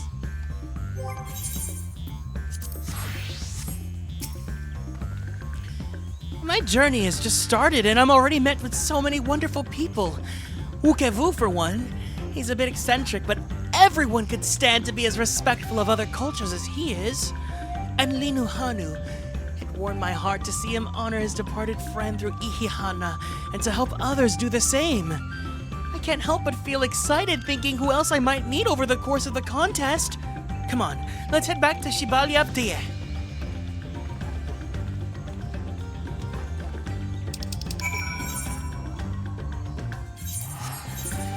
But yeah, I thought that was a really cute first arc.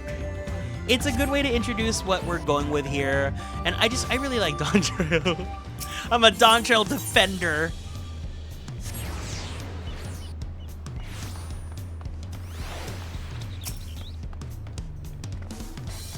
And just like that, we found an elector and won our first keystone. I knew I was right to trust her instincts. Come on, let's keep things moving and march onwards towards Urkopacha. Chances are good we'll find an elector there as well.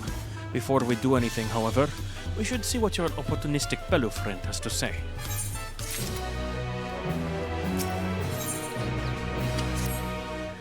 I've been waiting for what days feels like days, and eaten enough of Brukevul's tacos to feed an army. What is it you'd like to know? Our main concern was confirming the state of the road ahead. As I recall, to reach Urkopacha, we depart from the Arch of the Dawn, then take the road west to the first fork. Should we be wary of anything along the way? That is indeed the way to Urkopacha. After the damage wrought by the recent downpour, however, you'll be doing more stumbling than walking. But we do take heart. When it comes to rugged terrain, we have a most dependable solution available. Come with me. Does anyone even know who the Pelu Pelu are? Do you guys know what they're referencing? Because I do. And I love them. Oh, is this the new hunt?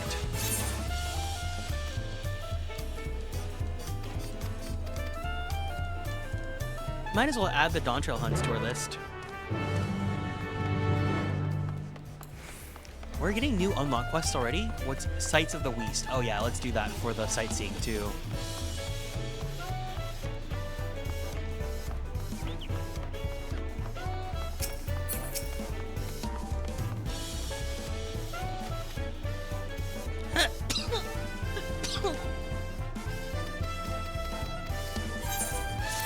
Oh my god, pink fur!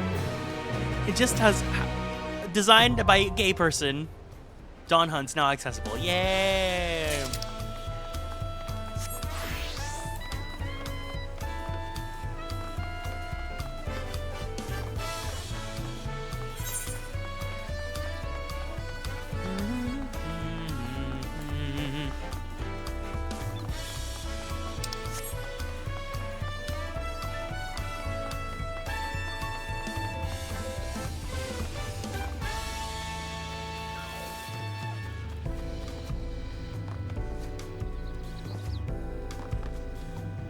No!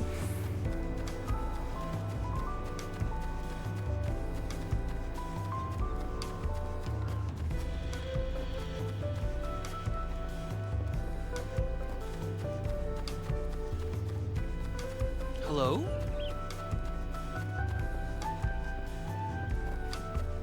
Where's the quest? Oh, ding dang damn it. You got to talk to a lot of people about loving Dawntrail this weekend. It was really nice. I'm literally just restarting it again, and I remembered how much I love Dawntrail.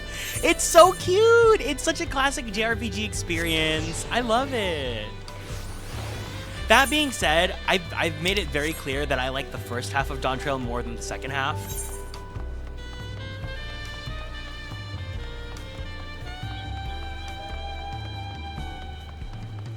I think it's made clear now because people have said this is just Metaphor ReFantazio, and I'm like, yeah, I loved Metaphor ReFantazio.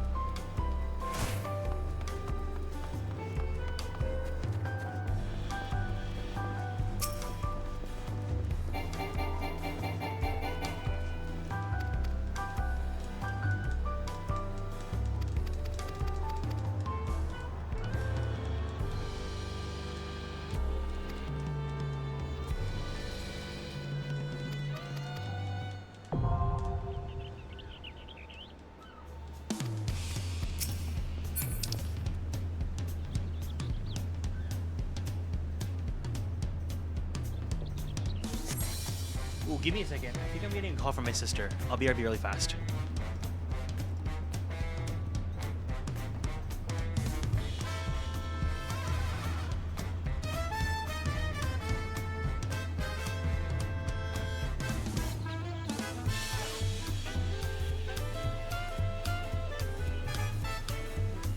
Okay, we're good. I do agree for the first, yeah. Also, you literally just missed it. I know that man is your second husband. I was waiting for you to come in screaming for him.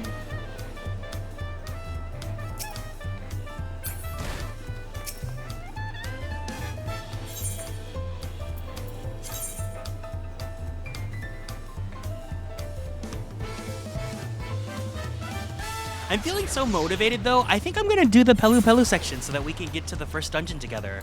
I really want to do a dungeon today. And then I believe by tomorrow, if not Tuesday, I should be back at my house, and then we can, I can be at my normal setup.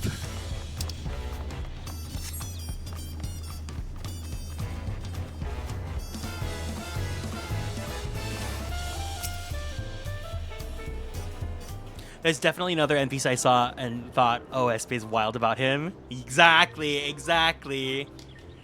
May I introduce you to our most dependable companion, the alpaca?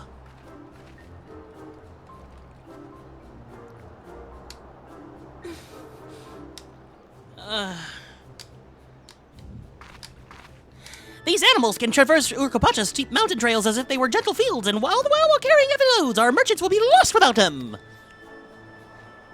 So they fill much the same niche as our chocobos back home. You don't have alpacas in Eorzea? Alpacas are native to Yogg-Tural. Eorzea has its chocobos, and the eastern lands have their horses. Why go to the trouble of breeding another pack beast in place which ill suits its qualities, and where it is not needed anyway? But must we ride these little monsters? I get the impression you aren't fond of alpacas. When I was small, and being a bit naughty, I went around pulling on their wool. One of them spat on me, and it had the foulest stench you can imagine. I see. What do they like to ride? Alpacas bred as mounts are inquisitive and docile. Even those without experience can find them easy to handle.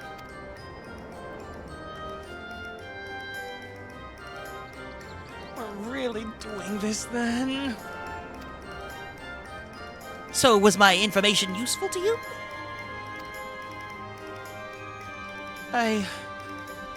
Yes, very helpful. Even if it wasn't what I wanted to hear. Good! I'll take my payment now. You want me to pay you?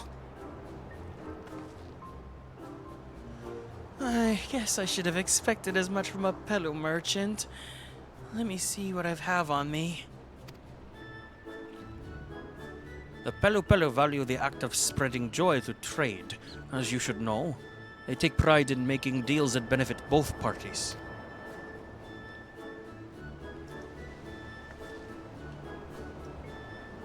Here you go, a fair price for your fair advice. Yes! I made a trade with the third promise herself! My friends will never believe this! I shall be on my way now! I wish you safe travels! Off you go then, and thank you!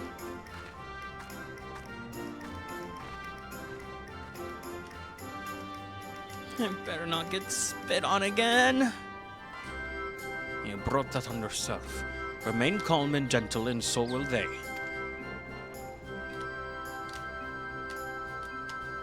I'm still not happy about this. Well, if we need to ride alpacas to reach Urkopacha, then that's what we'll do.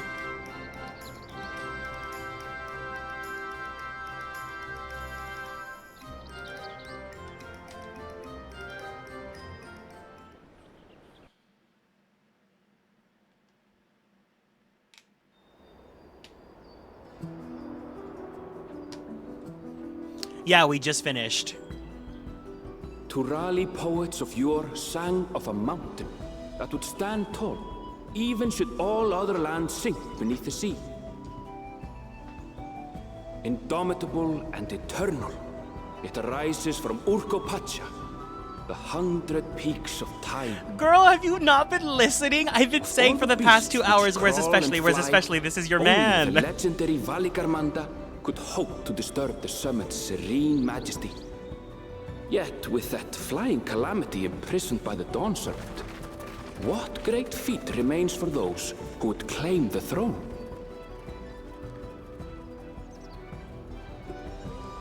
You came in and I was like, hey, you just missed your husband. I know this is like your number 2 man.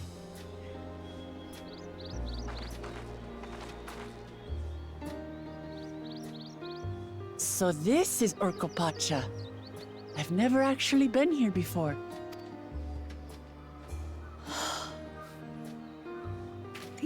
air is so crisp and clear. Mountains everywhere you look. That one massive peak in particular has quite the presence.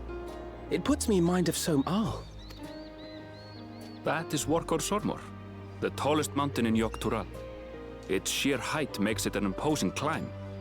But there are other reasons the ambitious keep their distance. Oh?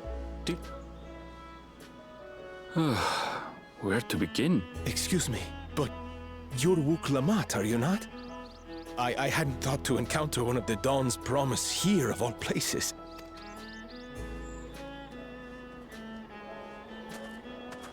He's got pretty eyes.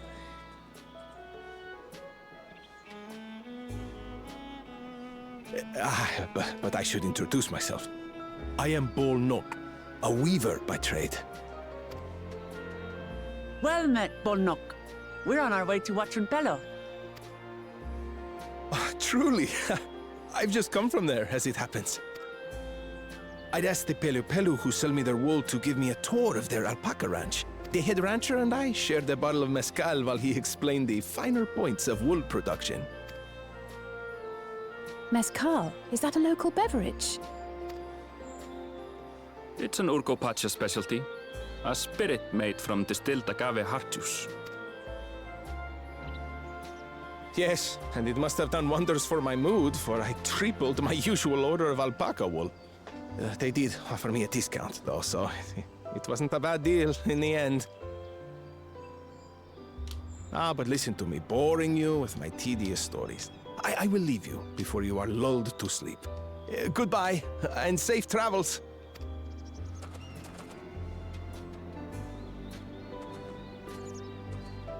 Oh, silly me.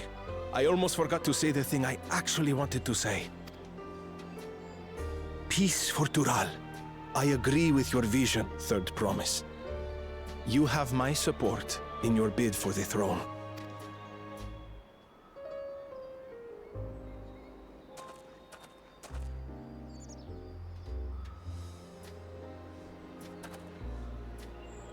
I gather from his tale we would be foolish to underestimate Pelu Pelu merchants. Yes, they do more than run the markets in Tuliolal. Pelu Pelu peddlers can be found everywhere in Tural, traveling from place to place on their sturdy alpacas. They are effusive and engaging speakers, and many's the customer who's been talked into spending more than they bargained for.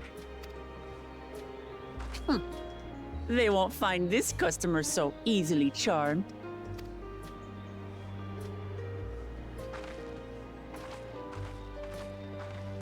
Watranpello's down the path! Off the main road! Don't get lost! It's right there!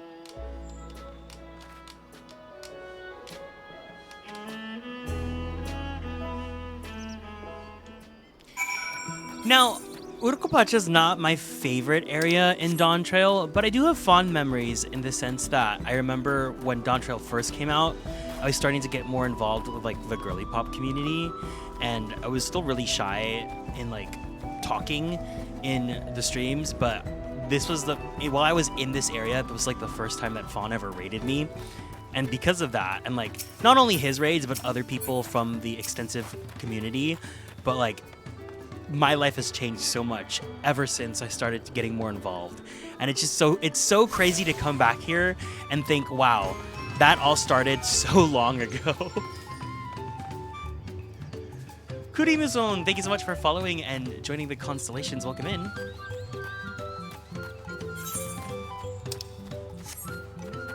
Isn't it so crazy how time flies?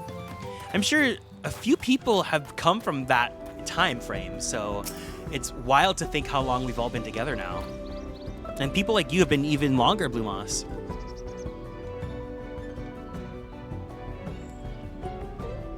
This is it. Watranpello, home of the Pelu Pelu. Wuk Lamat should have arrived before us.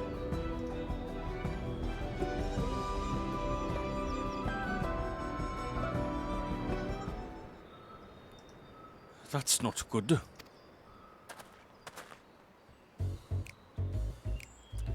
You've Come all this way for the right of the succession? Oh, so this means I'm exchanging words with the future Dawn servant. Please, the outcome is far from decided, but it's a possibility. How fortunate, then, that I deal in cloaks woven from especially luxurious alpaca wool. Such a garment would look magnificent when draped over the shoulders of our budding ruler.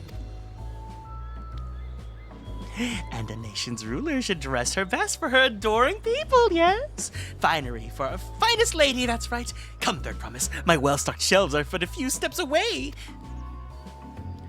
Finest lady. I like the sound of that. All right, I suppose a quick look wouldn't... What did we just talk about? Erenville, when did you...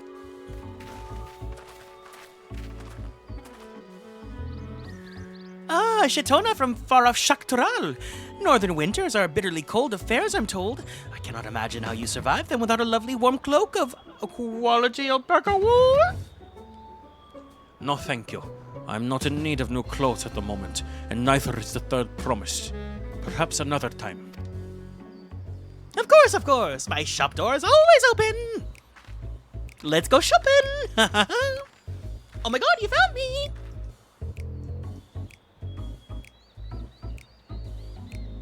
You were saying something about not being easily charmed? I was just... As I mentioned previously, the Pelu people live for bringing happiness through trade. They won't cheat you or sell you defective goods. They will, however, disarm you for their deft turns of phrase, and unwitting customers like Wuklamat fall prey to this affable approach time and time again. Your only recourse is a clear and firm refusal. They won't pursue the matter should you make your disinterest plain. A valuable insight into the minds of the Pelu Pelu. Let us all take Erenville's words as a caution to heart.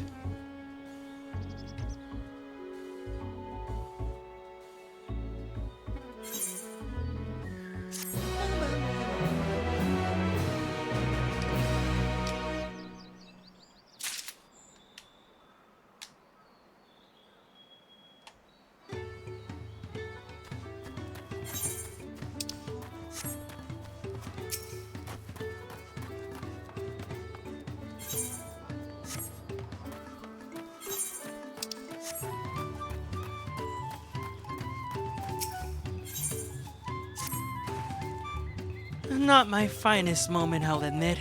But now that we're here, let's do what we came to do. Find the Elector! Allow me to propose a strategy, then.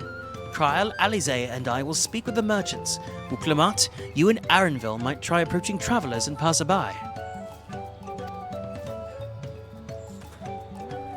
Garrick, pray investigate any of the other establishments which catch your eye. Should we learn aught of use, let us relay it to the third promise. London Bridge is falling down!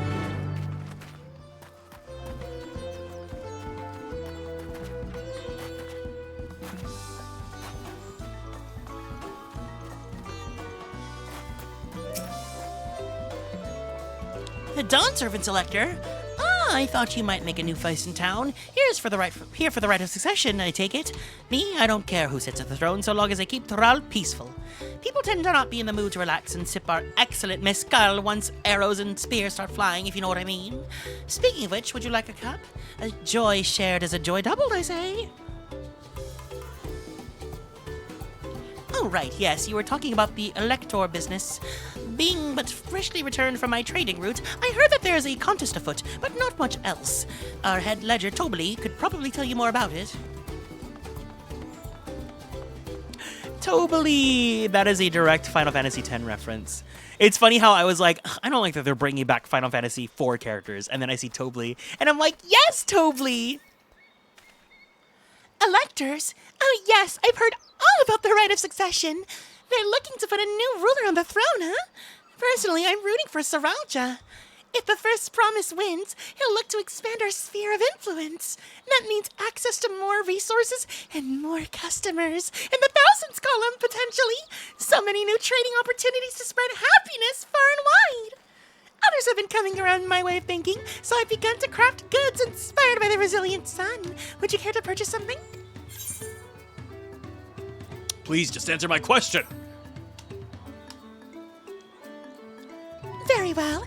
You said you wanted to know about the Elector. I could help you, but I won't. I can tell you're no supporter of Zeraljar's policies.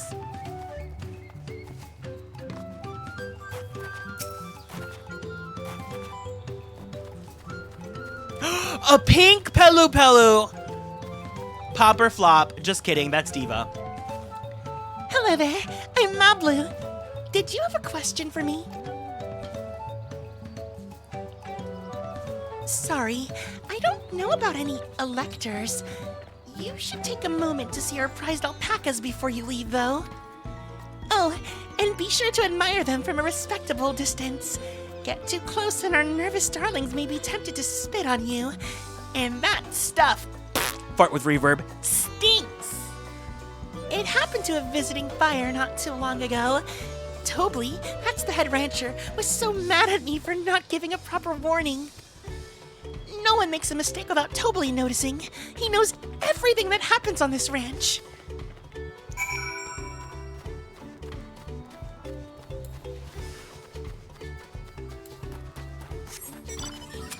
When they're pink, you know they're one of us.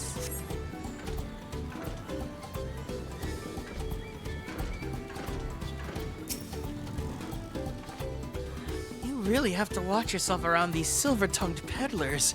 I almost bought an entire bottle of mezcal and a stack of blankies and a stack of Kieran 97 blankies.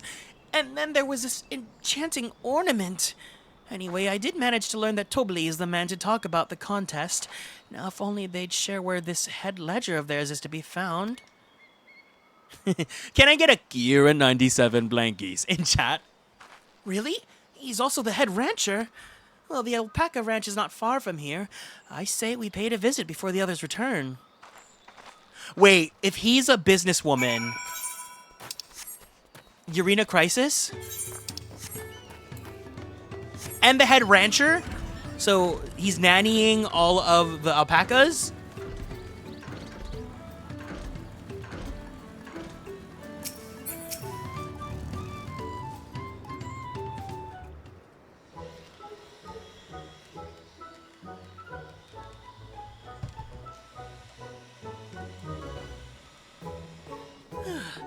There are a lot of alpacas. Still, we know the head ledger could be here somewhere. I can't let fear deter me. Not to say that I'm scared, though. Of course.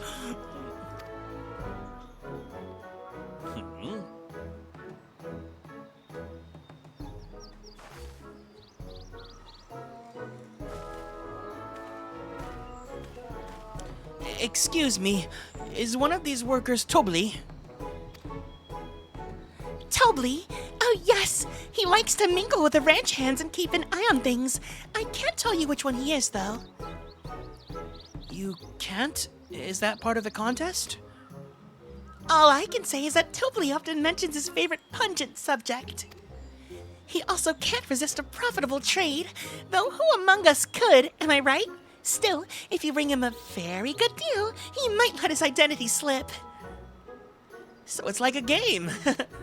Easy enough. All I have to do is offer Tobli a deal he can't ignore. No problem at all. Well, maybe one problem. I don't think my purse is deep enough to pay everyone we think might be Tobli. Let's ask some questions first to narrow down the field. Great. We can come back here to share our impressions. So, Tobli likes musk and shopping. Those are the two things to look out for.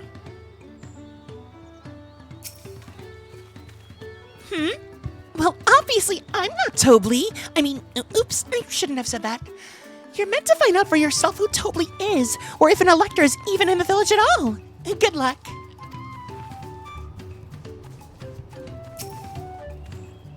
Ah, a visitor across the salt, if I'm not mistaken. Be warned, the alpacas will spit if you startle them.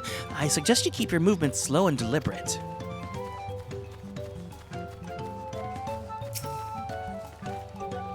You think I might be Tobly? Well, maybe I am. All I will say is that in this village, none have more reared more alpacas than I. Am I Tobly? Yes, that's me. Excellent work from the third promise in her entourage. Sharp instincts. Shall we commence the succession then? This one talked about the spit, so it's the diligent ranch hand.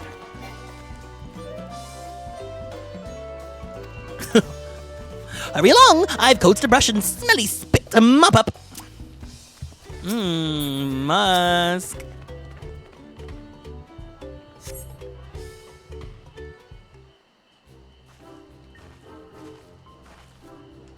I see we're both done with our interrogations.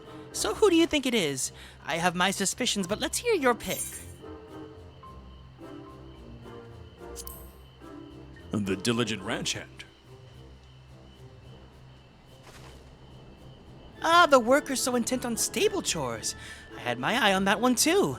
Time to rip off the mask for our mystery ranch hand, so to speak.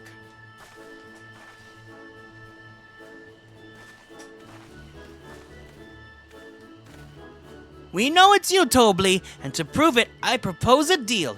A generous sum of coin for confirmation of your true identity.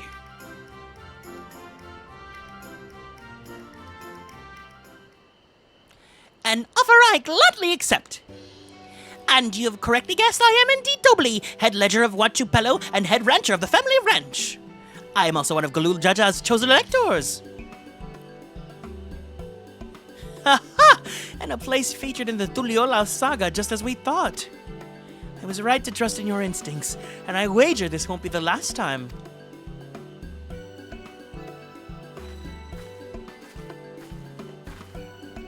She found you out fair and square, Tobly. I'm glad she did. Would have been a pity if her bit ended here.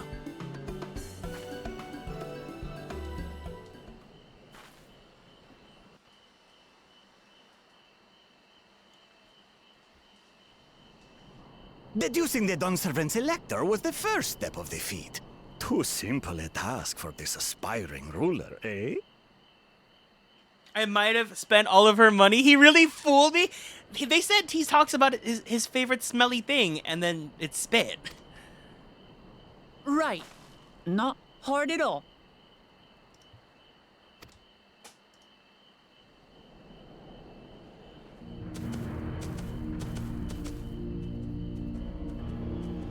A man!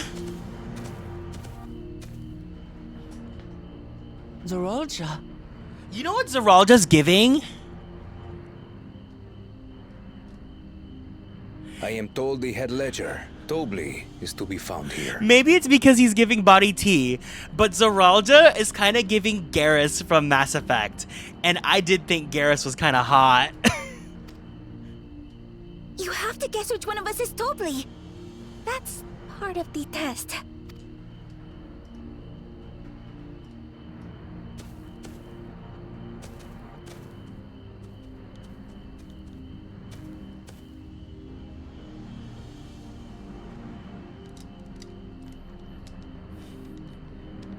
Shout out one in the chat if you would let Garrus have some of that cookie.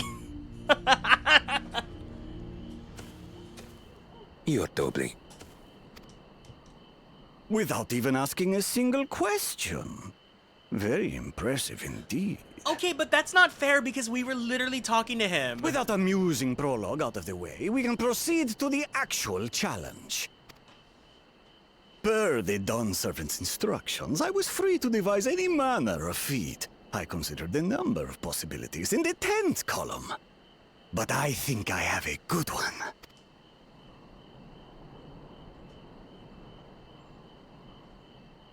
You must go forth and capture for me an alpaca.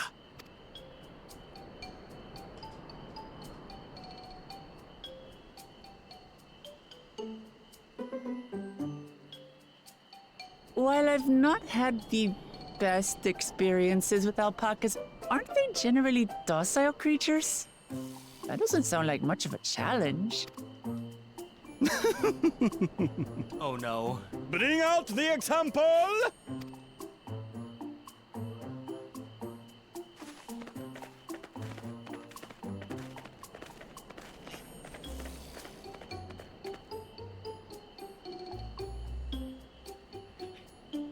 This is a special kind of alpaca.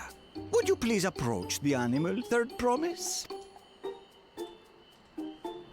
Who? Me? Well, it should stay calm if I stay calm, right? That's what Erinville said.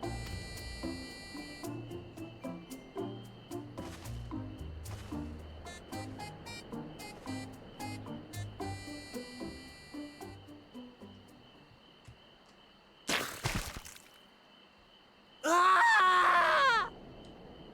The little monster spat on me! Ah, that stinks! I can't.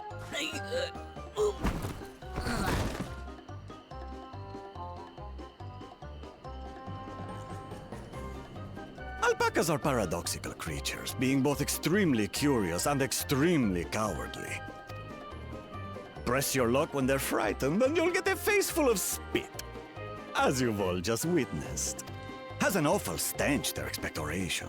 The globs contain half-digested food, you see, making it an effective deterrent against perceived threats. Ew! Fart with reverb!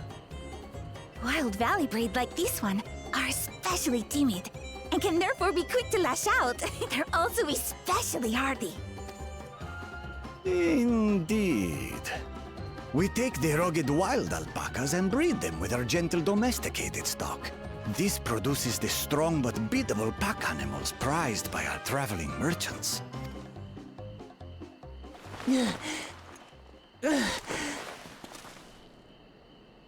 That's all well and good, but did I need to bathe an alpaca spit for you to make your point? So, the task is to catch a wild alpaca. That is correct. But be warned that it is a feat easier said than done. I suggest you prepare well before you enter the valley where the creatures dwell. And by you, I mean the claimants only. Allies are not permitted to assist with the catching. The alpacas will help me judge which of you is worthy of receiving a keystone. So I'm to chase down a fluffy, spitting demon, and that somehow proves I'm fit to rule? As I said, the Dawn Servant granted me the freedom to decide my challenge. And when you reach the end of the rite, I dare say you will understand why I chose what I chose.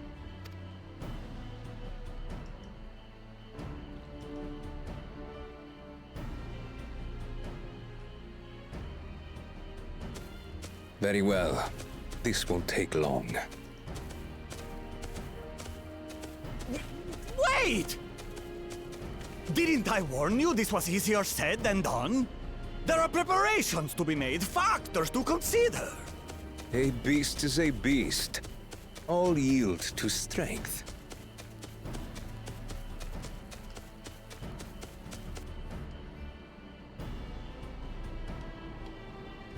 So far, this experience has done absolutely nothing to improve my opinion of alpacas.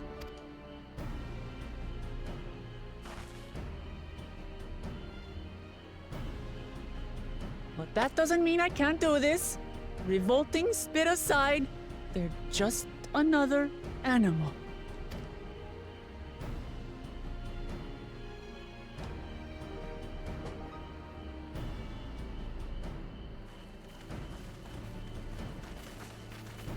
Are you all right, Orclamat? We thought we heard you scream. The third promise does not scream. It was more of a startled yelp. Scream, in other words.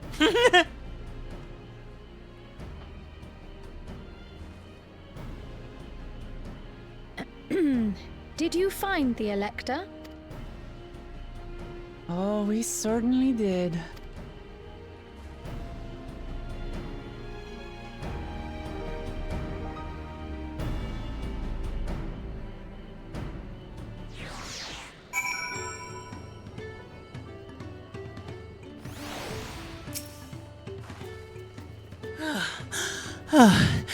I had to go and wash that nasty stuff off my face.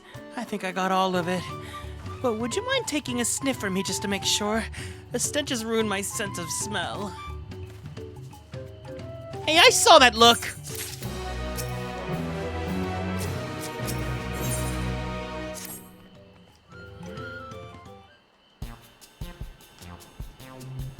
As Wuk-Lamat helped demonstrate, the Avali alpacas are wary of people.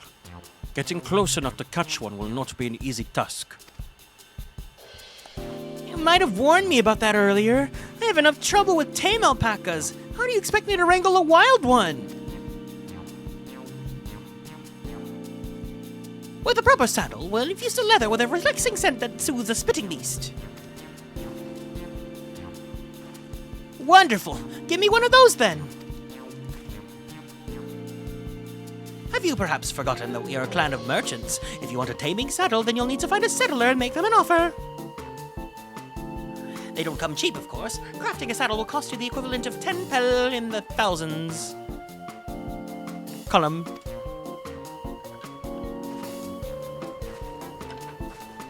You mean 10,000 pel? I don't have that kind of coin! Converting to gil, it comes to around 1 million or so. Mayhap if we all pitch in. No, this is my feat to accomplish. I wouldn't feel right about having others pay the cost. I'll find the shmoney. Somehow.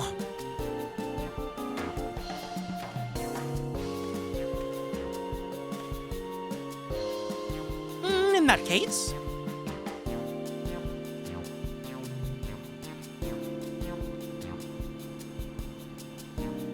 that basket of wool is worth the sum you paid me earlier. 1 pel in the hundreds column. Beginning with the wool, you can trade for ever more valuable goods until you find something suitable to bargain with for the saddle. That's a nice gesture, but you think I can turn 100 pel into 1 million?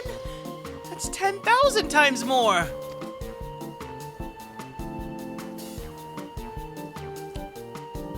We need 10,000 pel, not 1 million, so we're looking at 100 times more. Oh, right. I panicked and got it confused with Alphino's million gil.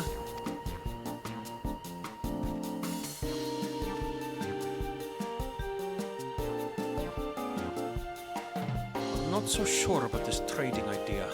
You were almost talked into buying a cloak you didn't need mere moments after you arrived.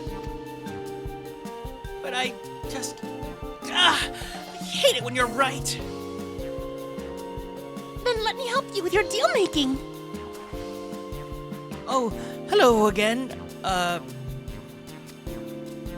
Mablu, I work here as a ranch hand, but I've also learned a lot about the peddler profession. It's all right if I aid them now, yes? I guided the claimants towards the first step of the feed like you asked. As long as Wuk-Lamat goes alone to capture her alpaca, she's free to accept assistance from whoever she likes. Hooray! Well, let's see about getting you that saddle then. Third promise. I don't know why you made your offer, but I could use an ally with a beak for bargains. Welcome aboard, Mablu. Should the rest of us stay behind, perhaps? Maybe easier to haggle over prices without so many voices chiming in. Yes, stay here and pitch in with the ranch work. With Mablu gone, I'll need extra hands to tend to the alpacas. Gladly. Although, Garrick, I think you should go with Wuk-Lamat. You've seen markets and bazaars the world over and surely have sage advice to share. In that case, you should also hold on to the alpaca wool. If it is misplaced or soiled in some way, you'll have nothing to bargain with.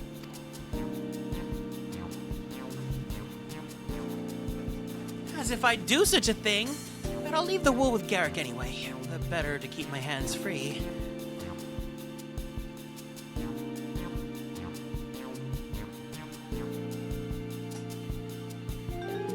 To begin, I suggest we trade the wool to Havli, the saddler. He won't agree to the deal, of course, but it'll give us an idea of how much he'll accept for his wares.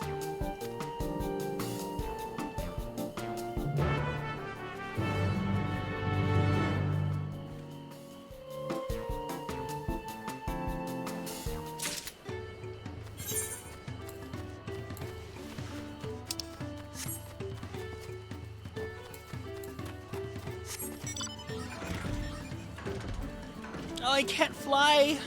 Where?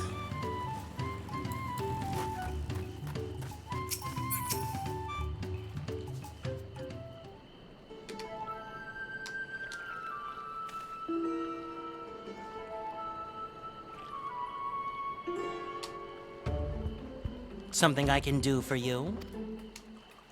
We've come to bargain. I need one of your special taming saddles to catch in a wild alpaca. A saddle, is it? And how will you be paying for it? With this basket of fine alpaca wool.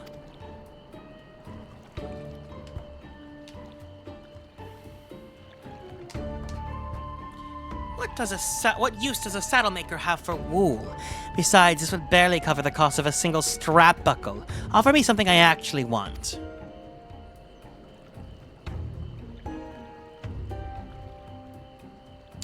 And what might that be?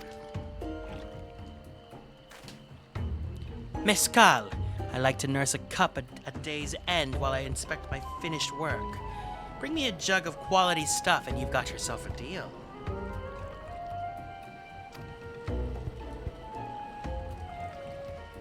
This bodes well for us, Third Promise. Such mescal can be had for only 5 pel in the thousands column.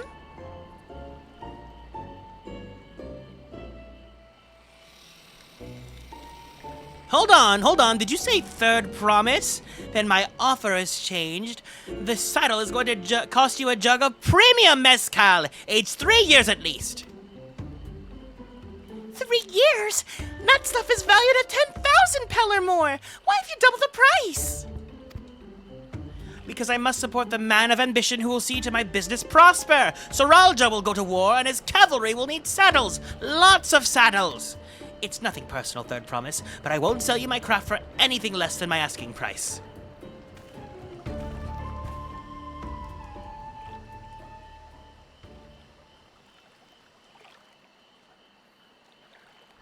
Girl.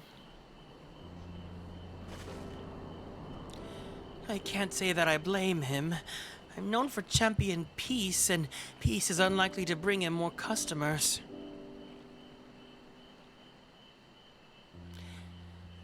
Those of our grandparents' generation remember the dark days when the clans were at war. Many of these Pelu pray for your victory, Wuklamat. The younger ones, though, to them, strife and bloodshed are as children's stories. They think themselves safe from these horrors and take the peace we now enjoy for granted. Still, others are unsatisfied with this quest of prosperity and crave the future like the second promise envisions. They've become obsessed with innovations like the dirigibles that have made trade swift and easy. Then you have, those like Havli, convinced that the first promise's plans for conquest will afford them opportunities for great profit. But what about you, Mablu? Aren't you of the younger generation? At least a year or two younger than me, I'd say. Oh, I was raised on the old tales. I memorized the accounts of what it was like when Yokui ruled our village. For some reason, watching this playthrough is getting me excited for Evercold. That's what it should be doing! We're reliving Dawntrail, we're experiencing the good times, and then Evercold's gonna come out and we're gonna be like, yes! That's why I offered to help. I want you to become Dawn's servant, to keep our nation from going back to the way it was. Well then, I guess I'd better make sure I win the contest.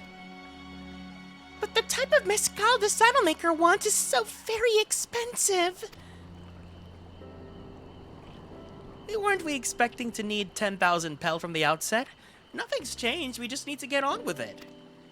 I may not have had a head for trade or the stomach for alpacas, but I won't give up with a piece of Tuliolal on the line. Then neither will I. We will make you done, servant. Aiming for that 10,000 pel chug right away will only bring us failure and frustration. So let's first try exchanging the wool for anything even a touch more valuable. The trick is to find someone who needs alpaca wool and is willing to trade at a loss to acquire it. Someone who supports your bid for the throne, for instance.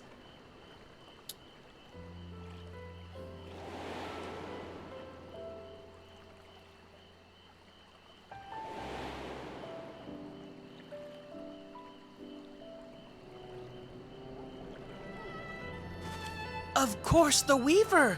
Bolnok was his name, I believe. He went out of his way to say he agreed with my vision and he was there to buy wool. I think I remember the direction he was going, but for now, let's head back to the road where we first met him.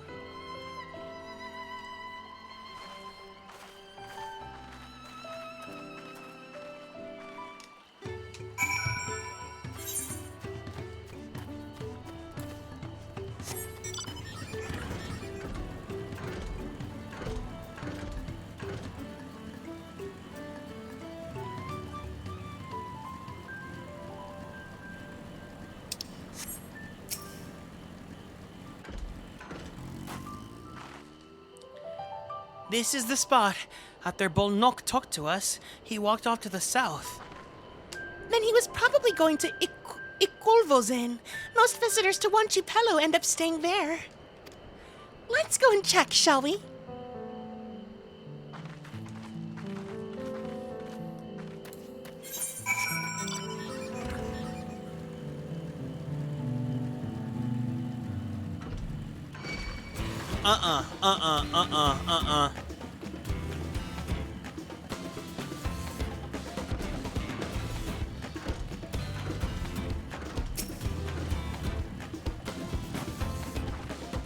Can I have that basket, Garrick?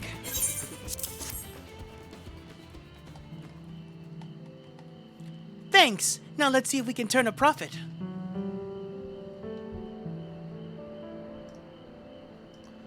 Bolnok, I'm glad we found you. Are you interested in making a trade? Third promise. You wish to do business with me? Might I ask what this is about?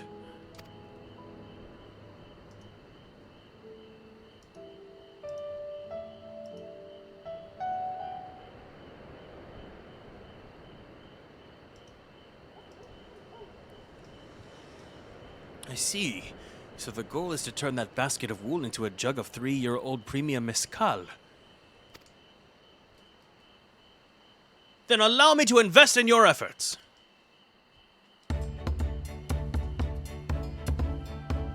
Peace in Tural is what allows me to cross freely into the lands of my suppliers. Naturally, I would prefer one that pledged to preserve that peace when thrown. Thus do I humbly offer you this wool poncho, a small token, I pray, that contributes to your victory.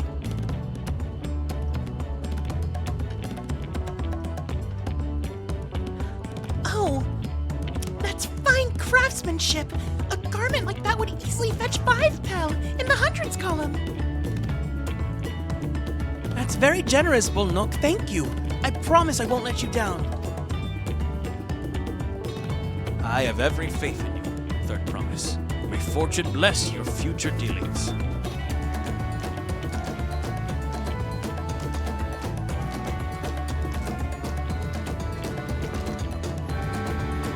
I can't believe you quintupled your investment with your first deal. We're off to a spectacular start. Only because Garrick remembered our Weaver friend. All I did was hand over the wool.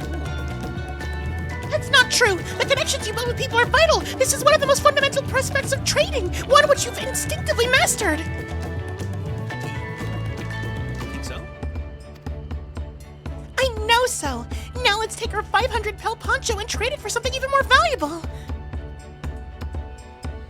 Here, Garrick, you take the poncho. If I lost it somehow, Aaronville would never let me hear the end of it.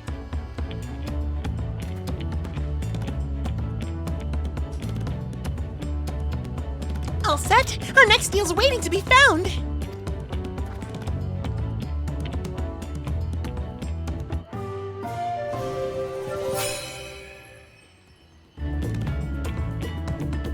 Success! You traded a 100... Excuse me. You traded a 100 pel basket of alpaca wool for a 500 pel wool poncho.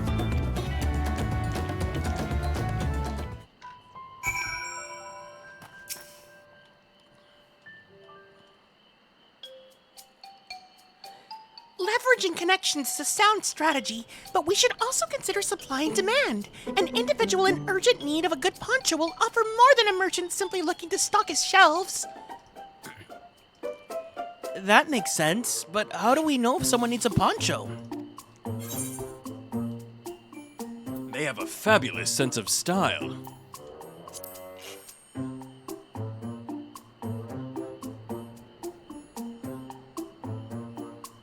It's a nice, sturdy poncho, but the design is traditional. I don't think fashion is part of its appeal. So only those people with a practical need would be interested. Wait, that's the obvious answer, isn't it? We look for a person without a poncho and hope they're eager to buy ours. Yes, there you go. We find a demand for our supply. So where should we begin our search for prospective buyers? There are any number of places, but we could do worse than starting right here at the inn. There might be interested travelers.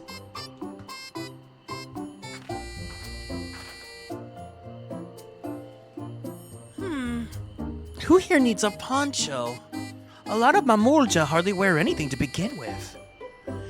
Those are probably Landsguard or sellswords. Mamulja, who soldier for a living, prefer not to wear much above the waist. It hampers their movements. So even if they have bared shoulders, Mamulja carrying arms can be struck off the list.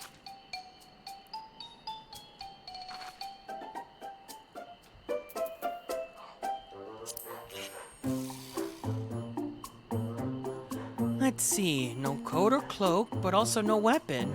Oh, we might have a winner. Hold there, friend. You're not a mercenary by trade, right? I was curious about your bold choice of dress, or lack thereof. Oh, it was no choice of mine, believe me. I was attacked by beasts on the way here and barely escaped with my scales intact. My coat was not so lucky. I'm actually a toolmaker from Tuliolal and was dressed quite smartly. All the better to show the Pelu I am a man who takes pride in his appearance and therefore his work as well. Now look at me. Well, sir, this is your lucky day.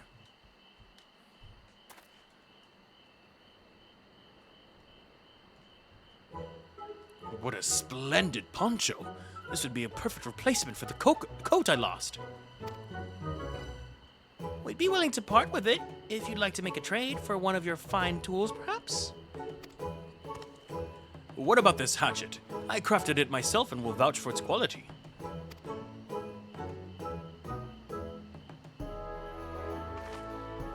The blade looks sharp and the heft well made. I'd value it 1 pel in the thousands column. Oh, from 500 to 1,000, we have a deal. Wonderful. A fine garment such as this should put me on even footing with any Pelu merchant. Like the eponymous owner of Miplu's mate garden, for one. Her field hands use hatchets to harvest the mate, mate, and I thought to impress her with the tool I sold you. No matter, I have other wares to sell. Glad I might to have you. I've never had mate before, but it sounds so good. Did you hear that? We've already found our next buyer.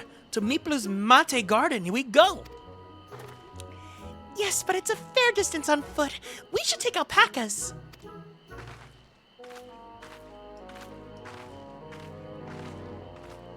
These ones will be the calm type, right?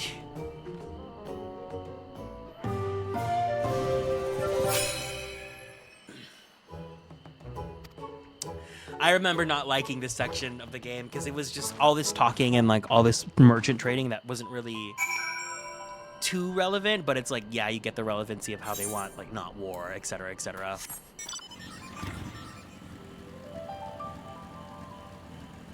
Gimme. Gimme, gimme, gimme, gimme, gimme, gimme, gimme, cool. I definitely like the Hanu Hanu more than the Pelu Pelu section of this.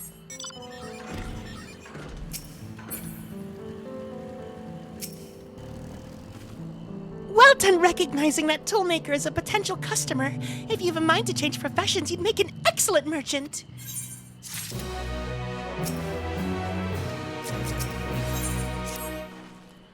Before we get moving, you should be the one to hold to this.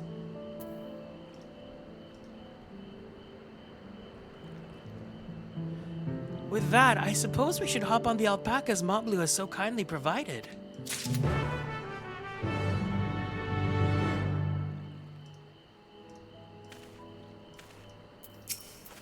Ready to go? Let's mount up! Yay, our little alpaca ride! And it's off to the Mate Fields we go! Please don't spit, please don't spit, please don't spit!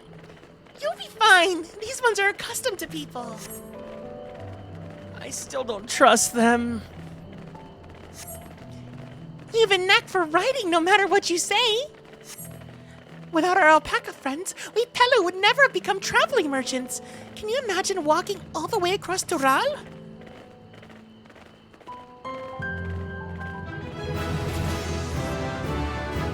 I swear that mountain is almost too tall to be real. Orcor Zomor. Wasn't that the name? A forbidding sight, isn't it? One I've never appreciated up close. You have to take the long way around the cliffs to get there, to the highlands belonging to the Yokui.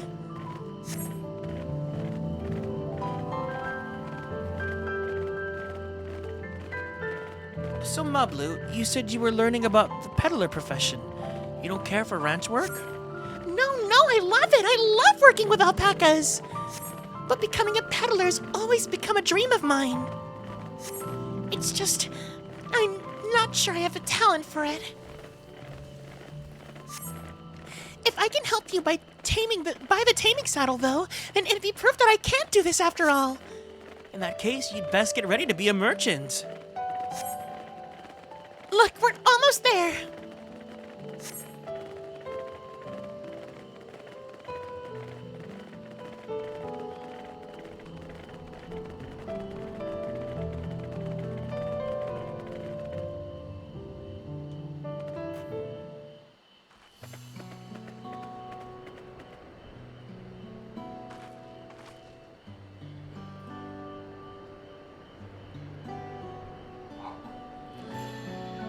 We made it, without a single smelly incident. I sent the alpacas back to Ikluvo's inn, so we'll walk along the main road when we return to the village. Speaking of roads to travel, you were adopted by the Dawn servant, weren't you, Third Promise? That I was. Then perhaps you understand. I was an orphan too, you see. Tobli took me in. He took in all the ranch hands, actually. All of them?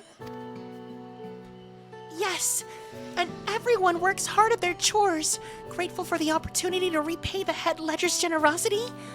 Yet here I am, the only one wanting to go off and be a merchant.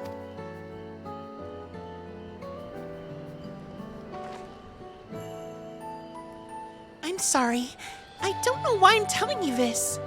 We need to keep trading things for your saddle if we're to prepare for the feat of gold. And it's mate harvesting season.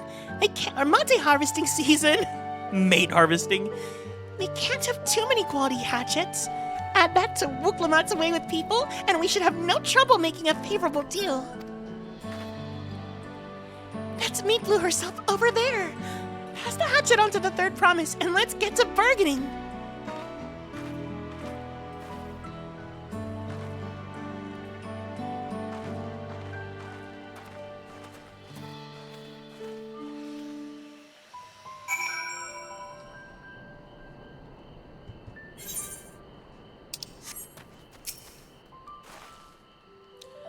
have that little axe for me?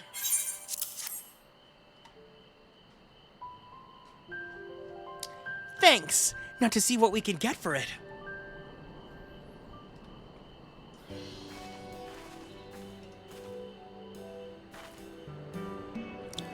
You're Miplu, the owner of these fields. I have a mind to trade if you're interested.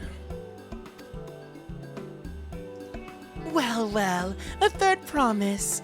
I might be convinced to entertain a proposal. What do you have on offer? This hatchet, forged by a seasoned artisan, the razor edge of this exceptional tool will make light work of your crops.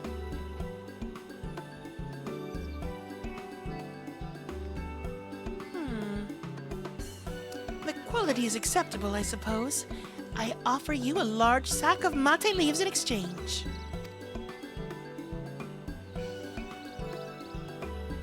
A sack of mate leaves is valued at 1 pel in the thousands column, the same price as the hatchet.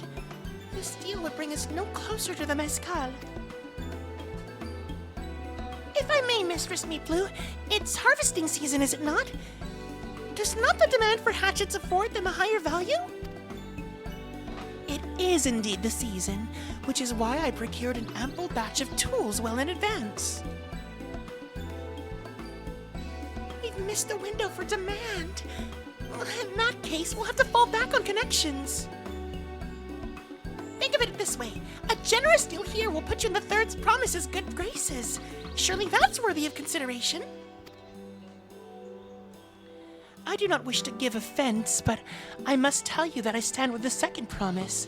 His innovations will improve every aspect of our lives, including farming, and I will no longer have need of hatchets. I assure you that I have nothing but respect for Wuk-Lamat. That is why I'm prepared to purchase a spare hatchet at a fair price. I suppose that it is fair given your reasons, but we ourselves would be no better off for the transaction. How about this then? If we were to help you bring in your harvest, would you give us a better deal? As a matter of fact, I would. Until Kona's reforms come about, I can always use more hands in the fields. Then you can go ahead and add our labor to the bargain.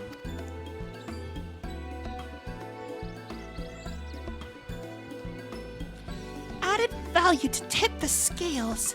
How could I have forgotten one of the most basic rules of trading? You can rest here if you like, Mablu. Garrick and I have mate together. Oh no, I'm helping too! Off to the fields then, and mind you pick the healthy leaves. I'll take 5 good bundles from each of you.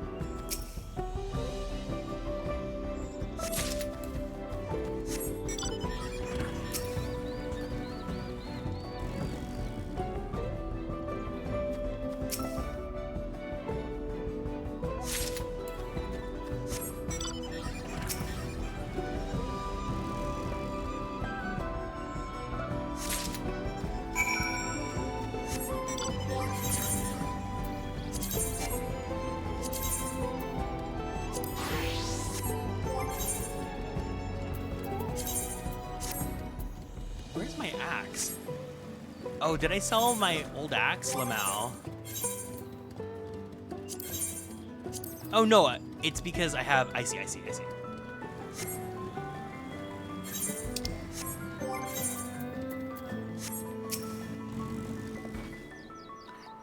You brought me some leaves then.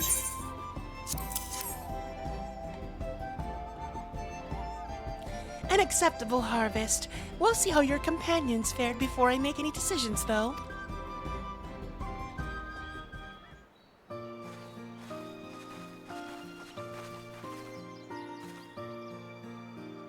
Here, we brought our fair share as well.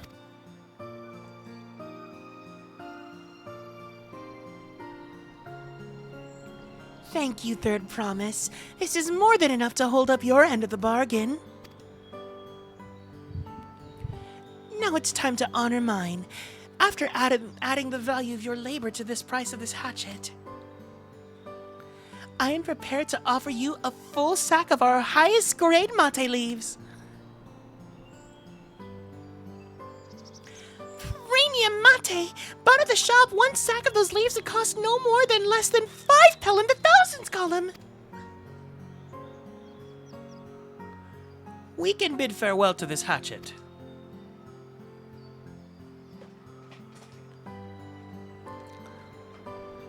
I'll give it a good home.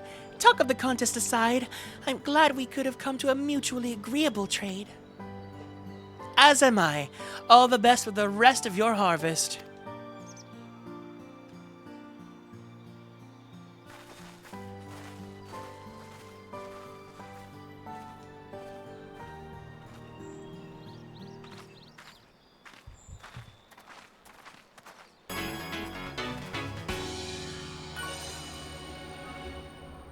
Thank you for the care package, Geb. Everyone, let's go ahead and stand up from our seats. Let's twist our bodies to the left. Twist our bodies to the right. Ooh. Stretch our arms straight up to the sky. Ooh. Roll out that right shoulder. Roll out that left shoulder. Very slowly, very gently, let's roll out that neck.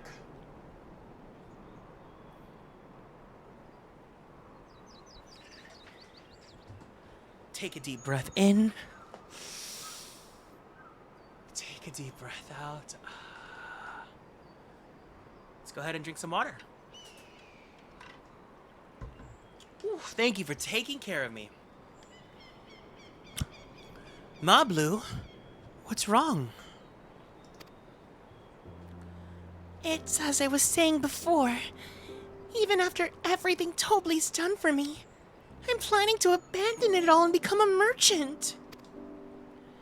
But then I needed your help after forgetting a basic rule of trade. How can I expect Tobley to accept my decision then? Have you mentioned your plans to leave?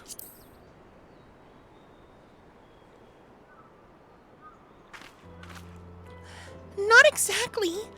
I wanted to prove I could succeed as a peddler before I declared my intentions. I seek to follow in my father's footsteps, but not because he expects it of me. I want to preserve Tural's peace, and becoming Dawn Servant happens to be the best way to do it. You should live a life of your own choosing, and I wouldn't be surprised if Tobley held the same opinion. So talk to him.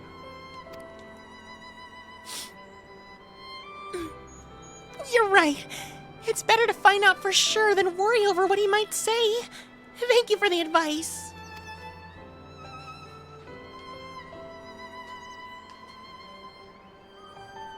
But first, we have a saddle to buy. I want that success under my belt so I can be sure of my decision.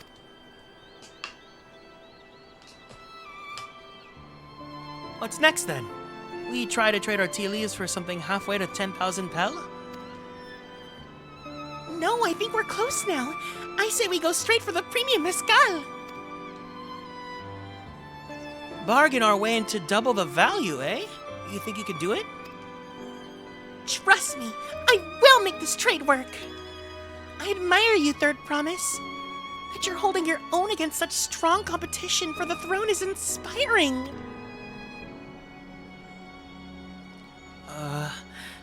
Am I really holding my own against Kona and Soralja?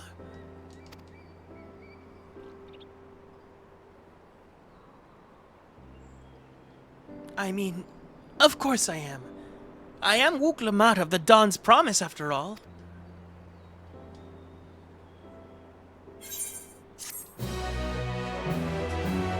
It's going good, yeah. We're almost done with this section, which means we're about to go to the first dungeon. Hi, Penguin Ghosty, welcome in.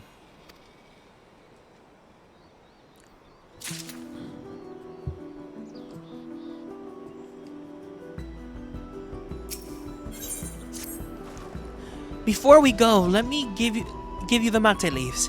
I don't need to risk proving Erenville's point.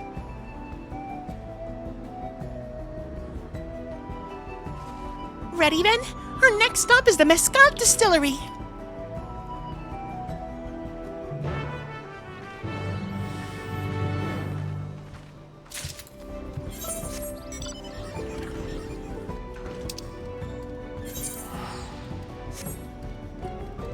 Oh, I'm so excited for that first dungeon, y'all.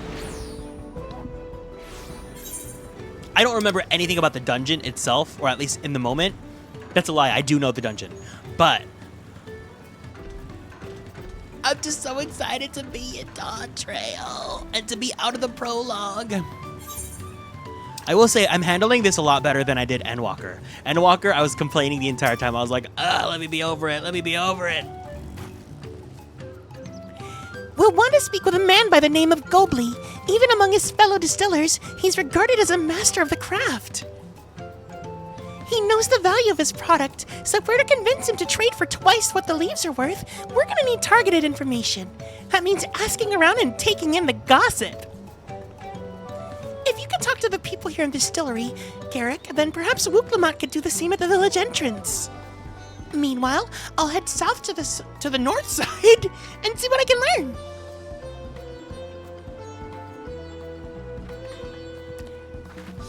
Yeah, no, the starts for X-Packs are so long because we're in the section where you go to the first two areas like split in half. So we finished the side with the Hanu birds. Now we're here with the little Toblies. There's not much I can say about Gobly, but I can tell you what Gobly's been saying. The other day he was muttering about monsters prowling around Agave Jaws. That's the field where they gather ingredients for the mezcal. Their presence has made it harder to procure said ingredients, and thus driven up the price of his product. A boon, some may argue, but it's hard to celebrate when it affects the work it does. Can't rightly bring joy to people if you can't keep making the things they love.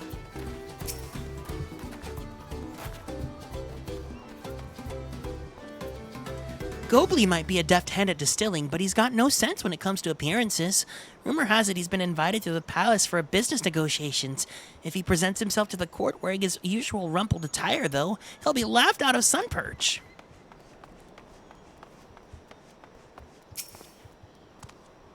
Me? I'm a chef from Tuliolal.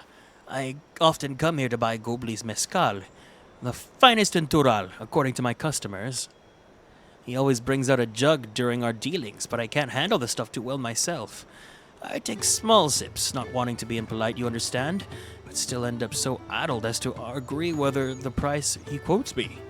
It would be nice to have less, potent refreshments during such conversations, else I might have to seriously reconsider our arrangement.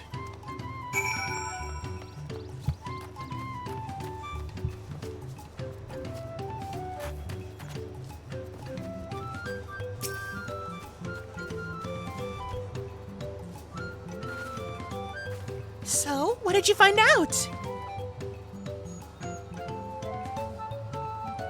Oh, we can make use of all those tidbits. The deal is gonna sealed. As for me, I found out where Gobly's working. There's a millstone at the top of the slope behind the distillery. You go on ahead and I'll bring Wooklamat.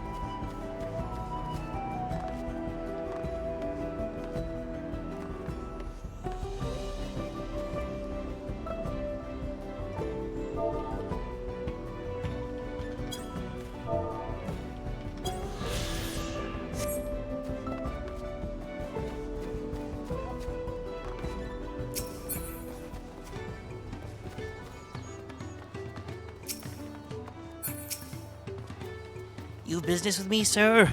Why don't we talk down below so as to not distract the alpaca from his work?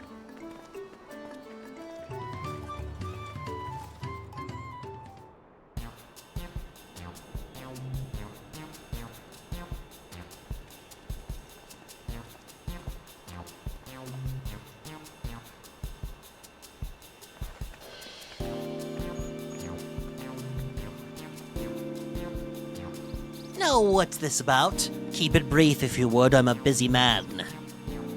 We're in the market for a 3-year-old jug of premium mezcal, assuming you have any on hand, that is. An excellent choice. I must warn you, though, it doesn't come cheap. We don't have fel, but we can offer a sack of mate leaves in exchange. It's top-grade stuff like the mezcal. No deal. Mate leaves are well and good, but I don't have any use for them.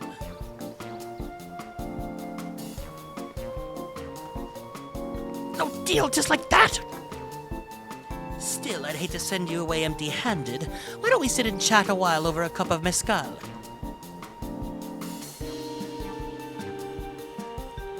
Now the real bargaining begins. Which of our cards do you want to play first?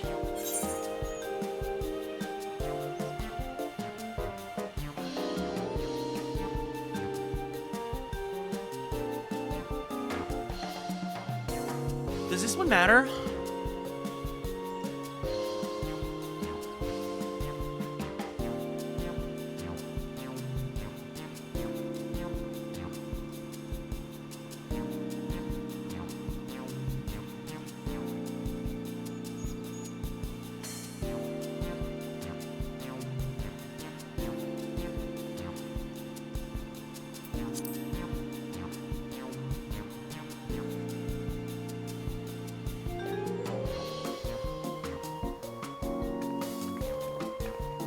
I appreciate your hospitality, but I'm afraid I can't hold my drink. I've heard one of your regular customers, a Hubiko chef, is the same. Seeing as not everyone can enjoy mezcal, I wonder if you might benefit from having other refreshments to offer. Something like mate tea, for instance, and brewed from the finest leaves, of course. Ah, you're right. Absolutely right. I'd noticed a growing reluctance on the part of my Hubiko friend, but I didn't realize I was myself was to blame. I must endeavor to be a better host. Still, even with that added value in mind, no sack of leaves is worth the mezcal you're after.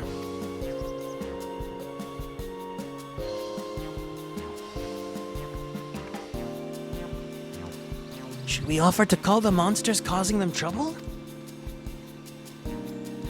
Not yet. We'll keep that card up our sleeve until we need it.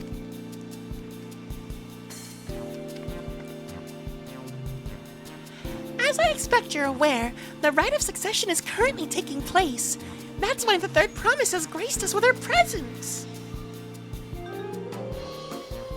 When the contest is decided, the subsequent ascension ceremony and banquet will be a prestigious affair. If your mezcal was to be served there, it would bring your distillery immeasurable fame. Wait, could it be that your rumored invitation to the palace is to discuss that very possibility? As a matter of fact, yes. I must admit I'm still reeling from the abruptness of it all. It would be a great honor and opportunity if I can secure the deal. Well, I should think your exceptional mezcal would speak for itself. That said, there's no such thing as being too prepared, and first impressions last. You'll want to be wearing your very best when you walk into Ffxiv. It would be such a shame to miss this chance of a lifetime supply simply for want of proper garments.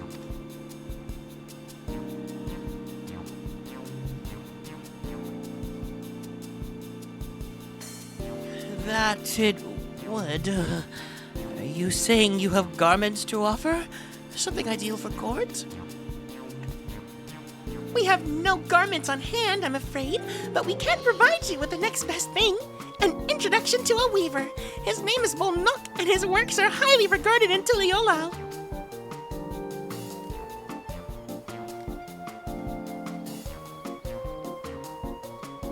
As As a supporter of Wuklamat and a keen observer of palace politics, he will doubtless be happy to guide you in the selection of an outfit to fit this golden occasion.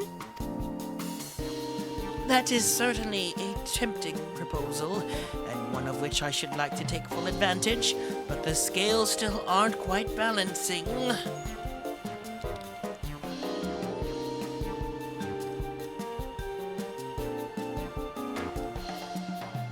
Say, weren't there monsters running amok in the agave jaws? That's a problem we could easily solve for you. Truly, I would be most grateful for your immediate assistance. I was resigned to hiring sellswords to clear them out. Factoring in that saved expense and an introduction to a trusted weaver, this is shaping up to be a sound bargain. All right, you have a deal. Yes, I knew you'd come around. Give us a moment and Garrick and I will take care of those prowling nuisances. In the meantime, I'll use the time to pen an introduction letter to Bolnok. The fields you're looking for are just north of Wanchupelo. Be safe!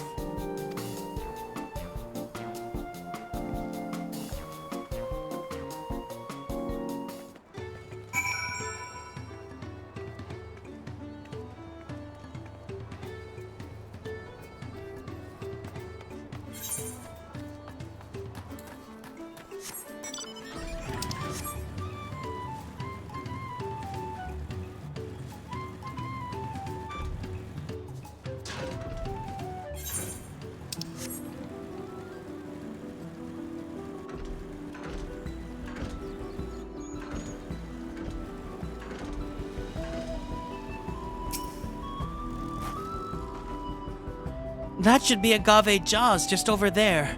This'll go faster if we split up. Come and find me once you finish clearing out your share of the pests.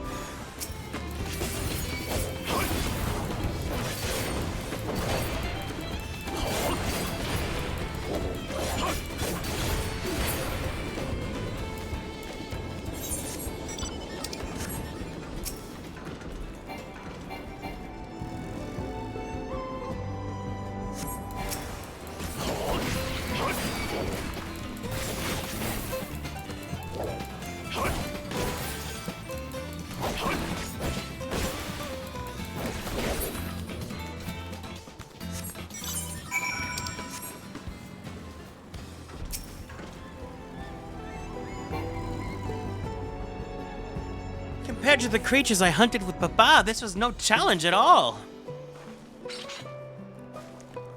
Come on, let's head back to the distillery. All that's left is to give Mablu the sack of leaves so she can seal the deal.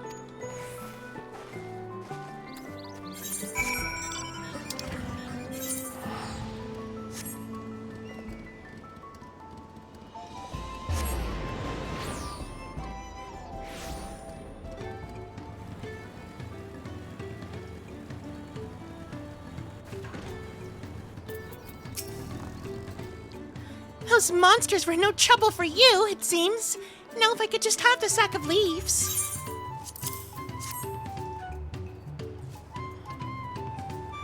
Thank you for looking after our precious trading goods.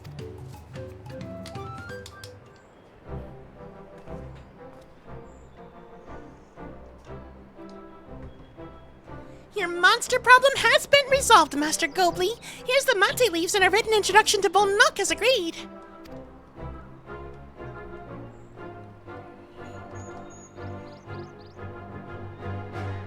Hiya, lovely bunny. Then the deal is done. Here, your jug of premium mezcal, aged 3 years. Please accept it with my compliments.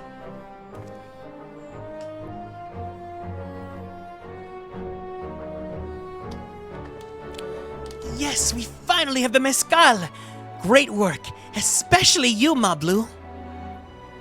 You were the one who inspired me to come this far, Third Promise. But let's not celebrate until we have the saddle in hand. Mablu, is it? You drive a hard bargain, young peddler. I look forward to doing business with you in the future. Thank you, but truth be told, I'm just a ranch hand. Should I ever become a proper merchant, though, I'll be back to strike more deals with you.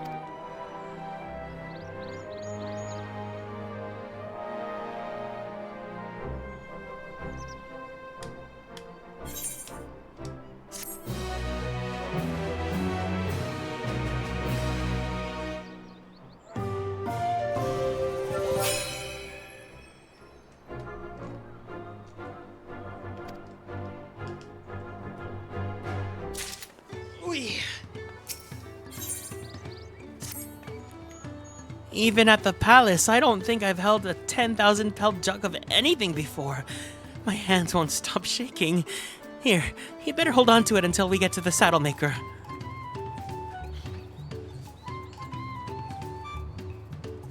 Can you imagine if we dropped it and had to start all over again? Luckily, Hadley's place is not far.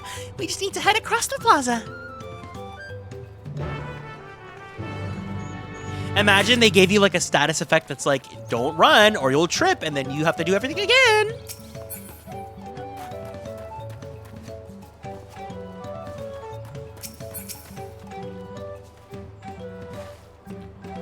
This is it. The trade we've been working towards.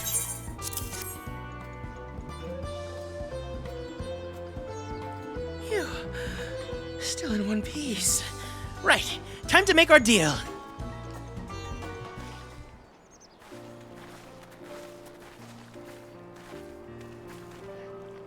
Get your tools ready, saddler. We brought you your precious mezcal.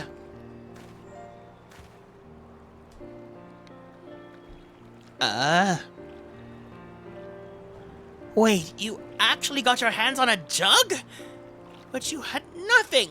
A few measly clumps of wool.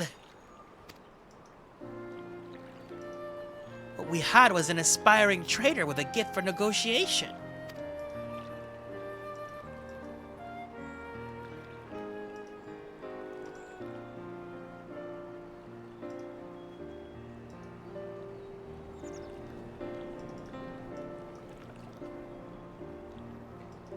Although I'd sooner aid no claimant but Soralja, I cannot go against the guiding principles of the Pelu Pelu.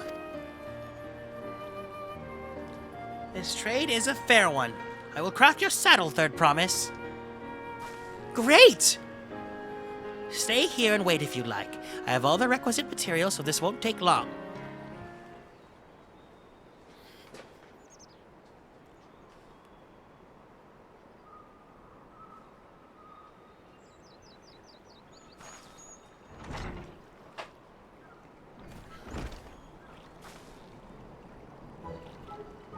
Your commission is ready. Catching a wild alpaca is never a simple affair, but you'll have an easier time of it with one of my saddles. Now, if you don't mind, I have other work that needs finishing. I can taste that smooth mezcal already.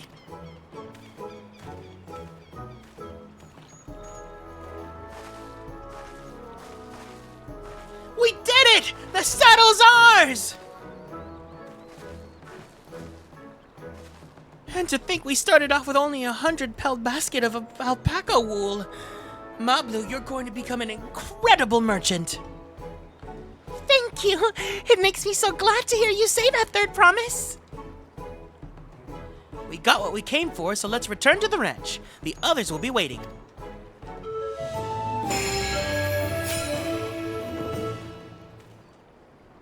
Success! You traded a 10,000 pelt jug of premium mezcal for a taming saddle. You know what part pisses me off the most about this? Is that we don't get the alpaca mount until we finish all of Dawntrail.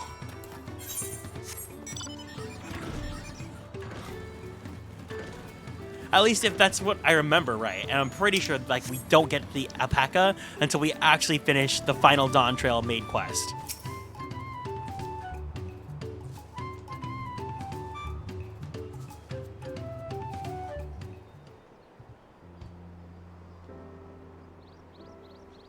You've acquired the saddle, then? Yes, and thanks in no small part to Mablu. Before you rush off to catch an alpaca, though, let me teach you how to saddle one. I'll bring out one of our wild-born friends so you can practice.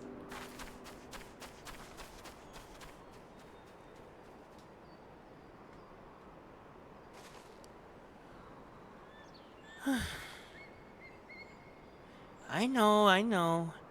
This is something I need to learn.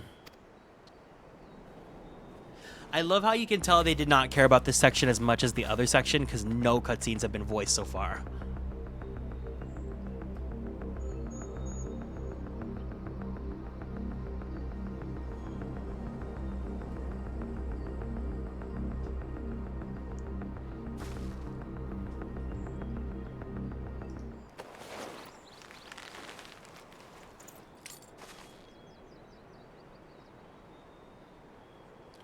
Great sunken gods, I did it!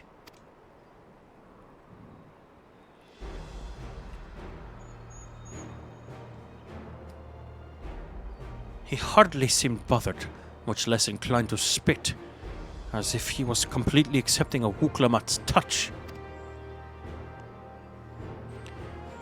That is because of the singular scent in which the saddle's been coated. Alpacas find it very soothing.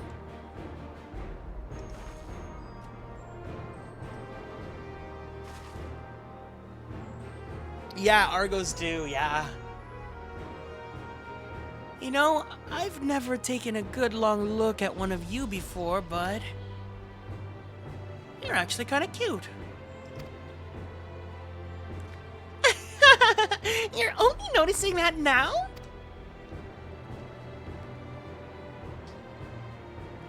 Sarota, he's back.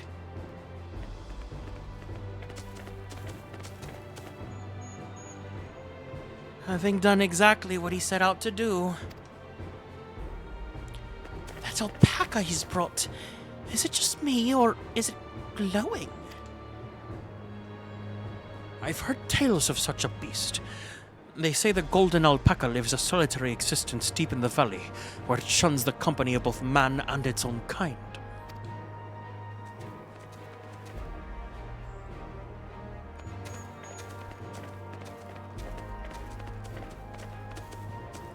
How did he manage to snare a prize like that?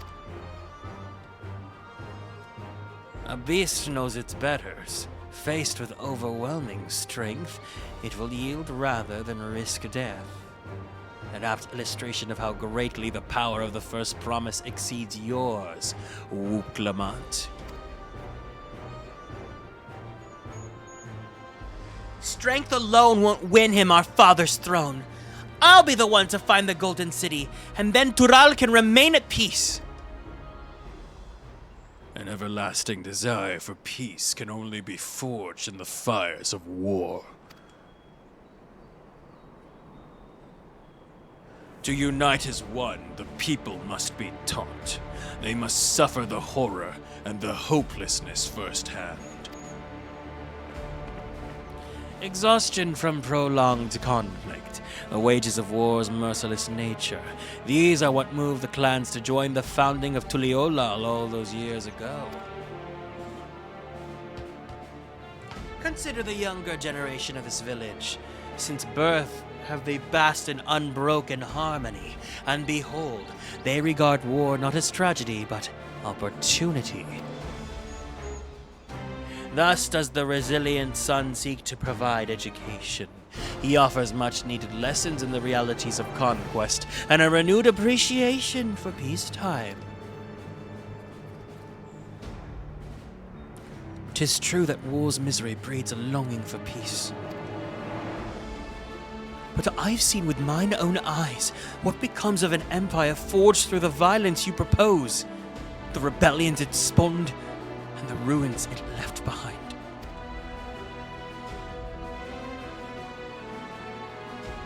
Garlean Empire was a congregation of simpletons.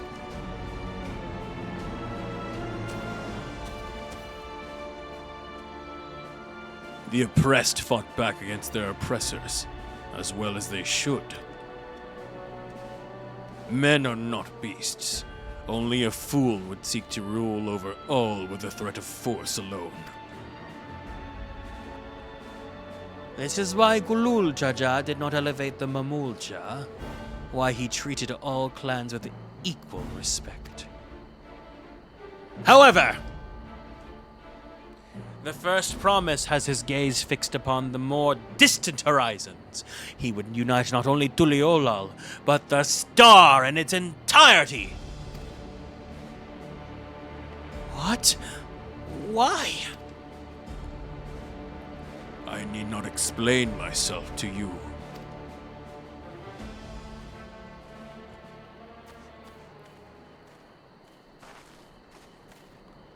Oh, well done indeed. The first promise is well done indeed. The first promise has completed the feat of gold with an appropriately golden flourish. May I present to you your much-deserved keystone? Futkami.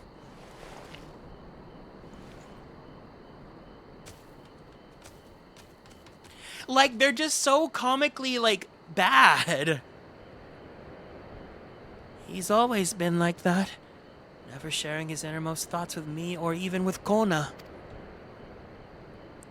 It's like we're not even family.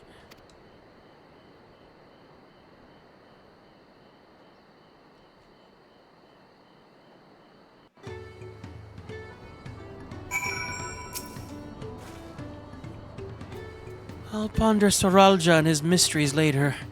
Right now I need to think about this. I have my saddle. I practiced how to use it, so lead on to where the wild alpacas roam. The valley of Orunkanka is northwest of here. Come on, everyone. Even if we can't enter ourselves, we can see Wuklamana on her hunt.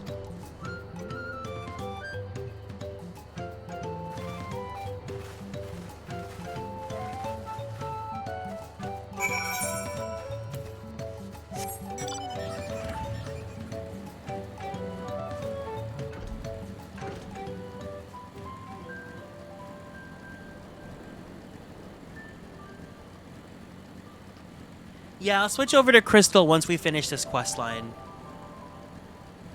I want to make it to the dungeon and then I'm going to call it because I'm so tired. But I want to do the dungeon.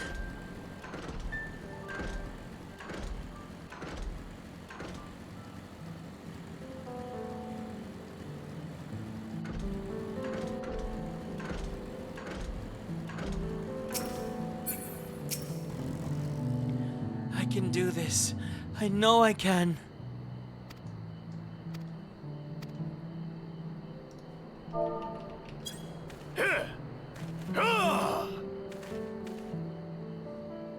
I should have done this section first because I knew that I didn't like this one as much as the other section.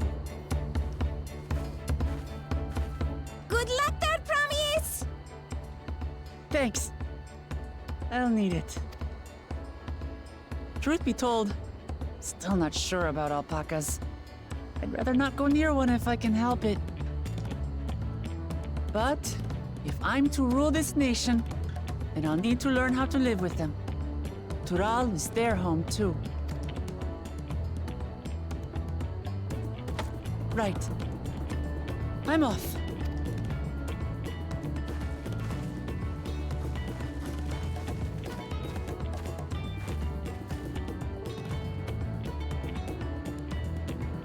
So, shall we head back to the ranch, or...?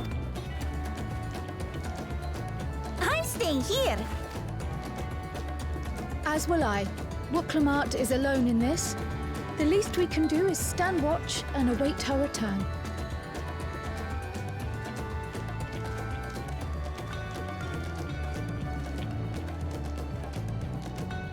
It may be a while yet. Help me pitch the tent.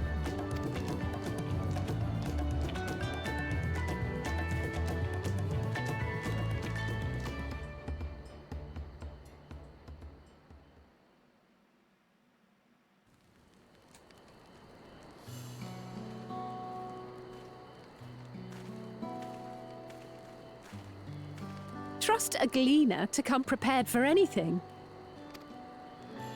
What's a gleaner? Someone whose job it is to travel the world and procure uncommon things for their employers.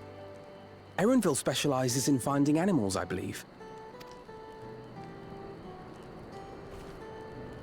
But aren't you a Shaitona from Shaktural?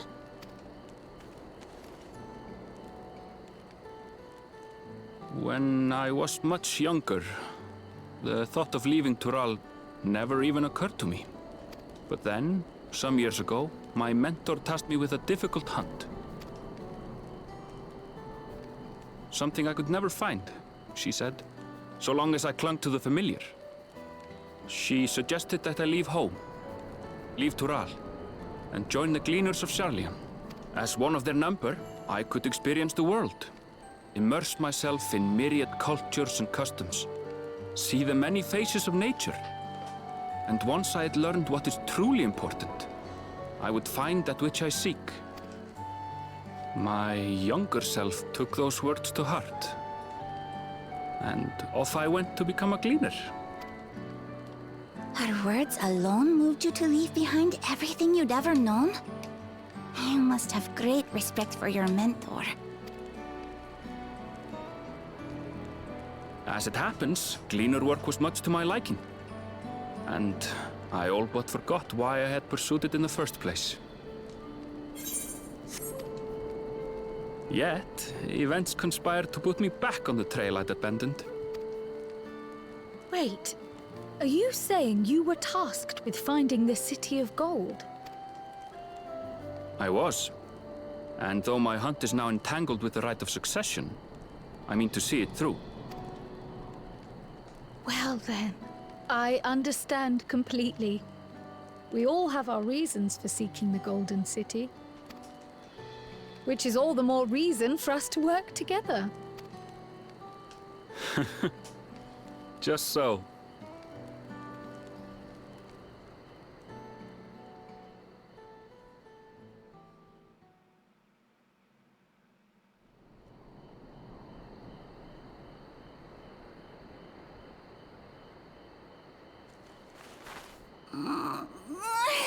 She should have been back by now. What if something's happened to her? We need to tell Tobli and arrange a search party. Wait. Do you hear that?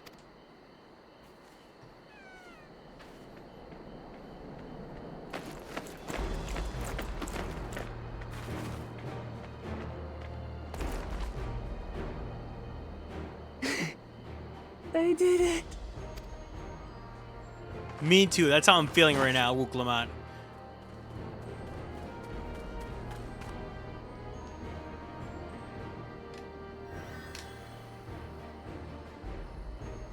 You're utterly spent, and small wonder.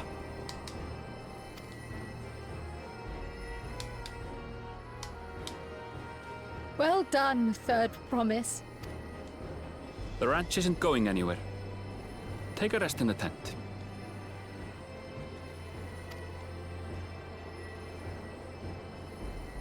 I think I will. Thank you all for believing in me.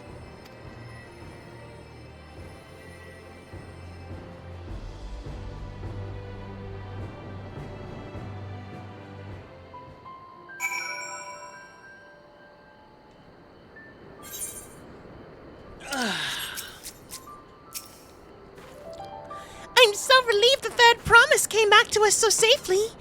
And the alpaca she tamed is a healthy-looking beast. Surely this will be enough to satisfy the feet of gold.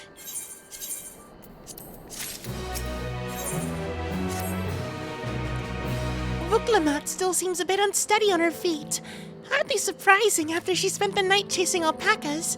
You know what will melt away fatigue like magic, though? Mate tea. I'll run to the ranch and get a pot brewing. That way you can take your time and the tea will be ready when you arrive.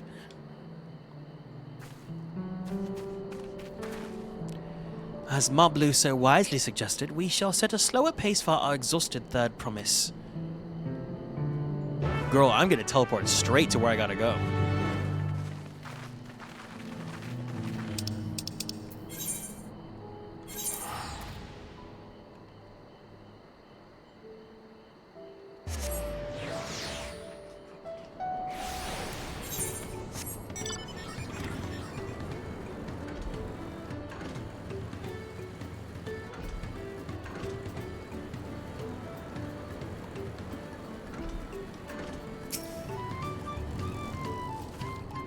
came back ahead of the others, did you? I should hurry along with the tea then. Wook Lamont can't be that far behind. Hello, Jinja. Welcome in.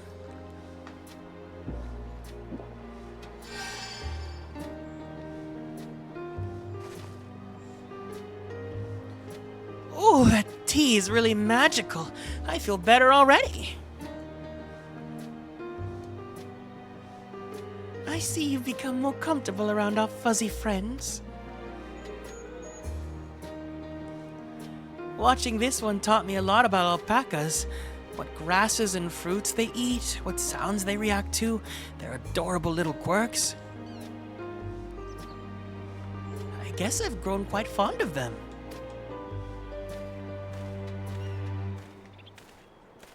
Welcome back, Third Promise. Accomplished for the feat of gold, have you?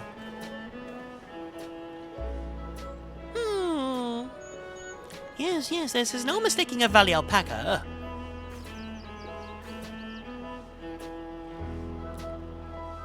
I commend you on your success. Well done. Yes, we did it!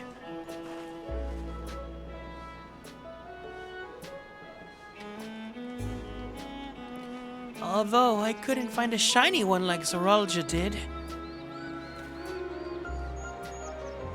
I'd be surprised if you had. Golden alpacas are born once but every few decades. They are elusive, solitary creatures that are rarely seen, much less captured, thanks to their innate physical and magical gifts. Only a single other person is known to have caught one before, that being Galul Jaja himself. Papa was chasing alpacas too? So my grandfather's stories say. It was before the founding of Tuliolal, in a time when the mountain giants, the Yokoi, held our people in thrall. Compelled by their overlords, our forebears would ride their alpaca mounts to the highlands and deliver gifts and food to other tributes. Those were wretched days, to hear grandfather tell it. Then along came the young Galul Jaja, yet unburdened by the mantle of Dawn Servant.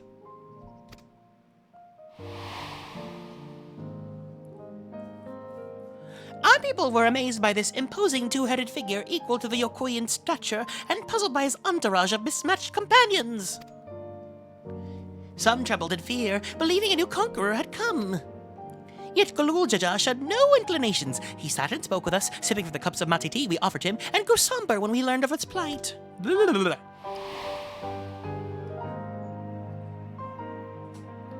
None could have anticipated what their visitor decided to do next. Galul Jaja ascended the cliffs to face off the giants and free the Belu from the Yokoi subjugation.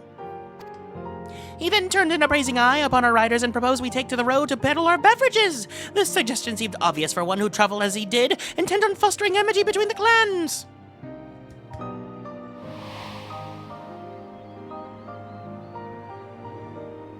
So it was that few words with Galul Jaja transformed us into a clan of itinerant merchants.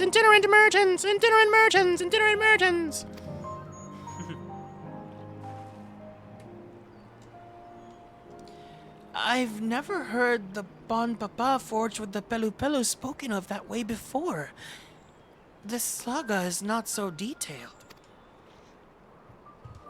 Then you may not know that Galul Jaja sought a sure-footed guide for his trek up to the highlands, thus did he capture a golden alpaca.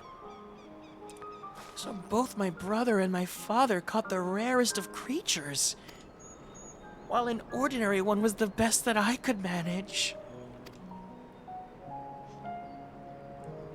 The feat required no more than that, Third Promise, and you brought back a perfectly wonderful beast. Mom Blue's right. You're a perfectly wonderful beast. If anyone's ordinary, it's me.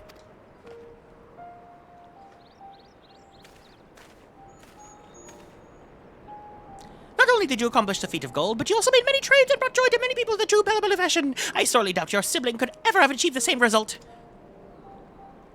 You should be proud of the accomplishments which earned you your keystone.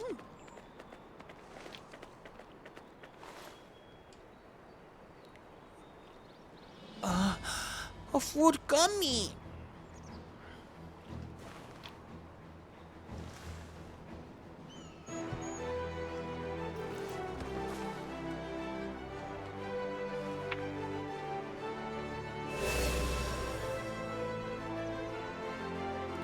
5 more to go. You're well on your way, Third Promise. We'd have been lost without you, Ma Blue. Thanks to you, I learned so much about the Pelu people and your customs. It might seem obvious, but I've come to realize the importance of properly knowing something. It was because I didn't understand alpacas that I was uncomfortable around them. I'm thankful to you two as well, Wuklamat. You've given me the courage to say what I wasn't sure I could ever say.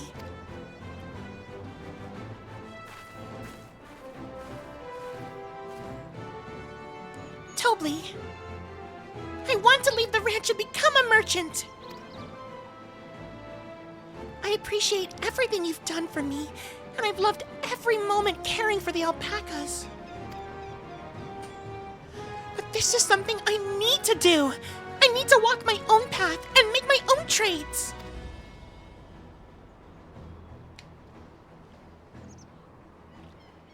As your parent, allow me to say one thing. I've always tried to give my wards lives filled with as much happiness as I could provide, yet never once have I wanted that to be the only happiness you knew. You have my blessing to walk any path you choose, Ma Blue. It gladdens me to hear that you found a calling you wish to pursue with such passion. You'll make an exceptional peddler, I'm sure of it.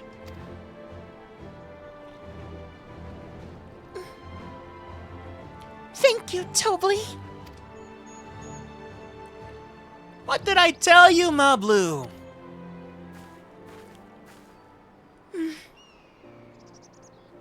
There's one last thing I can help you with, Third Promise. You need to find the Golden City, right? That's the end goal. Then I suggest you talk to the Yokui.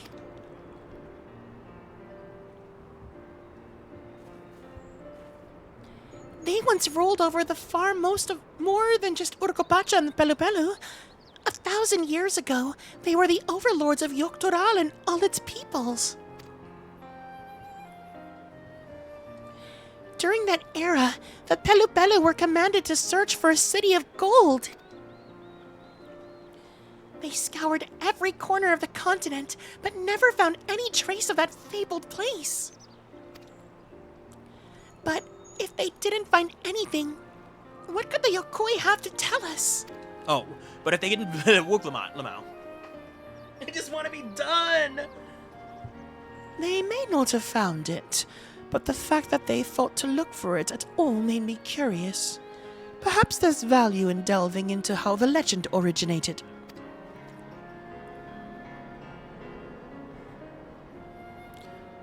We lose nothing from asking the question.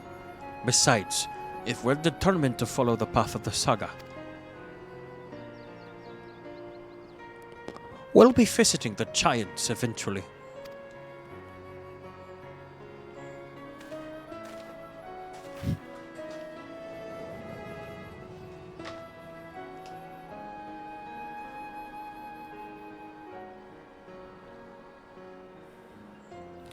Oh, Cryle, I have a question I've been meaning to ask, and since we finished with the feet, where did you acquire that earring?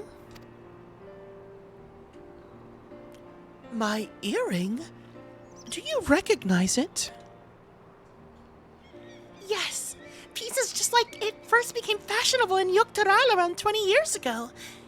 Since then, it's become common to wear one as a charm for safe travel.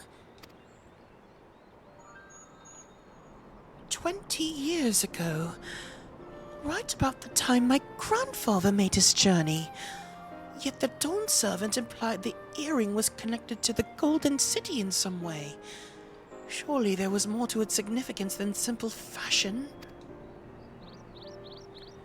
If you want to know more about how it first came to be crafted, I could try to find out. Seeing as it's a regular seller for many merchants, I'm curious to learn more about it myself. I would appreciate that very much, thank you. Jumping feet first into the peddler business, eh, Ma Blue?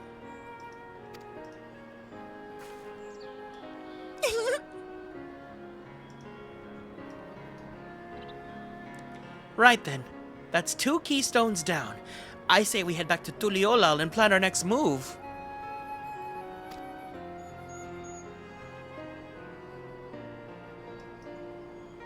Farewell for now, and thanks for all your help.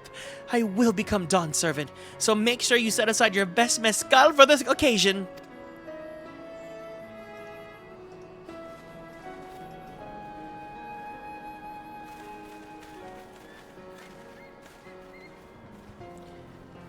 She is a fearsome opponent in that brother of hers. He even brought a golden alpaca to heal. But you've heard Zaralja's supporters talk. They might see opportunity in his expansionist ambitions, but they find the man himself intimidating. Terrifying, even. Whereas I've grown to love Wuk-Lamat. Everyone she meets will come to love her too. And that's why she'll win the throne. You might be right, Mablu. You might be right.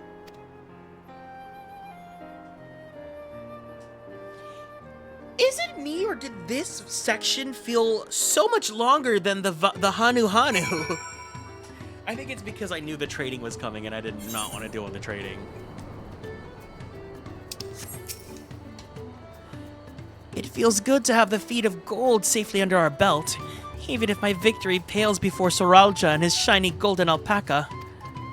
I know I shouldn't let it bother me, and gods, you've all been so supportive.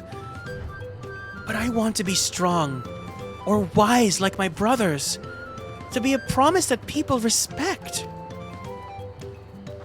Which is not likely if I stand here carrying on and on about things. Let's move on. Back to Shibalyavtie with us. The contest has hardly begun.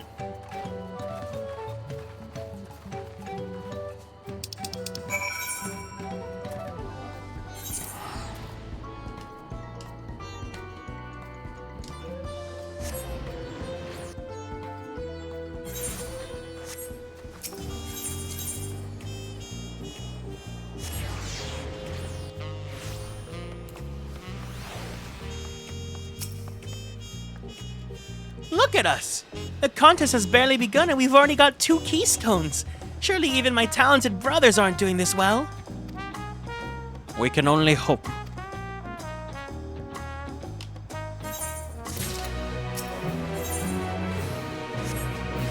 Okay, we are now at level 91, so we're about to go into the dungeon. Before we do that, let me go log out and go into Crystal, so that if anyone wants to join, we can play together. It only took 6 hours to finally get to multiplayer content.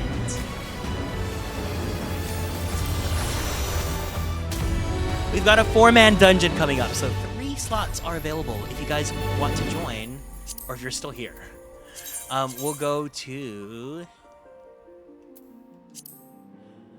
Crystal. Let's go to Goblin. Goblin!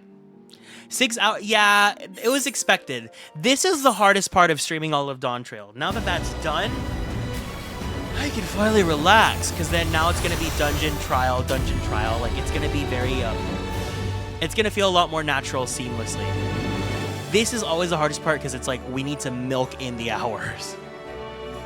And that Pelu section, I knew that was going to be the most, like, it was still cute, but I was like, okay, girl, let's finish this. Come on. So, if you want to join, we are gonna be in Crystal, Goblin, and then you guys know where we're gonna meet up. It's gonna be our new meetup place for anything that we do for Dawntrail. Meet up in Tuliolal at Shibalyavtie.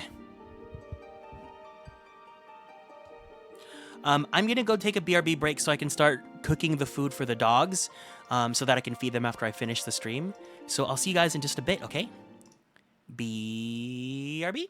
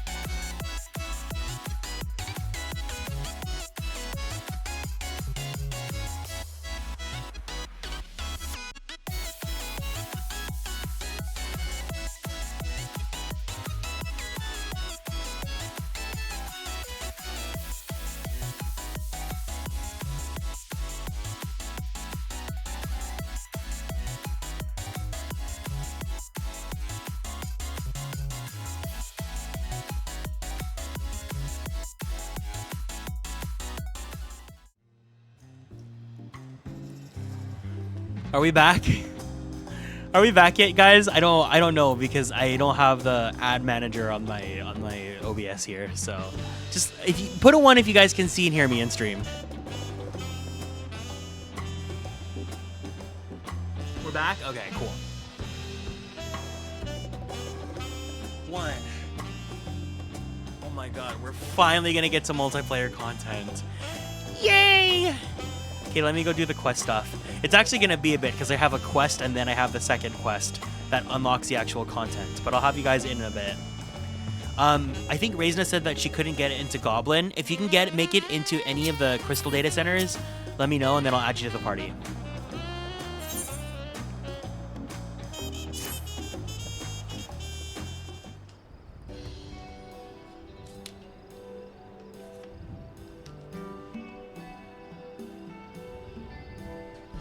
We've now won keystones from both the Feet of Reeds and the Feet of Gold.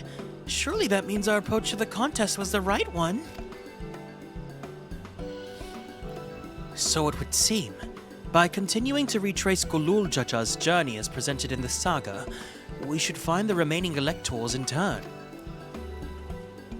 Then let's visit the Giants next. Like Kryl said, the fact that they were searching for the Golden City might mean that they know something useful. The home of the Yakois in the upper reaches of Urkupacha. Unless you're keen on scaling the cliffs, we'll have to take the long way around, through Kosama Uka. This route will take us close to the Moblin village, which is another important location in the saga. Since we'll need all the keystones eventually, it makes sense to pay them a visit while we're passing through. So we call on the Moblins first then. Let's head there right now! I'm afraid right now is going to be a problem.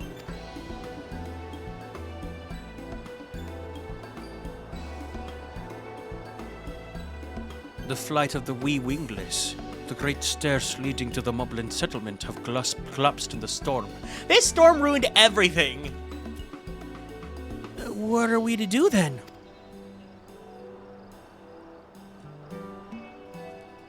There is an alternative, but it requires preparation. Until it's ready, you could rest at the cabins or see more of the city. Whatever you prefer. It's so hard rolling every R. Just to be sure, you'll accept any method of travel as long as it gets us to our destination? Of course! What do you take me for? Then as your guide, I will see to the arrangements. While it seems we have some free time on our hands, let us make the most of it.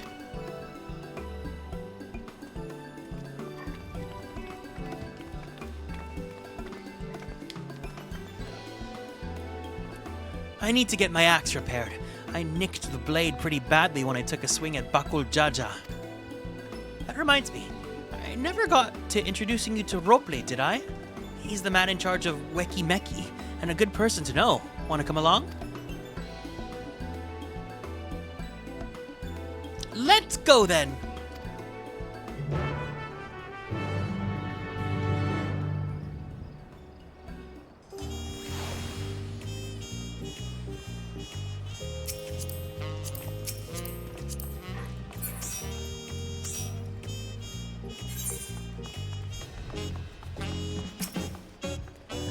Ready?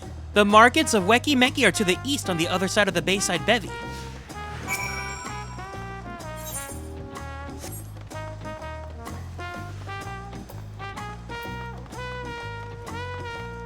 Wow, we've only done 19 quests today. Which is still a lot, because that's technically like 1/5 of the entire base MSQ.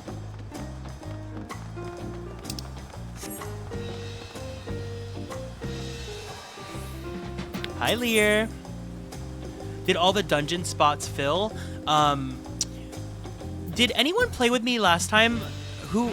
I know I haven't played with Blue Moss recently.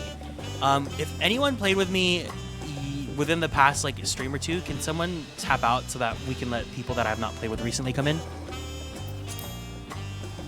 This is Auntie's Tacos, named for its owner here, the lovely Tiso. If you're after the best tacos in Tuliola, this place sits at the top of Shibaliaftie.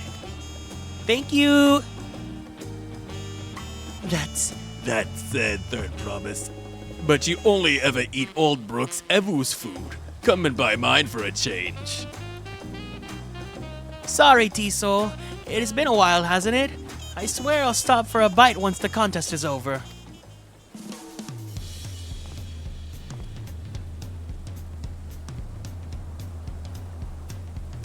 Oh my god, not you guys like trying to like stake out my stream.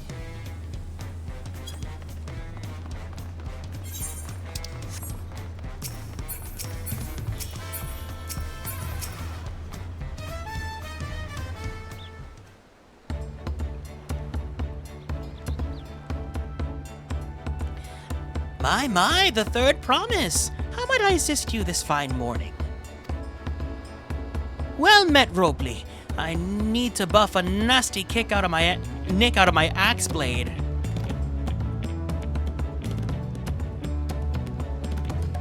Yes, it's been chipped quite terribly. Trying to cleave rocks again, were we? Something like that. Think you can fix it? You stand among Tural's most prestigious gathering of artisans and ask this question? Just child's play. We'll have it repaired for you in 2 shakes of an alpaca's tail. Good to hear.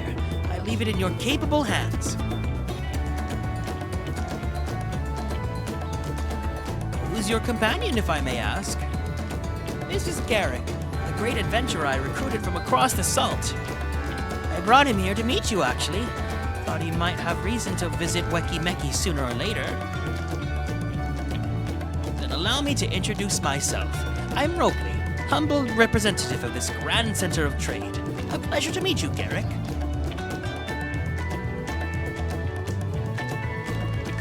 You there! Stop dithering in the shadows and announce your business already!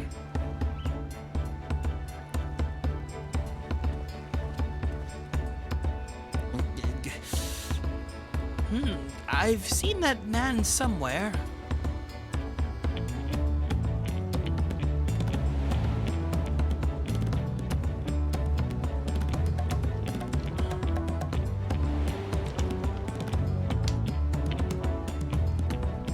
Ugh.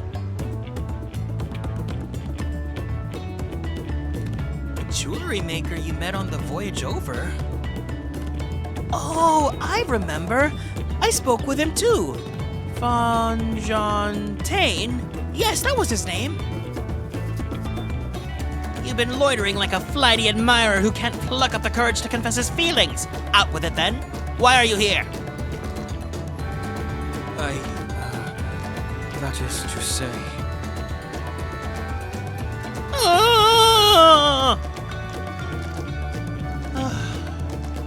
I wonder if he could use someone to talk to. I say we go and ask. Let me know by link pearl if you find him first.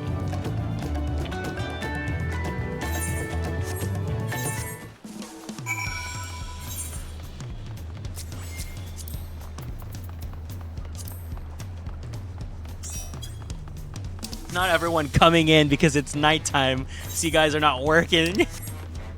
Yay, everyone's here! I wish today was a trial day though. We only have the dungeon. Oh my god, Lear, you missed the stream where I was looking at magic cards and people were telling me all about the hunks. But there's only one hunk that's on my eyes right now with Magic the Gathering.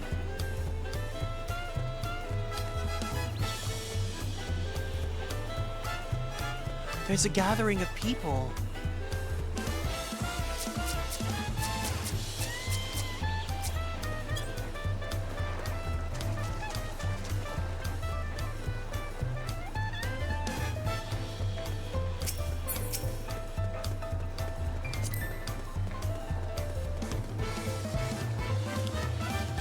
You were conversing with Master Ropley.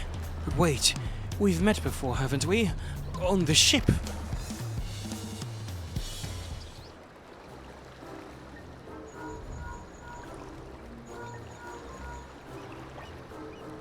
You found him? Good, I'll be right there.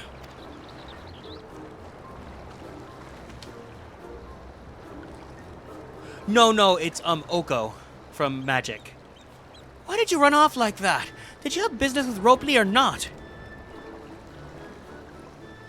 Please, you needed to concern yourselves with my affairs. I'm undeserving of such attention.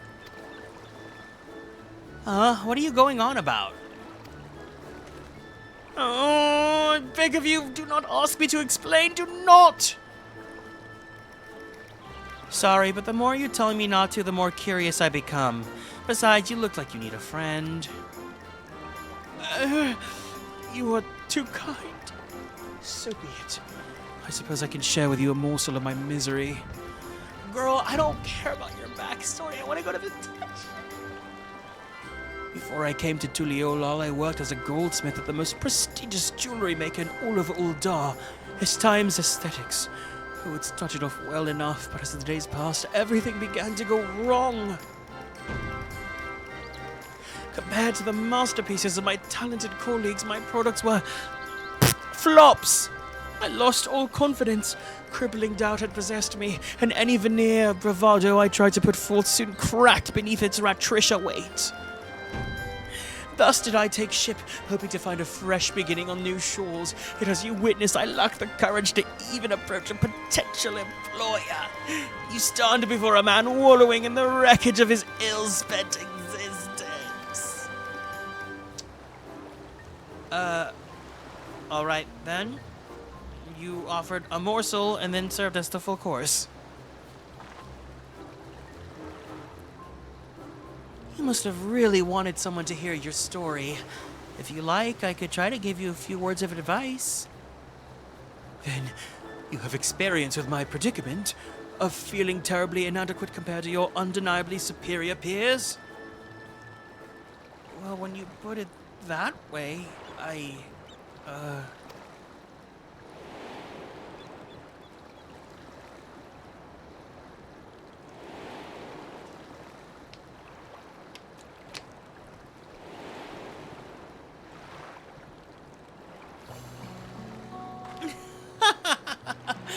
Not me.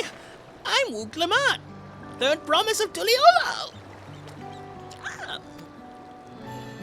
Sickening. Daughter of the Dawn Servant. Oh, of course you're a member of the royal family. Please forgive my presumptuousness. But what of you? Have you ever measured your work against that of your colleagues and found yourself wanting?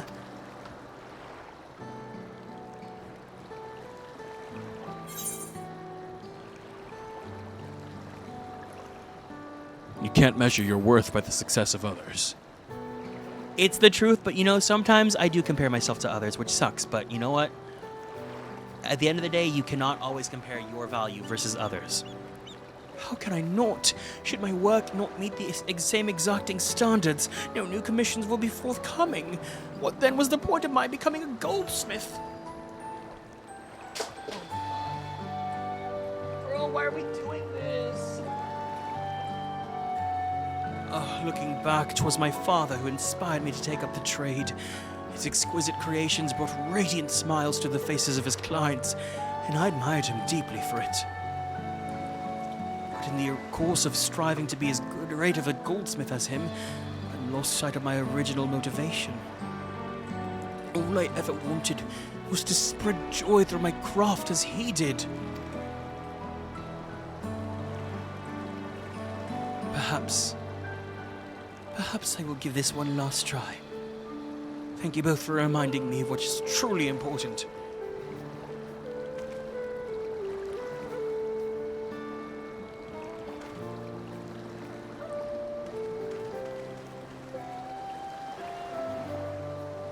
What is truly important?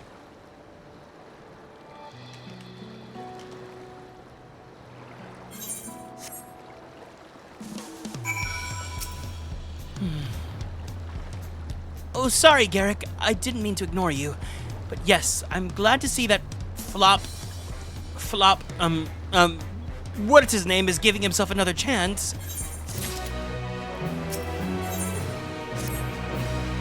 I can't help but wonder if Flop will follow through. Let's see if he's actually gone to talk with Ropley.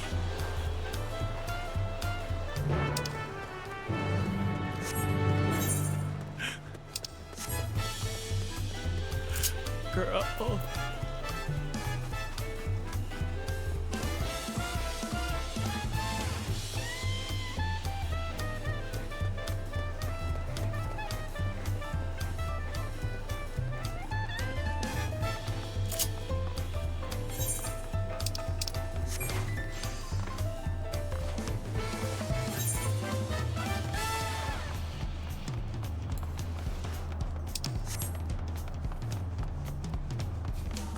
Flopping we would never. I was like, girl, why are you adding on like 10 minutes of your trauma dumping? This does not matter right now.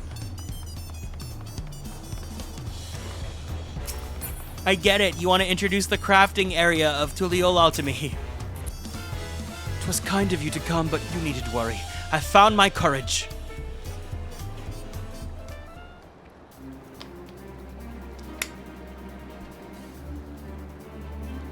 Pray accept my apologies for my earlier behavior. My name is Fonjontain, and I am a goldsmith from Ul'dan, faraway Eorzea. I realize this is a bold request, but I should like to continue practicing my trade here in Weki-Meki, if you will have me. I ask only for the opportunity to bring happiness to others with my creations. So that's what that was about. You were looking for work.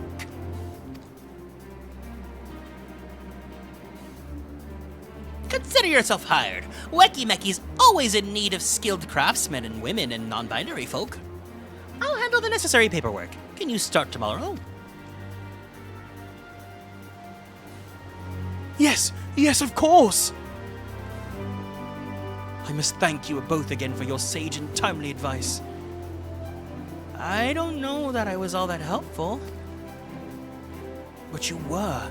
Had you not come to speak with me, I would not have had the moment of much-needed self-reflection.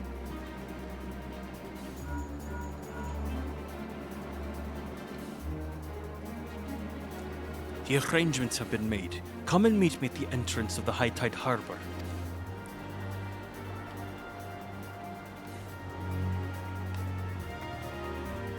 Oh, I almost forgot. Do you have my axe ready, Ropley? Ready and waiting. Behold the sublime touch of a wecky-mecky artisan.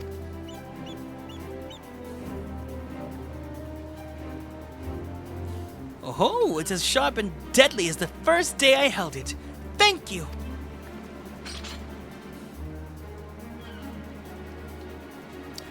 Well, good luck to you, Fongentain. Let me know if that doubt creeps back in. I'd be happy to talk you out of it. As for us, we should head for the harbor. We don't want to keep Erinville waiting. Bye, Flop! I'm a flop!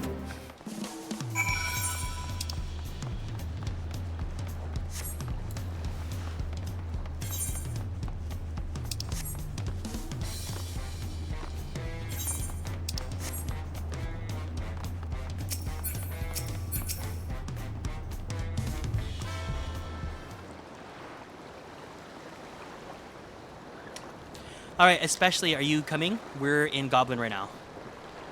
Enough with the secrecy. What's this big plan of yours? Look there. That is my big plan.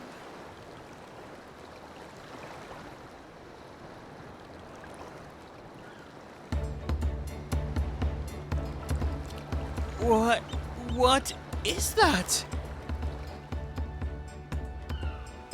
It's a Punuti.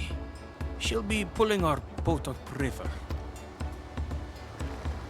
How do we know she won't thrash about and sink us instead? They're gentle and timid creatures. For the most part, she's unlikely to cause a fuss unless you give her reason to.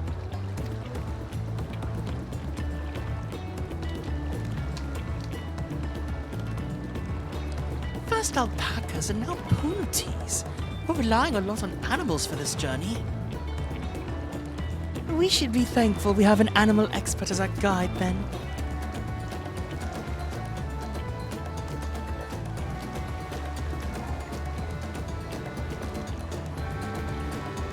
But did it have to be my old nemesis?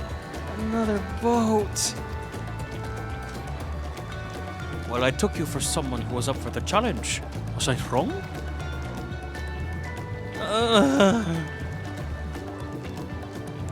Long ago, when fighting still raged between the clans, the inhabitants of Kusama Uka rode those riverboats to move swiftly through hostile territory. But the vessels see little use with Tural now at peace, so I was able to borrow one of them which remain. I did consider a dirigible, but the pilots warned me that the updrafts near the falls would make landing difficult.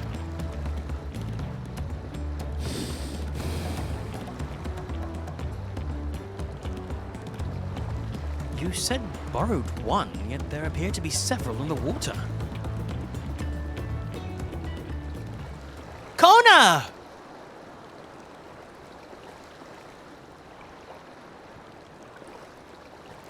Lamaty'i. Traveling up the river, I presume? It seems that way. Does this mean you've earned 2 keystones already? I can't believe how well you've managed despite undertaking the contest alone.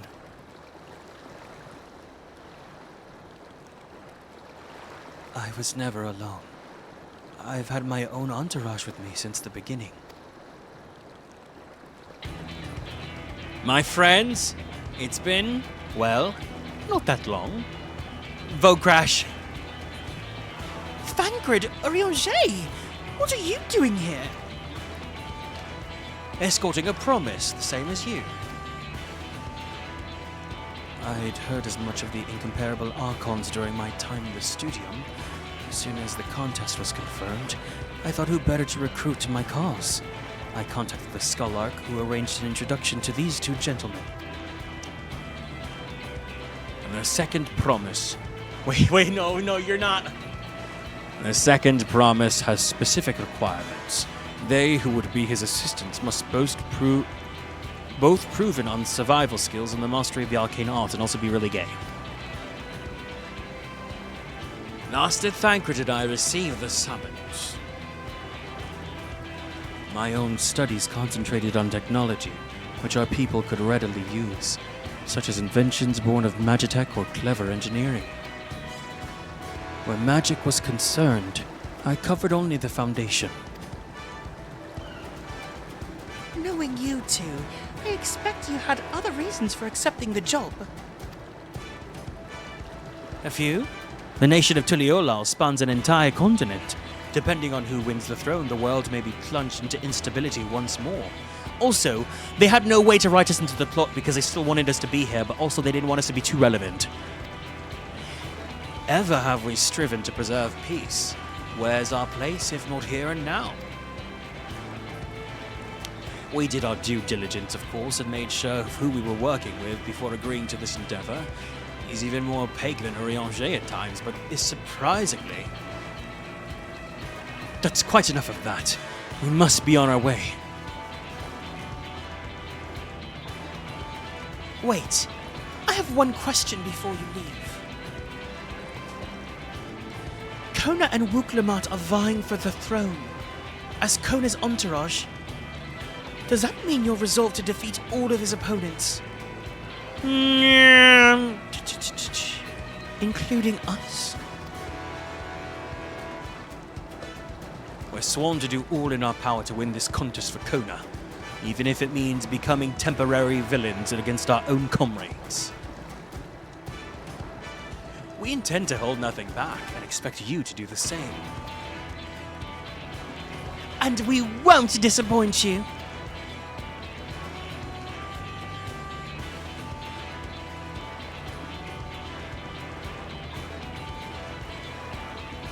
I thought you were taking a boat. Even if you had been forced to travel on water, and the others will be doing the same, I would rather walk than risk confrontation on a leaky barge with no possibility of retreat.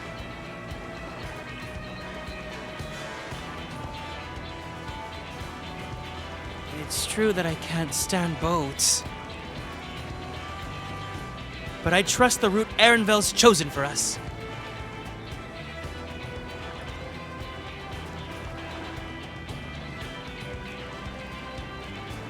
Leave the handling of the Bunuti to me.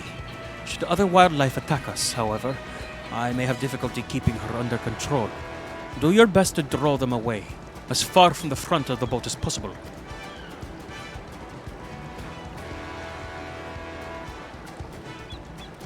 Then we shall remain on deck and stand guard, although it may be wise to have at least one of us sit up front with Erenville just in case.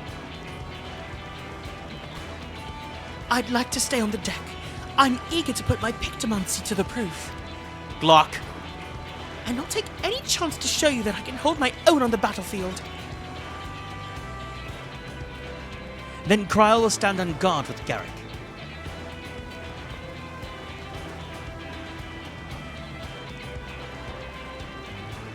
I'll keep Erenville company then. With my blade, I can respond more quickly to threats than Alphino. Thank you. If a fight breaks out, then I'll try to stay out of your way. And I shall endeavor to provide aid where is it needed. I can do that as well. That should cover most eventualities. Secure your gear and board the boat when you're ready. Girl, chop chop! I want to do a dungeon! It's been 7 hours! I'm so impatient right now, but it's because we waited so long to do anything. Flop, flop, flop. Let the hunt begin.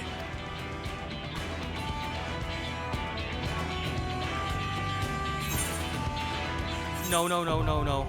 Okay. Oh my god, finally. Finally. Finally. A dungeon. A dungeon.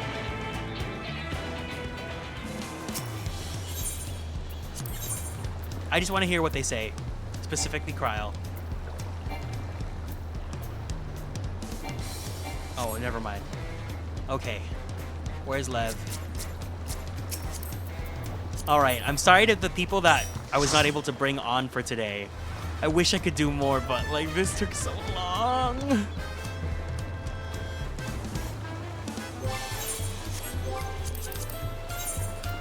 But thank you for everyone that wants to come today. I really appreciate it. You guys know the drill. Afterwards, we're gonna take a picture. You know.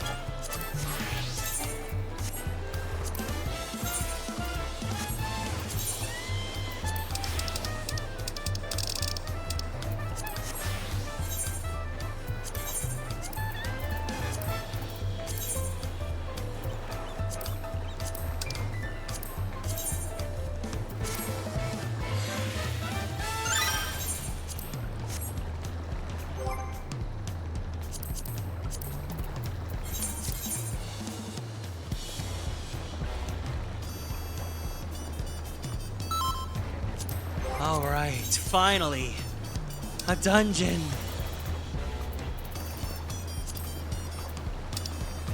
What? Oh.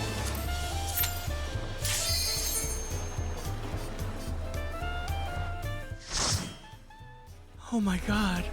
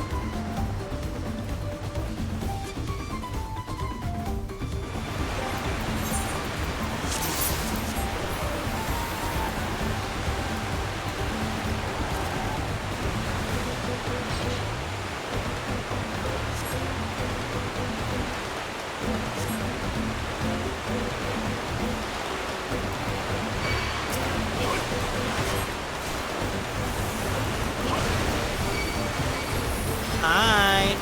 Hi.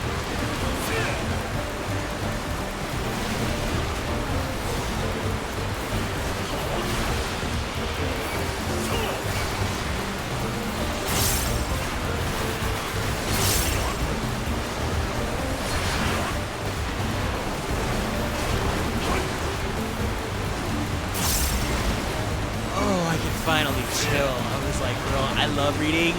I'm so tired of reading. I want to unga bunga.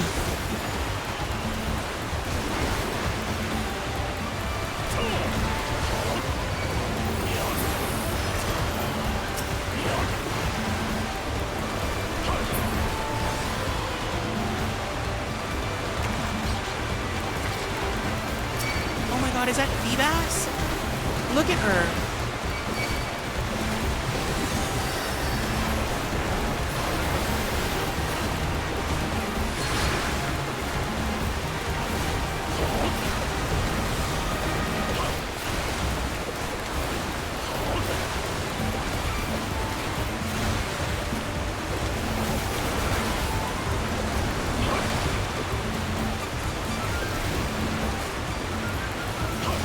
See angels falling off, girl.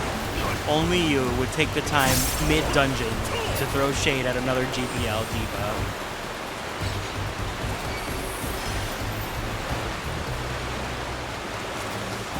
We're in for rain, it seems.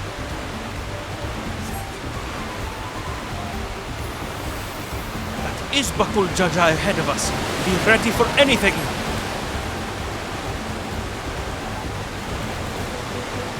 Come closer. We have something. A gift, courtesy of the blessed siblings.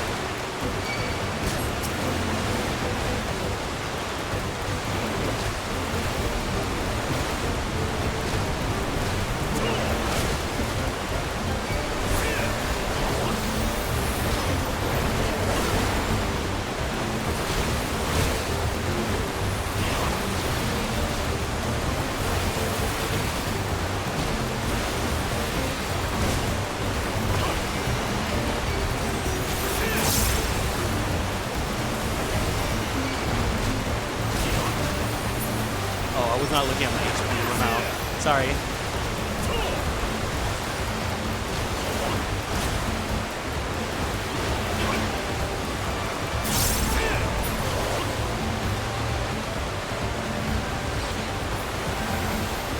Ah, this is not what I planned. Just have to improvise.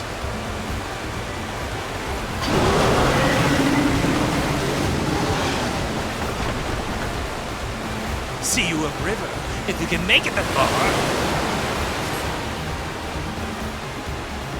Hurdling our boat was a cowardly move. Erenville, we're losing speed! The harness is broken. I'm sorry.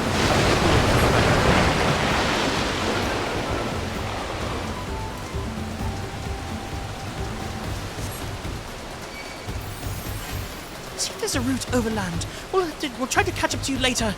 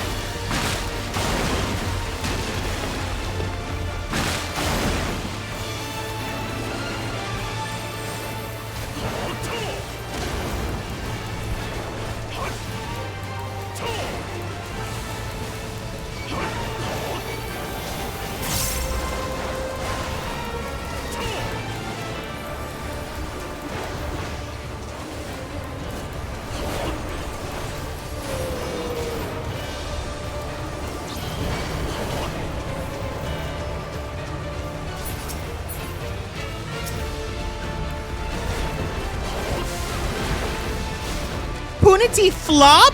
That's the name of the attack?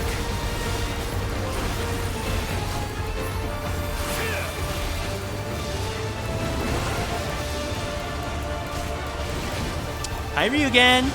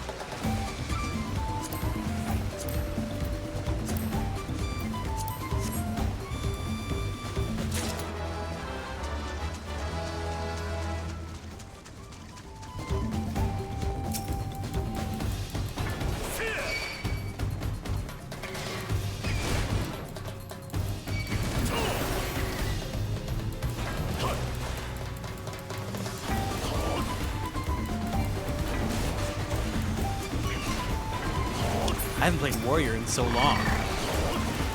I forget like most of my toolkit, which is just bloodletting.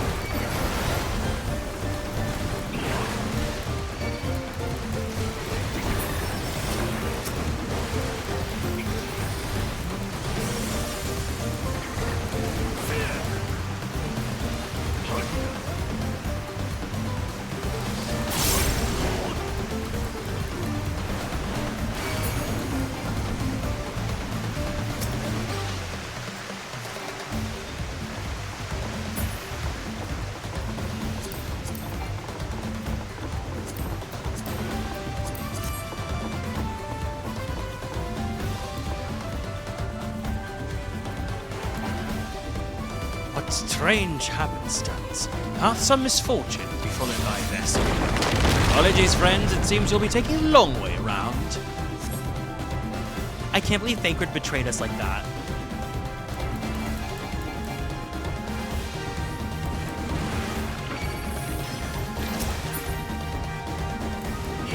A man? A slime man? Oh, it's us! Wait, that's Garrick! That's so funny, actually. That's really funny. Look at how huge Garrick's slime is.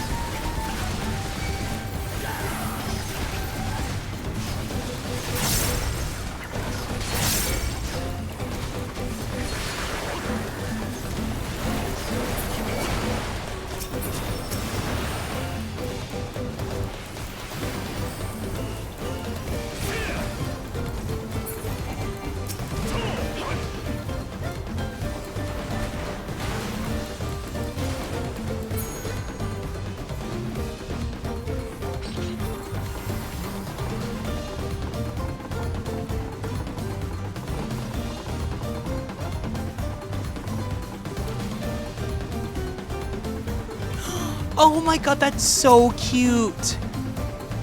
That's a much better Drowsy than the Pokemon Drowsy.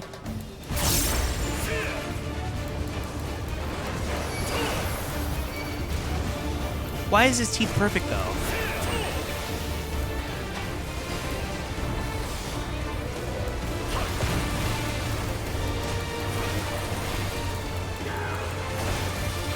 Wake up!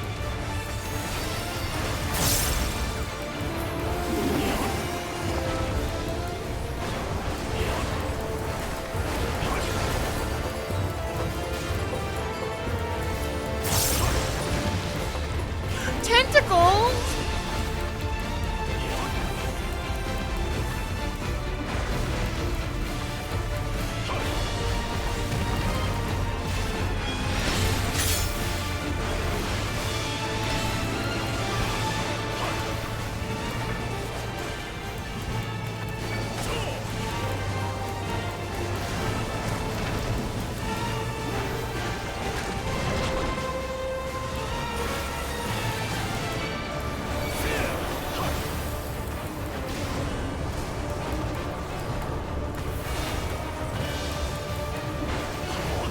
Spit! Oh, the blobbies!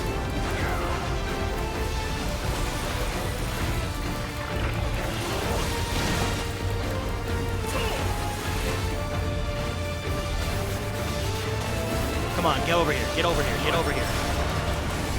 Get over here.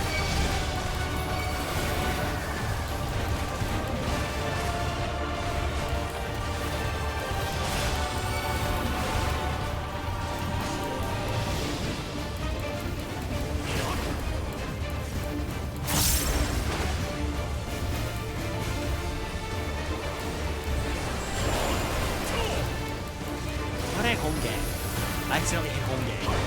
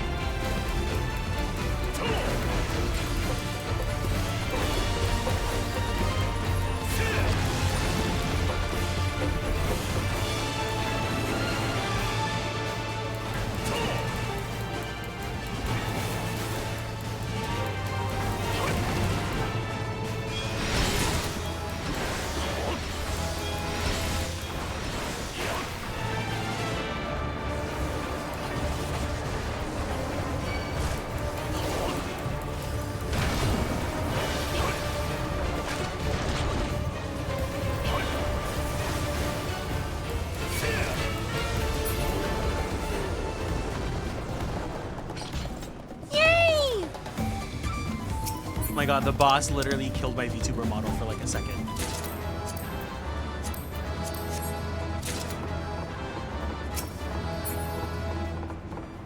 One more boss, let's do this.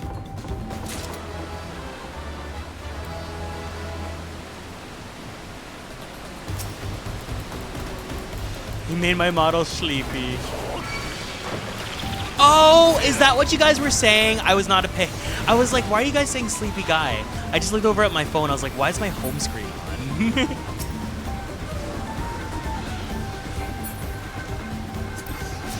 Lamau.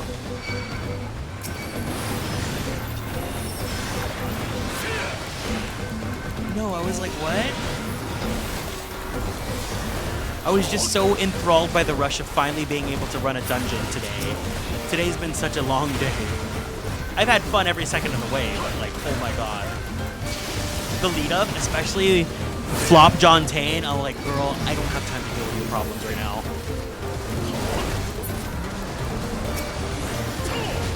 I want to get dinner. I have to feed the dogs and take them out on a walk.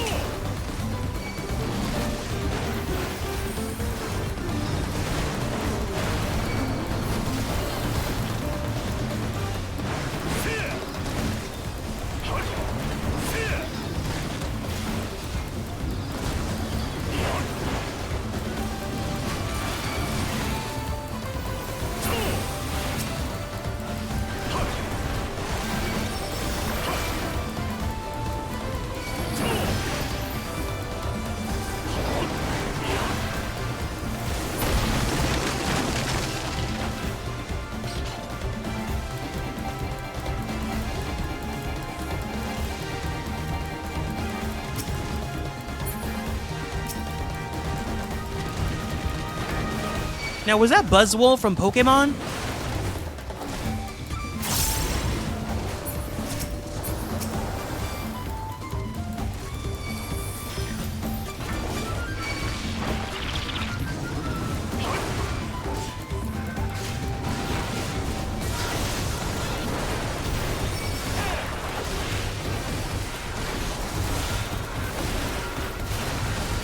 Yeah, it's been a long day. But today's the first day of the patch, so that makes sense. X-Pack releases, they're always going to be long like this. I was prepared.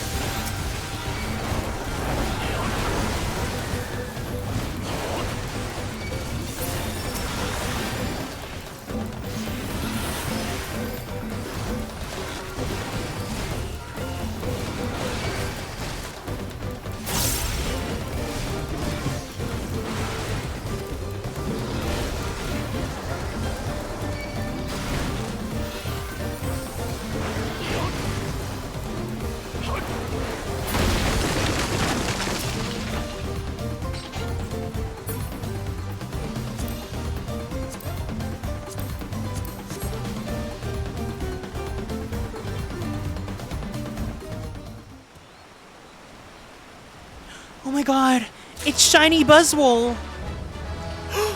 Is that the boar worm? He He defeated the boar worm before the boar worm could even make a presence!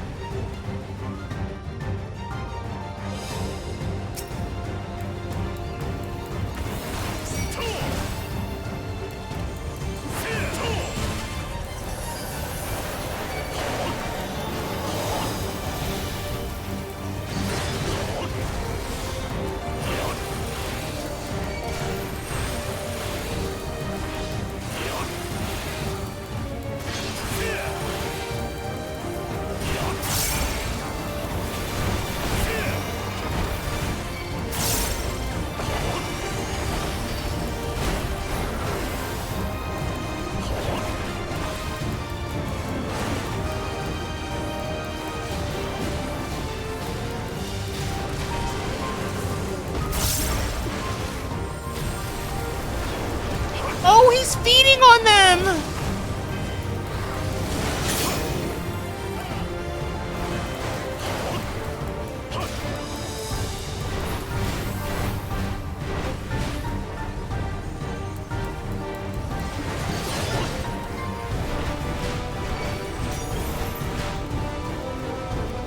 I was getting greedy.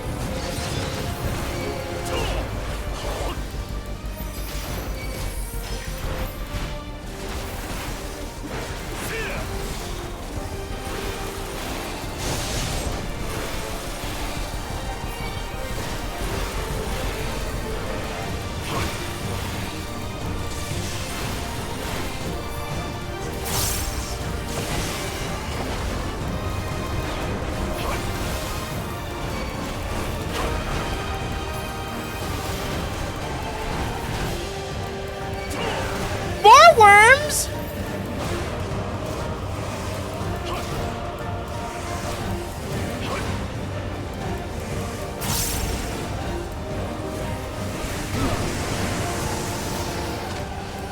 He killed the boar worms!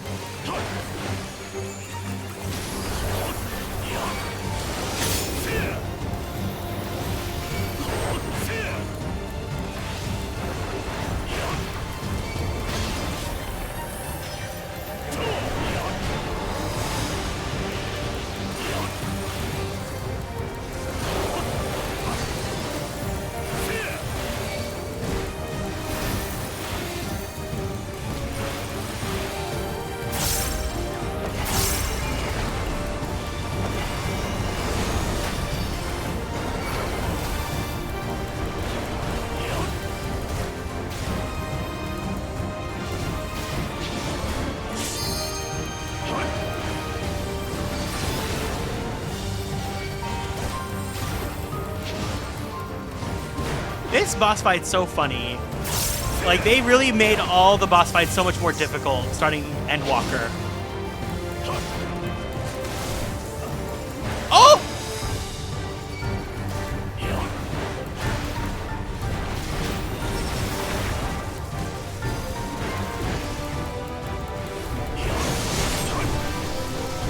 Oh my gosh.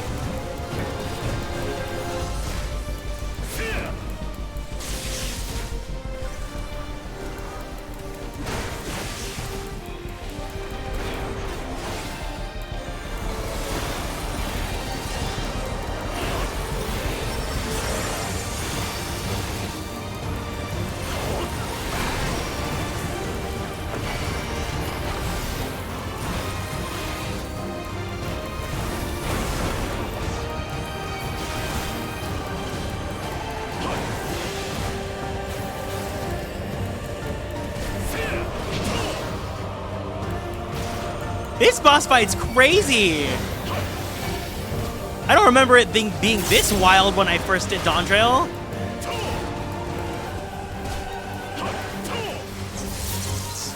Oh girl, oh girl, oh girl.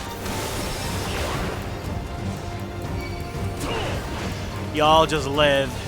Don't worry about healing me, Blue Moss. I've got this. I can heal myself. I'm a warrior.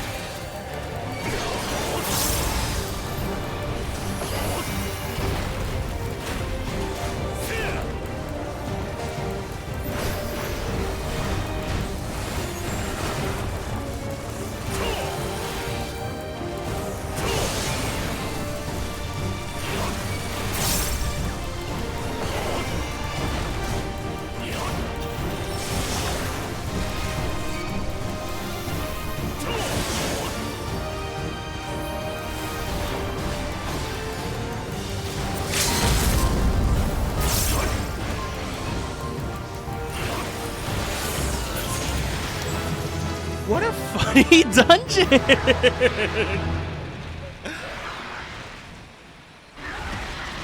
Fart with reverb. Boom, this is what a superstar looks like.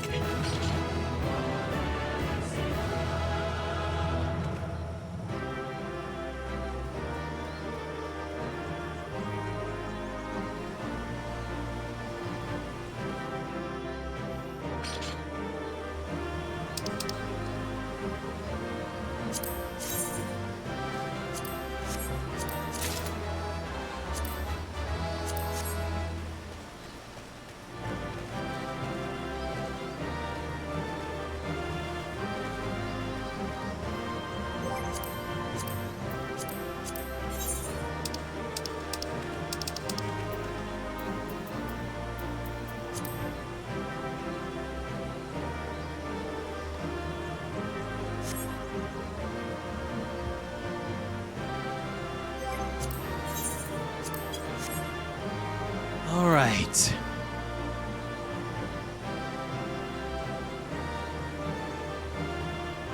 Wait, does everyone have fried chicken? What's an emote that we all have?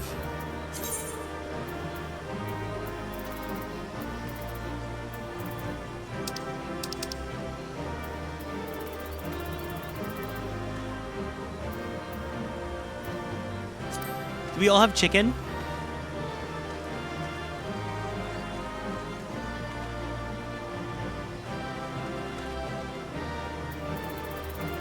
I don't. Oh, okay, no. Does everyone have some sort of light stick?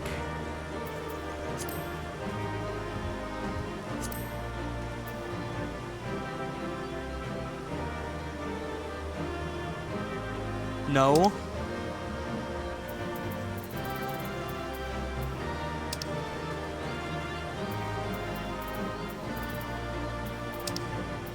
Okay, everyone just do your own emotes then. That's fine.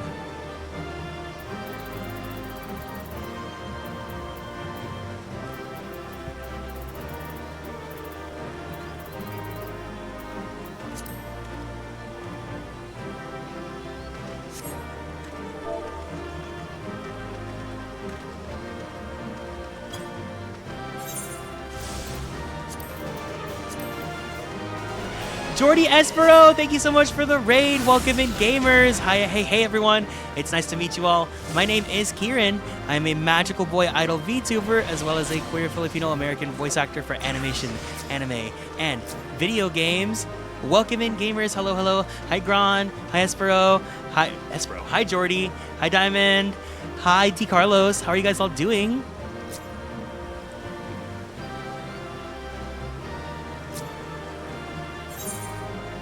I was like, no, never. Hi, gamers. Welcome, welcome, welcome. We just finished the dungeon for Final Fantasy XIV Dawntrail. We just started today. Oh my god, look, a rainbow for gay people. Hi, gay. Happy Pride Month. If you guys need to go, please make sure you take care of yourselves. Go drink some water. Give yourself a nice stretchy. Don't forget to take your meds if you guys need to. If you guys want to hang out, we're just going to finish this picture. I'm going to finish this quest, and then I'm going to go. Because it's been 7 hours. It took us 7 hours to finally get to do a multiplayer dungeon. Because we just started the expansion, which means there's a lot of yapping that we had to go through. It took us 7 hours before we could play multiplayer. It was so crazy.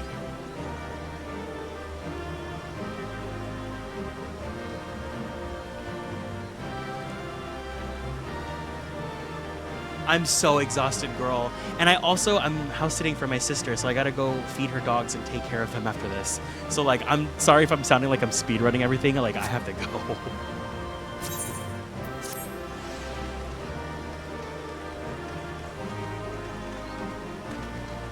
Thank you guys for running the dungeon with me. I appreciate it.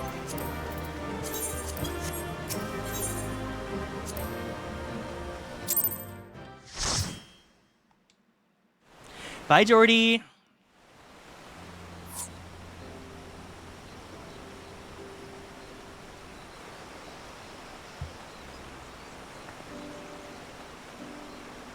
This is as far as we can go on foot, it seems.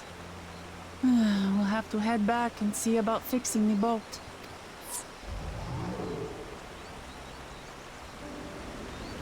Look, it took so long to get to the first dungeon. Hey! Everyone all right?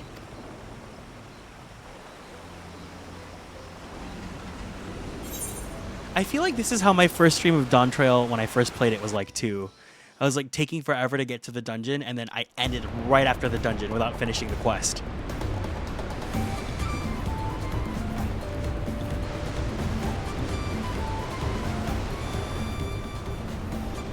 I was worried we might not catch up to you. Those caverns you traversed were dug by the Yokoi in their search for the gold. Remnants of their excavations can be found throughout this region. While I appreciate the lesson, a wise guide, we are landing this boat anytime soon. Our river journey is almost over. For proof of that, you need only look ahead.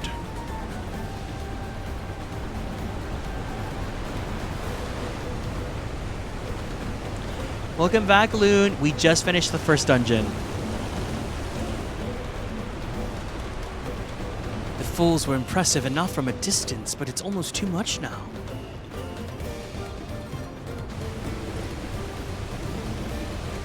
Yes, amazing.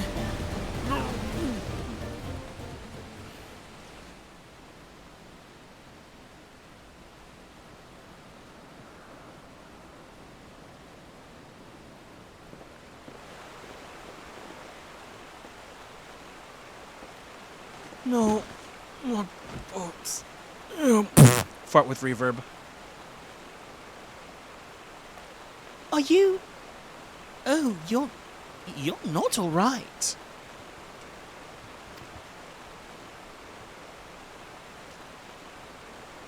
I should be surprised if she was, even without the nausea. We're all spent. There is a mountain nearby. A resting spot for those who've ascended the stairs.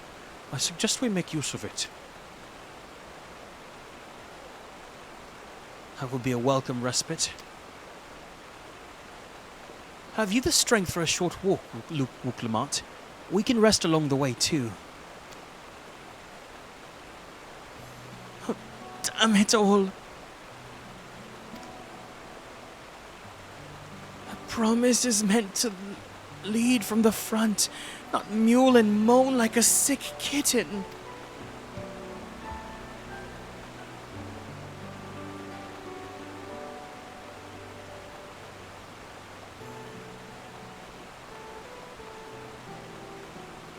Wuklamant.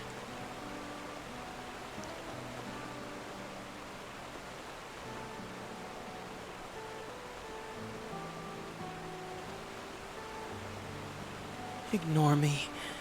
It's the nausea talking. I'm fine, really. Lead on. I'll follow.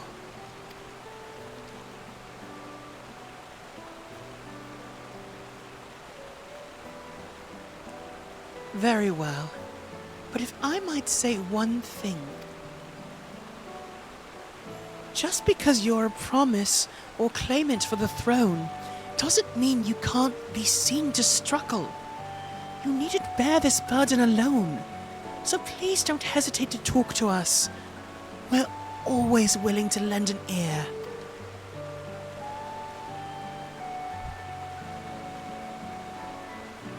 But, Kryl,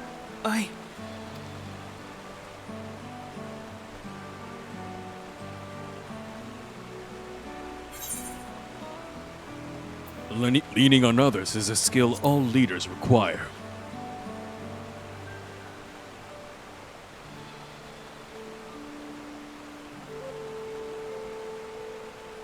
You as well, Garrick?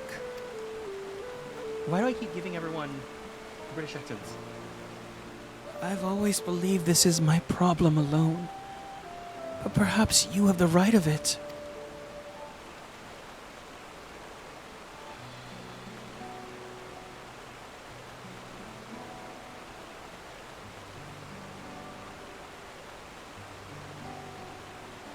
All right. I'll talk about things. Just give me a moment to collect my thoughts. Of course, as long as you need. We'll be waiting at the shelter when you're ready.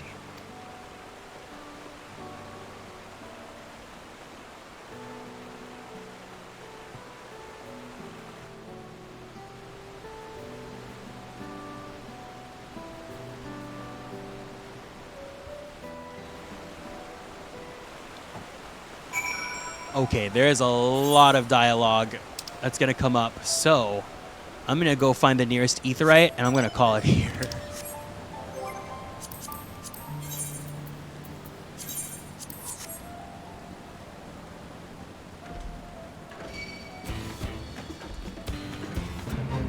I'm pretty sure I did this exact thing the last time I streamed Dawntrail.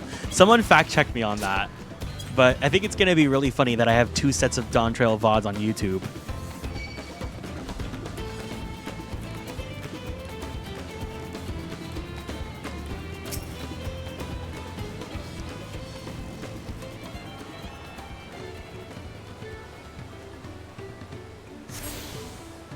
All right. Thank you so much to everyone that hung out with me today and that got me through the hardest part, the tutorial / intro to Dawntrail. I am so excited to be playing this again with you all. The first dungeon was crazy and it was a great time. And I'm so sorry that I was like rushing the latter half of today's stream, but I was like, I want to go, I want to do things, I want to just do it. But also I'm house sitting, so I'm just like, I gotta make sure I take care of everything going on here too. But thank you guys all for hanging out with me today. If you guys are new here and want to keep up on all the socials, please make sure to join us on Twitter, YouTube, TikTok, and the Blue Sky at Atelier Kieran. If you guys want to join the Discord server, there is a channel point redeem that you guys can do if you have enough channel points. But you guys have to be over the age of 18 if you're watching my stream, or else. So the game plan is tomorrow. I should be doing more Dawntrail, whether I'm at my sister's house or if I'm home. I will be doing more Dawntrail. We are at the level 91 quest line. I expect to hopefully get to the second dungeon, which would lead into the trial as well. I'm sure a lot of you guys want to do the trial. So hopefully we can do that tomorrow. And then on Tuesday, we are going to be doing our girly pop block. So yeah. Thank you guys for joining me. I really appreciate it. We're going to go ahead and raid out into Farm Boy, who is playing Yoshi and the Mysterious Book. So if you guys can, give him some love, some hiya hey heys, all that good stuff. I've got to run. So yeah, I really appreciate the company. Remember to be kind to yourselves, be kind to others, be the change you want to see in the world, and most importantly, stay true to who you are. Blissy, thank you so much for following. I appreciate it, and I'll see you guys tomorrow, okay? Otsu Kieran!